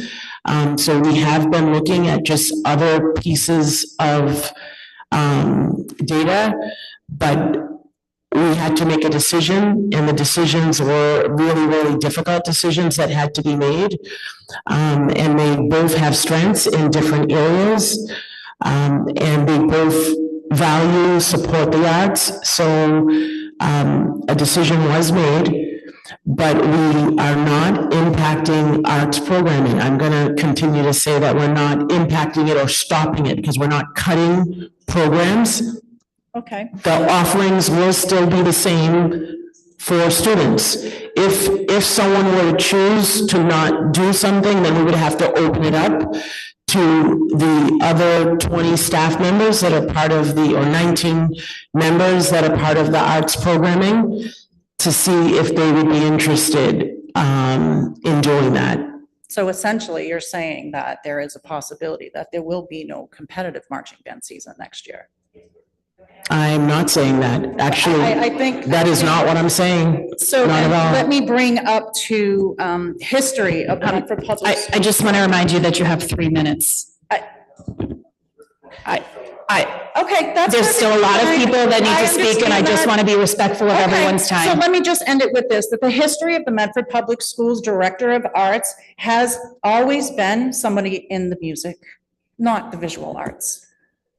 So it doesn't make any sense that you're going to give a Director of Arts position for somebody that's going to cover the performing arts, who has no experience, education, or knowledge. Thank you. Thank you.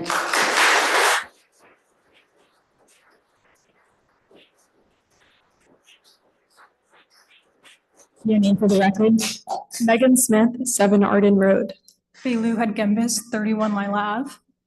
We are here to address an issue that is not only close to our hearts, but vital to the fabric of our community. The proposed budget cuts that jeopardize the continuity of the band program and the performing arts at our schools. Belu and I are both alumni. I graduated in 2019 and Belu in 2021. I first joined band in 5th grade, inspired by my mom, who had been a part of it and encouraged me to give it a try. My passion for band grew over the years, leading me to join the marching band in high school, where I served as drum major and treasurer.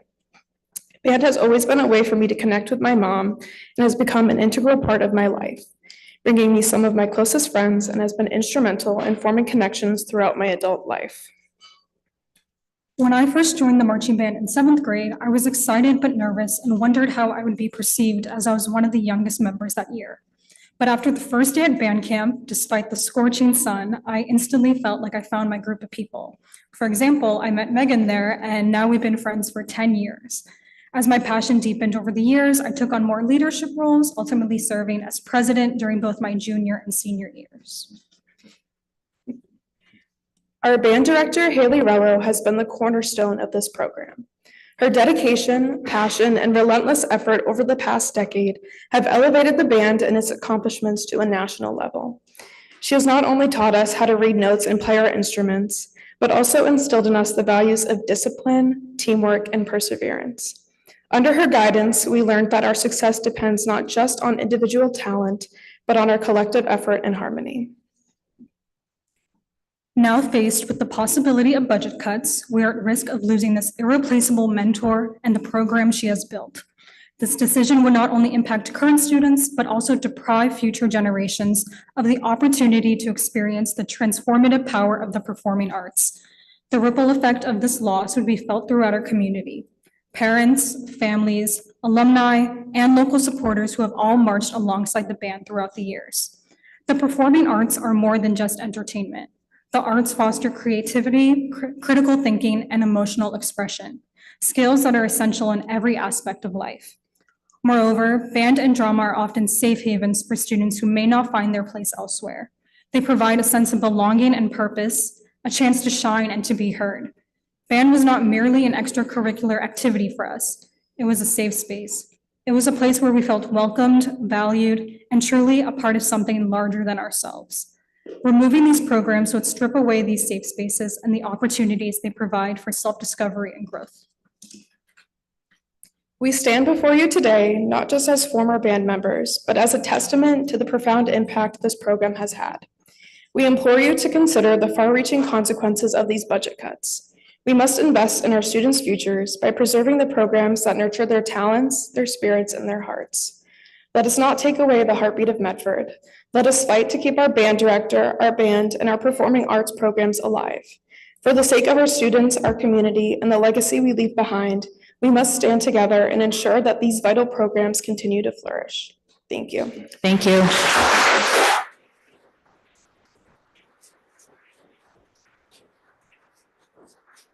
Your name and address for the record.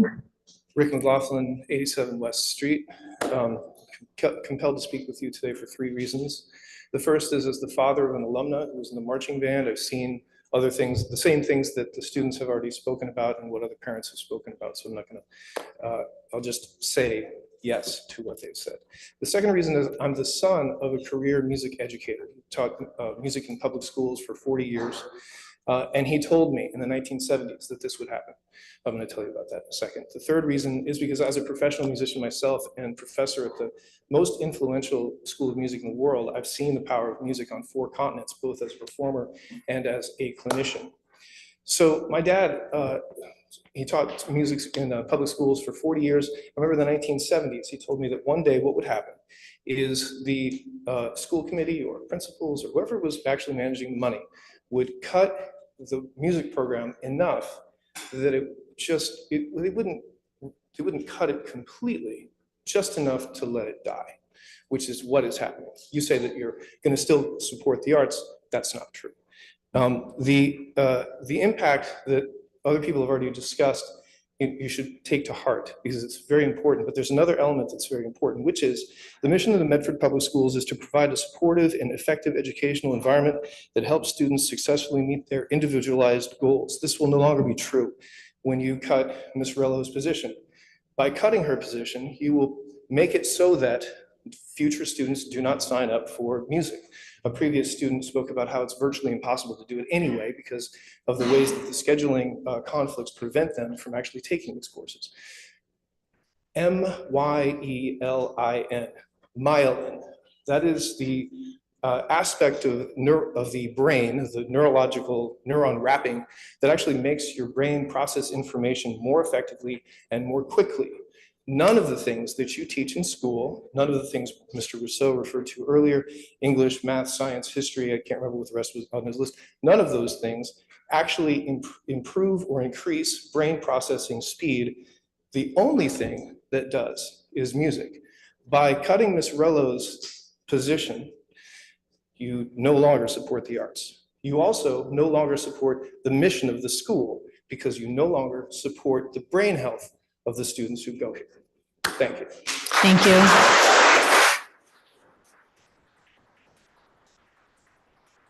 Your name and address for the record. Hi. My name is Jerry Hershkowitz. I live at 72 Wareham Street. I have, let's see, so I have a child in 4th grade at the Missatuck School. I also happen to be the PTO treasurer of the Missatuck School, so I understand some of these challenges with trying to balance the budget. I want to mention one of the practical things of potentially larger class sizes with fewer teachers at the Missatuck next year. So in my child's class this year, a class of 20, as I understand it, there are disciplinary problems in the class. And teachers haven't told me about them. I hear it from my child, so I don't think my child is the cause of them, but there are problems in the class. And with a class of 20, as I understand it, it's close to overbearing. And I can't imagine what the mix of kids would be with even larger class sizes and how the teacher would have to deal with those disciplinary problems. So think about that as we're thinking about how we manage things for next year. Thank you.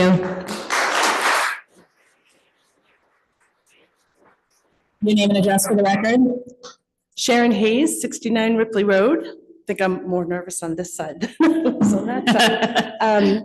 I'm not here to advocate for any particular position or program because as a parent, I realize that every single one of these cuts will affect my children directly or indirectly, immediately or in the future as a long-term impact.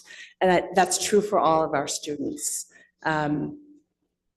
as a parent of an elementary school student who's at the largest school with the currently largest class size, I can echo the worries that the Missatook has about what larger class size, what the impact is on students.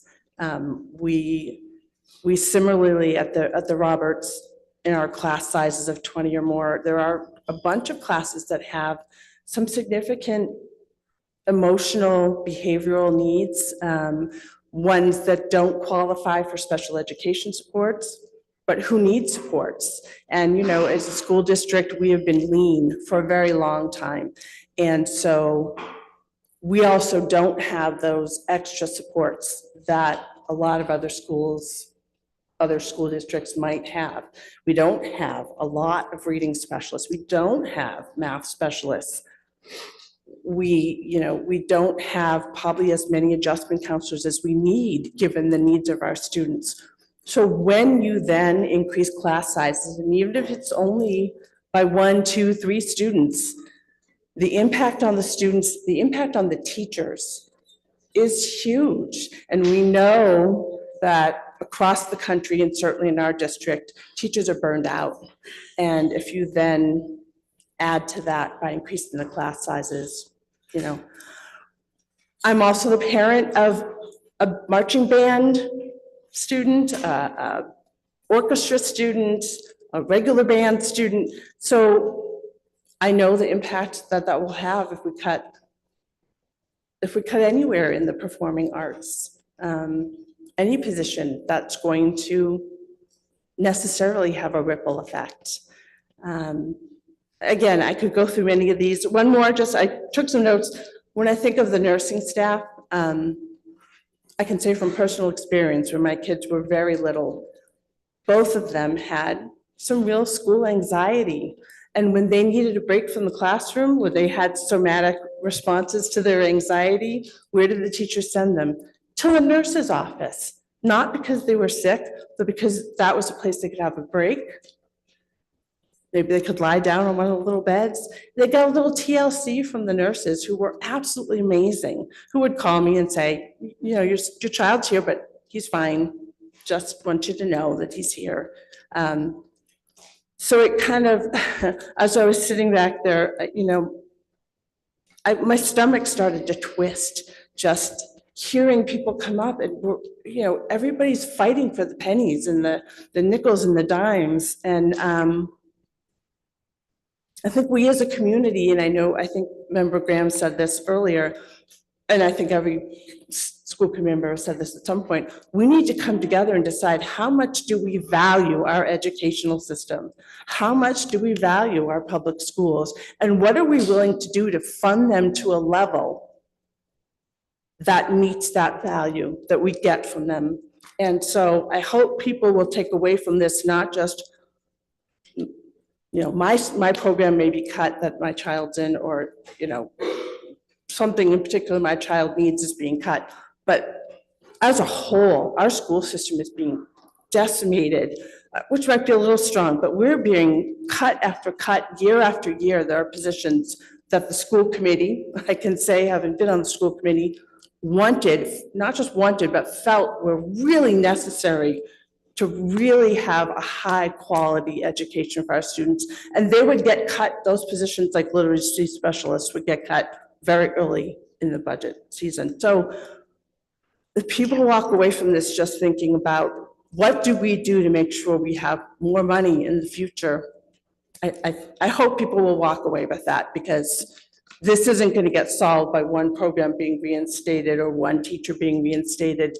This is going to, I think, as Member Rousseau asked, and as Jerry McHugh answered, this is going to happen again next year if we don't do something about it. We're going to be back in these meetings talking about what positions are we going to cut now, and what impact is that going to have on our kids and our teachers. So I hope people think a lot about that and think about what we need. Thank you. Your name and address for the record. Michelle Hardy, 59 4th Street. I'm the Vice President of the Secretaries Union. Yes, I say secretaries, I'm old school. So First, I'd like to, again this week, I'd like you to reconsider the McGlynn School position for the secretaries. Let's see, so they only have 192 students less than the high school in Voc. And the high school has the vocational secretary, the main office, and next year we'll be cutting one for the Voc. So it will be 2 assistant principals also, because we're getting downgrading them too. So I would like you to reconsider that. And we already have a floater. So who would the first floater, would the McGlynn School be pulled first, or would the other floater be pulled first? That's one question. And then regarding the HR and payroll position, we already have the grants manager, Kate, most ghosts, I'm probably killing her name, but I'm sorry. The finance director, Mr. McHugh, accounting manager, Mr. Velez, and then HR, Mrs. Camuso. Any payroll work has to fall under our union. Unless you're hiring 2 more administrators, which is kind of over the top, but I don't understand why we can't try to save one of our secretaries who makes $20,000 less than this $70,000 salary you want to give to 2 people. So just by saving 1 secretary, you'd be saving $90,000. Or, okay, HR, you would have HR, I understand that one for underneath Janine. But I really like you to take that into consideration too, so we can save at least 1 more secretary. And we're already losing 3, and then 3 are retiring, which wasn't really their choice to retire now, but had no choice, really. I'm Mary Jo Petroni. I'm the president of the Administrative Assistants Union. And as Michelle stated, we're very concerned, again, on the safety. And I'm even more concerned about the safety at Bedford High School, eliminating an assistant principal administrative assistant, because I have a radio in my office, and on a daily basis, the assistant principals are calling their assistants and saying, I'm sending students to you, they need a break, we're having an issue. We had a fight at the high school on Friday. We had to separate some students. We need to make sure that the students know they have a safe place to go. If you have nobody on the second floor of as an administrative assistant, only the 3rd and the 1st, 1 person is out, now you have 1 administrative assistant covering the entire high school.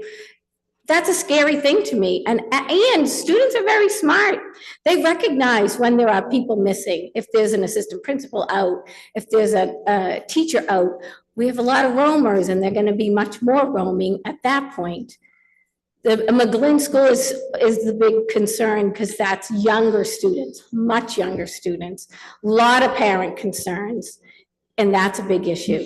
With regard to the payroll, I have to say this because I did work in payroll. I was deployed to another department because they needed help in another department when we had the 2009, 10, 11 changes, reorganization. I did the MTRS report, and it was perfection until a person who we don't speak about anymore decided it shouldn't be done by me, but he couldn't figure out who should do it, so he dropped the ball. I was fine doing the report until he said that. I also feel like there's been a huge amount of changes in the way the finances are done. We've had numerous finance directors, so I'm hoping, and I think Mr. Rousseau does, we finally get one way to do finances, because it's been done multiple different ways. And it seems like Jerry has a much better handle on finding the hidden monies and helping. Buildings and grounds is a perfect example of a department that has to fix things no matter what. So he is able to approve our over budget POs with our request, and allow us to keep the students in the safe positions that they are, or repair the problems that we have. So I do appreciate Jerry's, but I mean, I think a lot of our problem is the number of finance operators we've had in this district over the last 24 years that I've been here.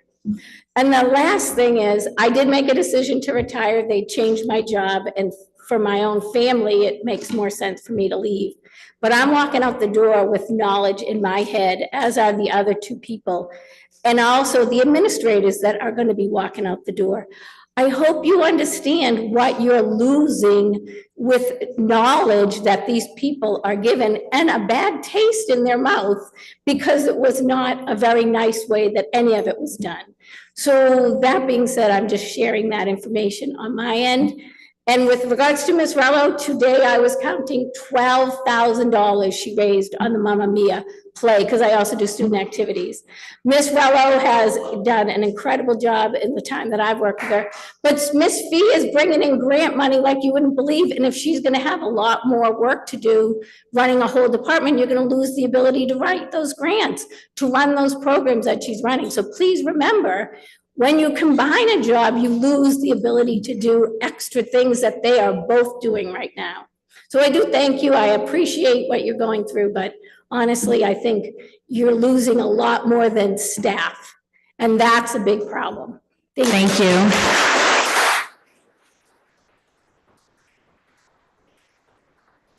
Your name and address for the record. My name is Enoch Lau. I live at 9 Earl Avenue. Madam Mayor, Madam Superintendent, and the committee, thank you for being here. Also, thanks for listening to us. It's not easy. These are not glamorous positions you plow your way into. Medford is a wonderful city to live in, but it's a challenging district to attract and retain great talent. And I think no one knows that better than you, Superintendent. My wife and I moved from Los Angeles to come to serve. I'm a pastor in the church of a church in the city of Boston and the city of Newton. So I'm familiar with the Boston Public Schools and the Newton Public Schools. But all my 3 boys have grown up in Medford, 3 in the Roberts, 2 in McGlynn, 1 in Andrews, and 2 have gone through the high school. 1 just graduated yesterday from Tufts. The other one is also in Tufts. And my other son is the one that's one of the 2 drum majors who's hoping for a season next year. In terms of what we can say, I know you're making a lot of the hard decisions. So as I understand the situation, you've got lots of other folks that can tell you in greater detail the emotions and the impact. And I know you weigh up each person's story. So what I can share a little differently would be to just, I can't advocate for the other groups either, because I don't have the privilege of being a parent of every, I feel like my kid does a lot, but in all those sports and teams and clubs and nurses. So I know you're making hard decisions. And I do believe this committee and all the administration has poured over the budget to really try to figure out how we can make it work. So I'm going to come with just a few angles. Superintendent, I think respectfully, some folks may have a different perspective of the impact of losing Ms. Rello. So I understand you're doing your best, and so I appreciate that. But I think if there's time to dialogue, if it's appropriate, I'd be happy to connect with that about those things. But I do think there's a pretty big disconnect. And I know at the last committee meeting talked about superintendent and committee members showing up. I understand there's laws about that. There's a lot of good reasons why superintendent and committee members can't just walk all over the buildings they want. So I appreciate that. But actually she can. Okay, that's good. She can. She can. That's awesome. That's good. But all that's to say that I recognize it's a lot of people to take care of, a lot of shoes to try to understand. So I appreciate that. But that being said, what I do know in my work as a pastor and in different agencies and cities is you try to keep essential personnel. And there's 2 kinds of essential personnel. There's the high performers, and that stays in your room as you discuss the realities of performance reviews and what they can bring to the city, making the best use of every city dollar to the best education of our city and our kids. I understand that. But then there's also an essential personnel that without that person, it really is a critical linchpin to the functioning of that program at the quality and level that we really want to see. So that's the thing I would say, appealing for really the creativity. I appreciate that to make it work. I guess I'm just another voice to say, I actually think it'd be incredibly hard to hire someone to do the kind of commitment and work that Ms. Rello has. I know school districts right now that would salivate at the thought that she would be on the market. So I know you know that, but I guess as you go back to make the hard decisions, I am pleading with you to consider that, to make those hard decisions with creativity. Secondly, and just trying to add 2 things that haven't been said tonight, not because I need to be original, and I didn't want it to get spicy, but when I first came to the City Hall as a parent, it was probably in the middle school, my oldest was the orchestra. And the funny thing was the wonderful committee members, of which at that point were all white, had a hard time pronouncing all the names of the vastly diverse orchestra at that point. And I realized, all the kids that are not white kind of coalesce into some of these programs. I haven't gone to every football game, every basketball game, every cheerleader competition. I haven't gone to all those things, but it seems to me that there is a potentially high concentration of people of color, and I don't know for a fact, but LGBTQIA+ that are in some of these programs. And we could do a study, you guys could commission it, but you might be inadvertently, disproportionately impacting some of the few programs that actually, that's what I think they mean by the safe spaces. So I guess whether that's a study you conduct or whether that's just another assessment, as you're making those hard choices to reprioritize that, I think these are one of the places where my wife and I were the only, our son was one of the only East Asians in the Medford schools when he was a kid. They said, like, look at all his friends, all diverse. I said, it's like a WB TV show sitcom cast. But I said, they're not diverse. And like, actually some of the parents, the class of 20, they disagree with me. They look so diverse. No, these are the non-white kids in their class. They all hang out together because at the time there are so few. So I think there's so many great programs, so many great things, but in terms of really trying to make Medford a welcoming city for all, that's something to consider. The third and final thing is I want you to know that we do pray for you regularly and pray for you and your decisions. So thank you for all that you're doing and just appreciate the work. And we've only lived in Medford our entire time in Massachusetts, and we're really grateful the Lord brought us here. Thank you for your time. Thank you. Your name and address for the record. I'm Maggie Fowler, 28 Wedgemere Road, and I am a junior at Medford High School. So I know that so many points have been brought up tonight, and I don't want to run over anything that's already been said, but I feel like there is an aspect of this whole entire situation that we've been sort of missing. And as a member of 8 years of the Medford Performing Arts Department, I've been part of the marching band, I've been part of the Medford High School Orchestra, as well as the middle school orchestra, string ensemble, and elementary school orchestras. And I've also been part of the drama club for every year that I've been in high school. And I would like to vouch for the fact that the removal of this performing arts coordinator position would trickle down into every single organization that falls under the performing arts umbrella. And this includes the marching band, but as well as the drama club and the orchestra and the percussion groups that are a part of these, and the winter guard, and every single elementary and middle school group that reflects these organizations from the high school. Every single one of these organizations would be impacted by this removal. And I've seen a lot of mention of the band, and I've seen a lot of mention of the drama club, but all of our organizations rely on Ms. Rello's transportation management, her organization, and her communication between just the people of these organizations. And these activities without her would be nearly impossible to run. Because of this, I strongly advise a reconsideration of these position cuts. And thank you. Your name and address for the record. Stanley Tang.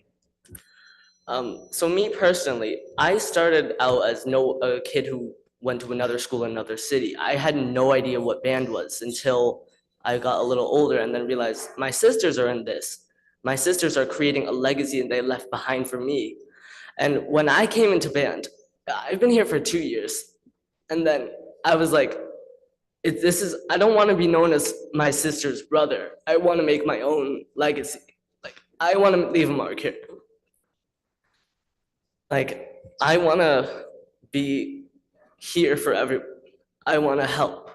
Like, division is like when you take away the arts, when you break it up, or like when you give it to one person. Think of Miss Fee. Miss Fee is like, think of her. She has to do so much more if you're giving all that to her or that whoever's next. It's not gonna be one person with all that stress. And then you have like, think of it like a train. Miss Rella's the couplers that hold the train carts together. If you take the couplers out, you take Miss Rella out, the train, which is the band, or the entire department, it falls apart and then it could crash and like break, like everything burn. Like if you take the most important component, like nothing will work properly. Thank you. Thank you.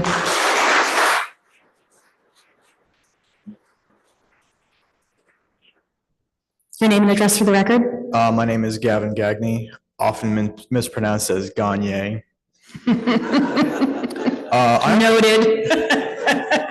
Unfortunately, I really don't have much to say. I kind of only joined two friends here for the ride, as I usually do, really. But since I'm up here, I might as well have something to say. So I have this quote from a guitarist that I look up to, which is ironic since I myself am a drummer. So I'm a bit more than that. The quote is, "Music is our friend." And that was said by Robert Fripp who's a member of a band that I really admire called King Crimson. Not like that information is relevant or anything, but I particularly like that quote because I feel like we all can agree in the band on the fact that music is our friend, and for most of us, it's all that we have, really. And if you take away that position, what was it again? The coordinator of performing arts. If you take that away, you're probably going to be taking away what is pretty much all we have. I mean, sure, we can connect with music some other way, but it won't be the same as with a group of people, which is what I personally am grateful for. I do not know where else to go with this, so I'm just going to leave it here. Thank you.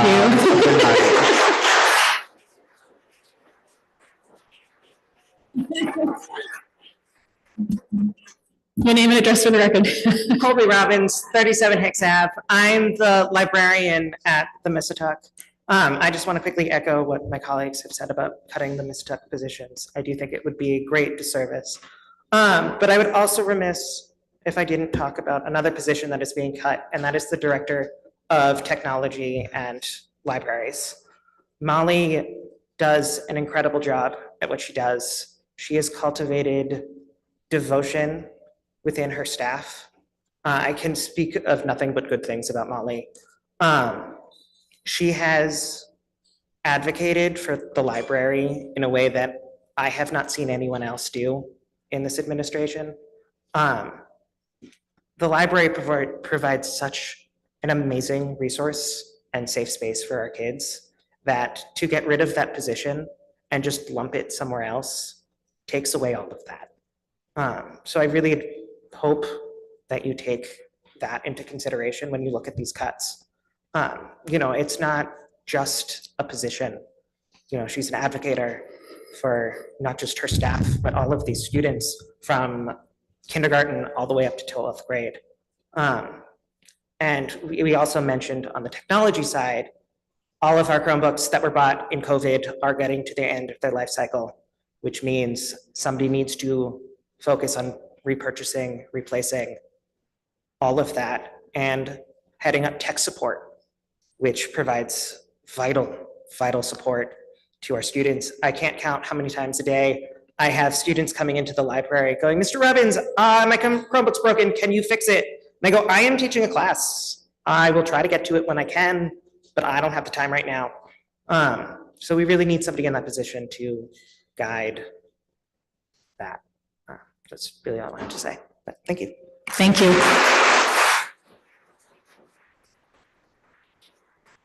Your name and address for the record. Good evening, Jessica Bruno, Saunders Street.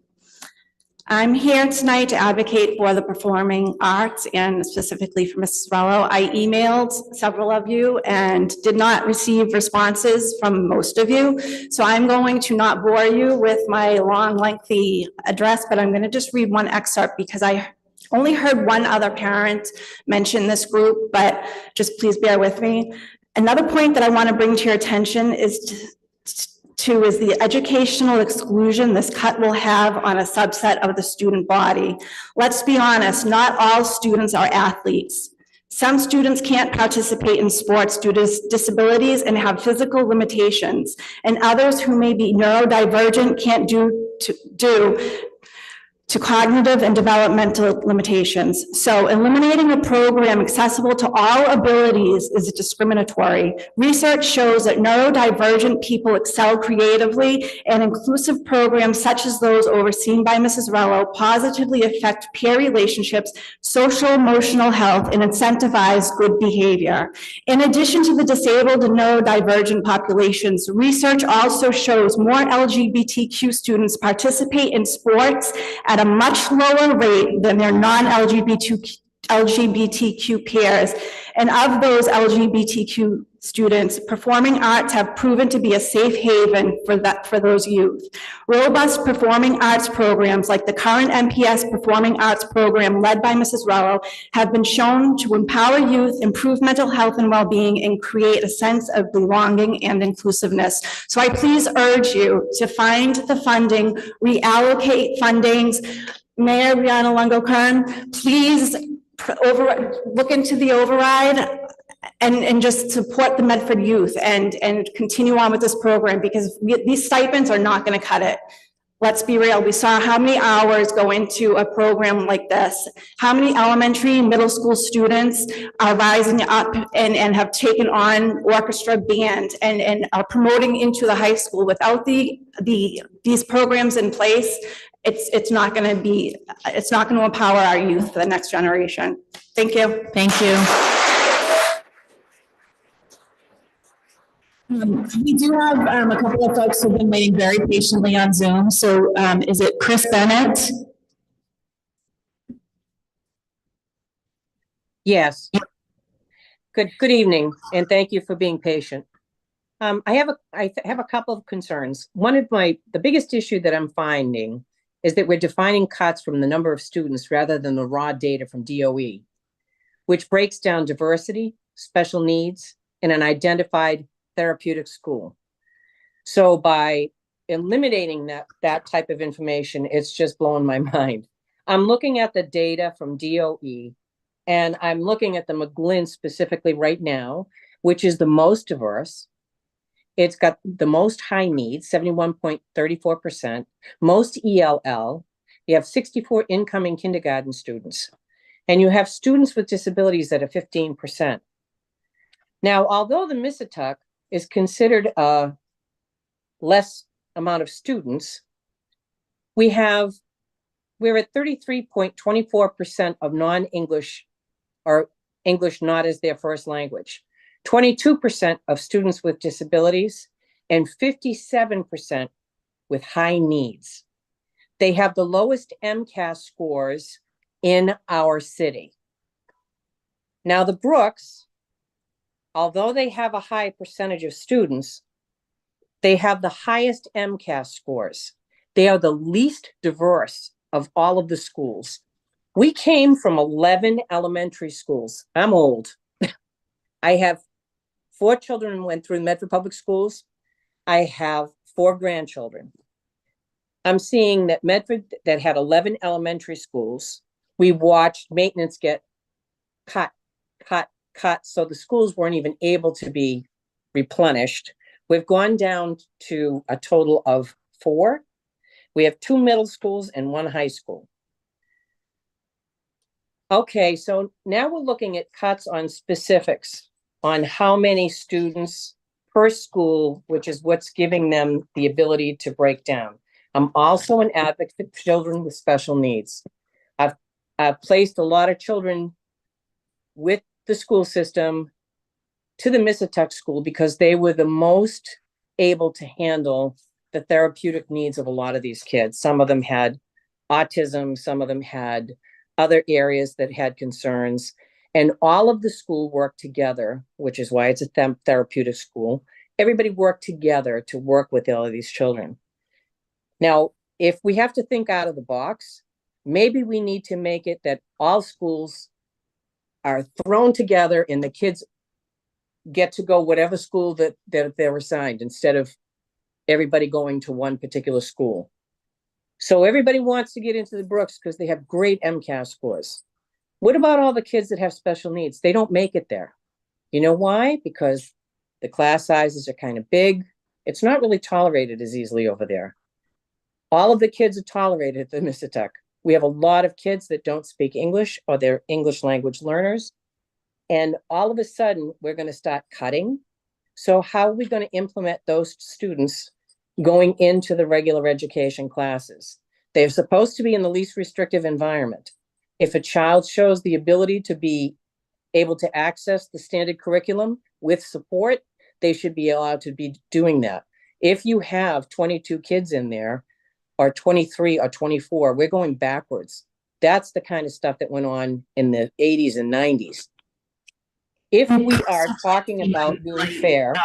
Watch, but I just wanted to remind you that you have 3 minutes. Okay, if we're going to be fair, then we need to make sure that we are equitable. Right now, we're not equitable at all.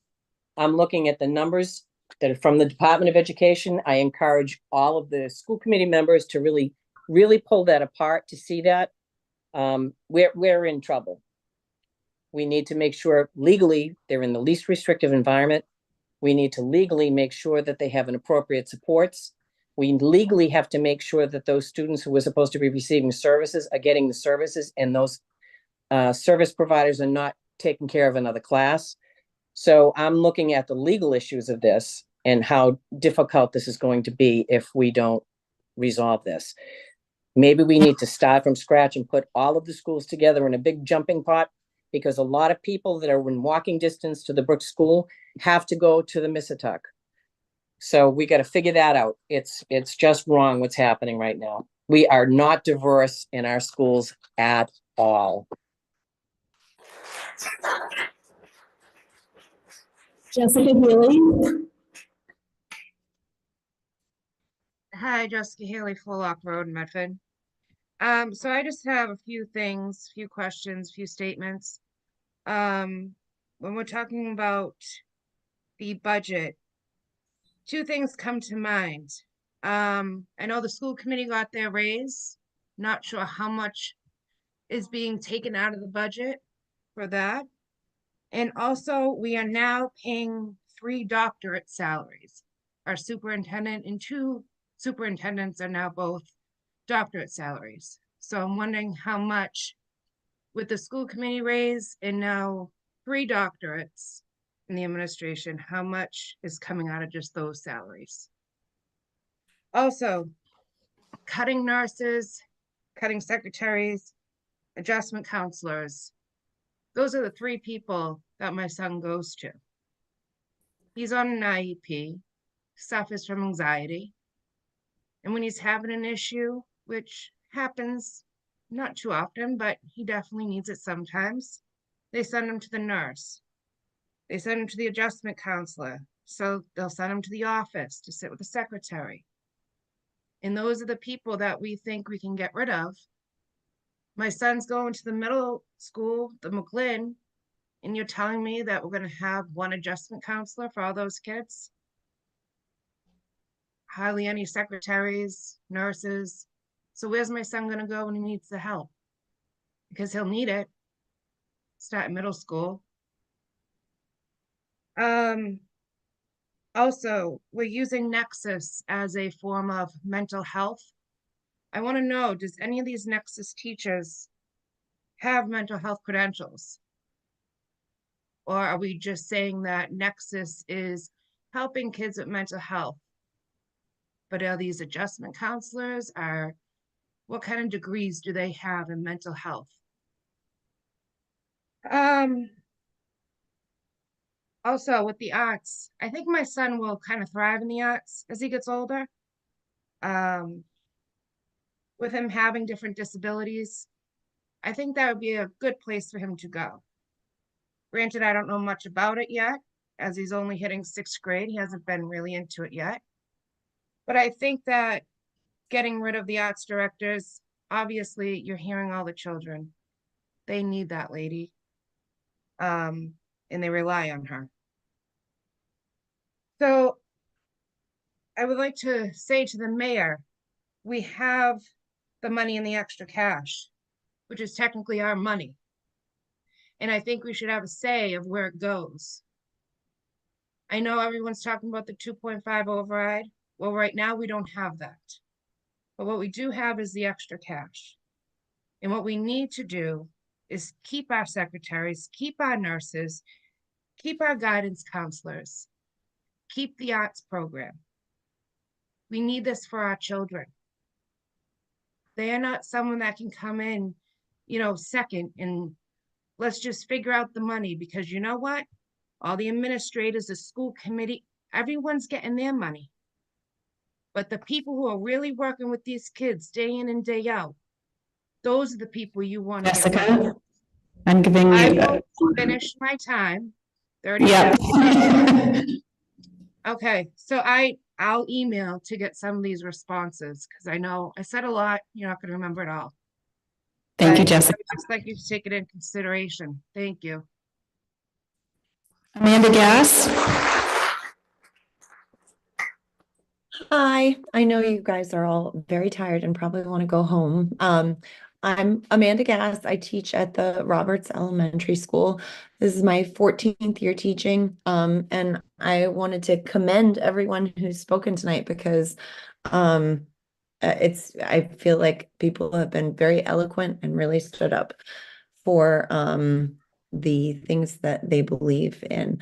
I am a kindergarten teacher, so I wanted to call attention to the additional kindergarten classrooms that are not being provided with teachers for next year. And I know that that's based on enrollment, but I wanted to call your attention to it so that you can keep an eye on it, because what happened last year was that we lost a good teacher and ended up having to scramble to hire new teachers at all the elementary schools for additional kindergarten classrooms because of enrollment. And especially at the Roberts, I know it's true at other schools as well, but we have students who enroll, way past now, right? They're enrolling in August, even in September, but definitely throughout the summer. And I just think that we should look at the trends in enrollment in the different schools and make sure that we're prepared, because we have an excellent new teacher teaching at the Robertson kindergarten. And I would hate to lose her and be scrambling to hire someone again in the fall. Kindergarten is, anyone who has stepped foot in a kindergarten classroom knows that we really need good teachers, that these kids need the support, and that if you are talking about having 4 classrooms, if you're talking about having 20 kids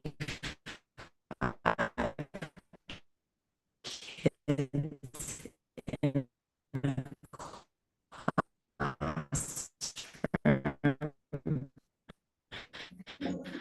Thank you, Ms. Gass.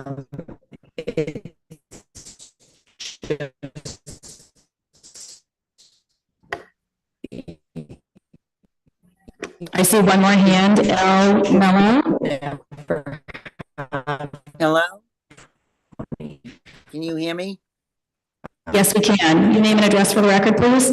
Lucille Mello, East Border Circle in Medford. I've just been watching this all night, and I normally don't say too much, but as a former educator in Medford and whose child has gone to Medford, I'm a little disappointed and about a lot of these cuts. And I just think right now that we should keep these cuts, use that rainy day fund, then work on the Prop 2.5, because the only people who are losing out are our schools and our students.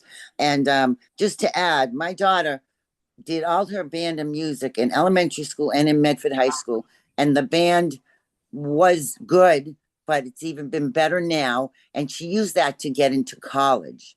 Okay. And she was in one of the largest, well-known marching bands in this country. And it all started in Medford High School.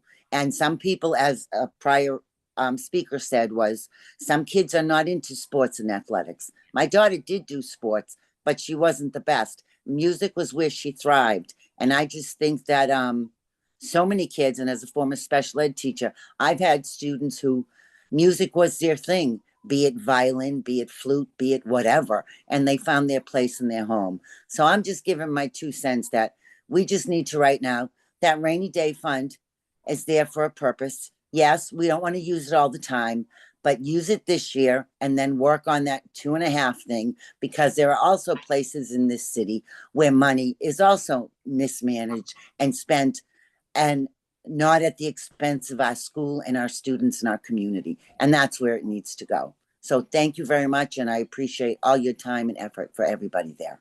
Thank you. Thank you, Lucille. Dr. Cushing, could you please put the spreadsheet back up on the screen? And Member Rousseau, could you please repeat your motion? I can remember it. Just kidding. I have the language here. The motion was the Medford School Committee budget request in the amount of $79,399,774 for the responsible operations of the Medford Public Schools in 2024-2025 be submitted in writing to the Medford City Council and the Mayor of Medford within 48 hours of this motion. It was, I made the motion. It was seconded by Member Olapate. Roll call. Point of clarification, is this number with all the cuts or without the cuts? There are no cuts in this number. In this number, so this number that we're putting forward Is our request is our request. Okay, I'm just to trying the municipal government. Okay. Yes, it's just a request. That's all it is right now, guys. It's a request, but it is the first step. I understand. What I should clarify in my clarification is this number, because I'm getting confused with the language again, a month on the job. Is this number one that reflects the cuts in our packet, or is this one that is the level one? That is, if This is level service. So this is level service. If we do not, so this does not include the cutting of the director of performing arts. Correct. Okay, that's all I would. Yes. Thank you very much. Okay, roll call, please. It's very important to know what we vote on. It's been a long night. We vote that everyone else understands what we're voting on. Yes, I do not feel comfortable voting on a budget that has this many cuts, but if this number that we are putting forward, then yes, It's thank the you. bottom number, not the top number. Yes. the That we are number voting on. the bottom in bold, correct. Member Branley. Yes. Member Graham. Yes. Member Antapa. Yes. Member Olapate. Yes. Member Reinfeld. Yes. Member Rousseau, yes, and I believe the mayor must abstain. Abstain. So 5 in the affirmative, 1 abstention. Our request to the municipal budget is $79,399,774. I'm sorry, 6 in the affirmative, 1 abstention. Our request to the municipal government is a level service budget, which also includes 4 literacy interventionists, 4 parabehavior specialists, for a grand total of $79,399,774. Motion passes.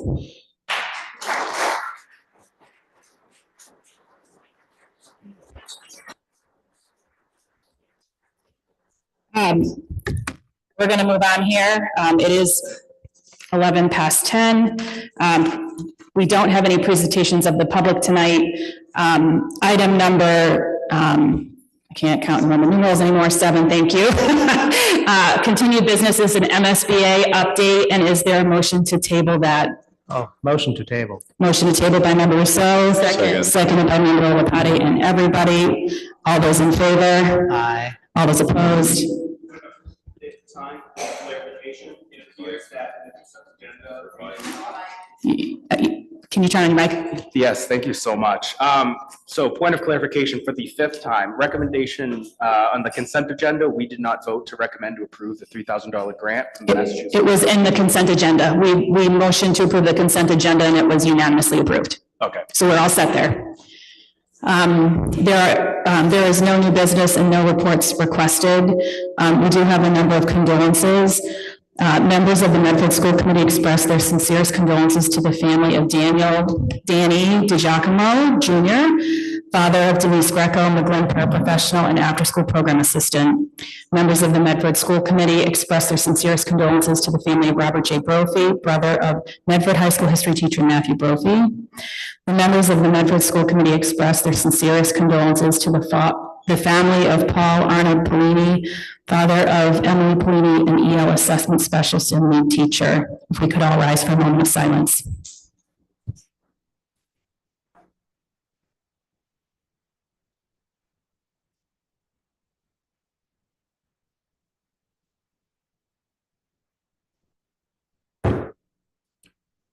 Our next regular meeting is on June 3rd, 2024, here in Alden Memorial Chambers, Medford City Hall, in addition to Zoom. I hope you'll all join us again soon for happier times. And I want to say a special thank you to all the students that we celebrated at the beginning of tonight. I was really worried about asking people to come to this meeting to be celebrated because it wasn't going to be a fun meeting, but honestly, it was what I needed to make it to 10 p.m. So thank you. Is there a motion to adjourn? Motion to adjourn. Motion adjourned by member Rousseau, second by member Lepage. All those in favor? All those opposed?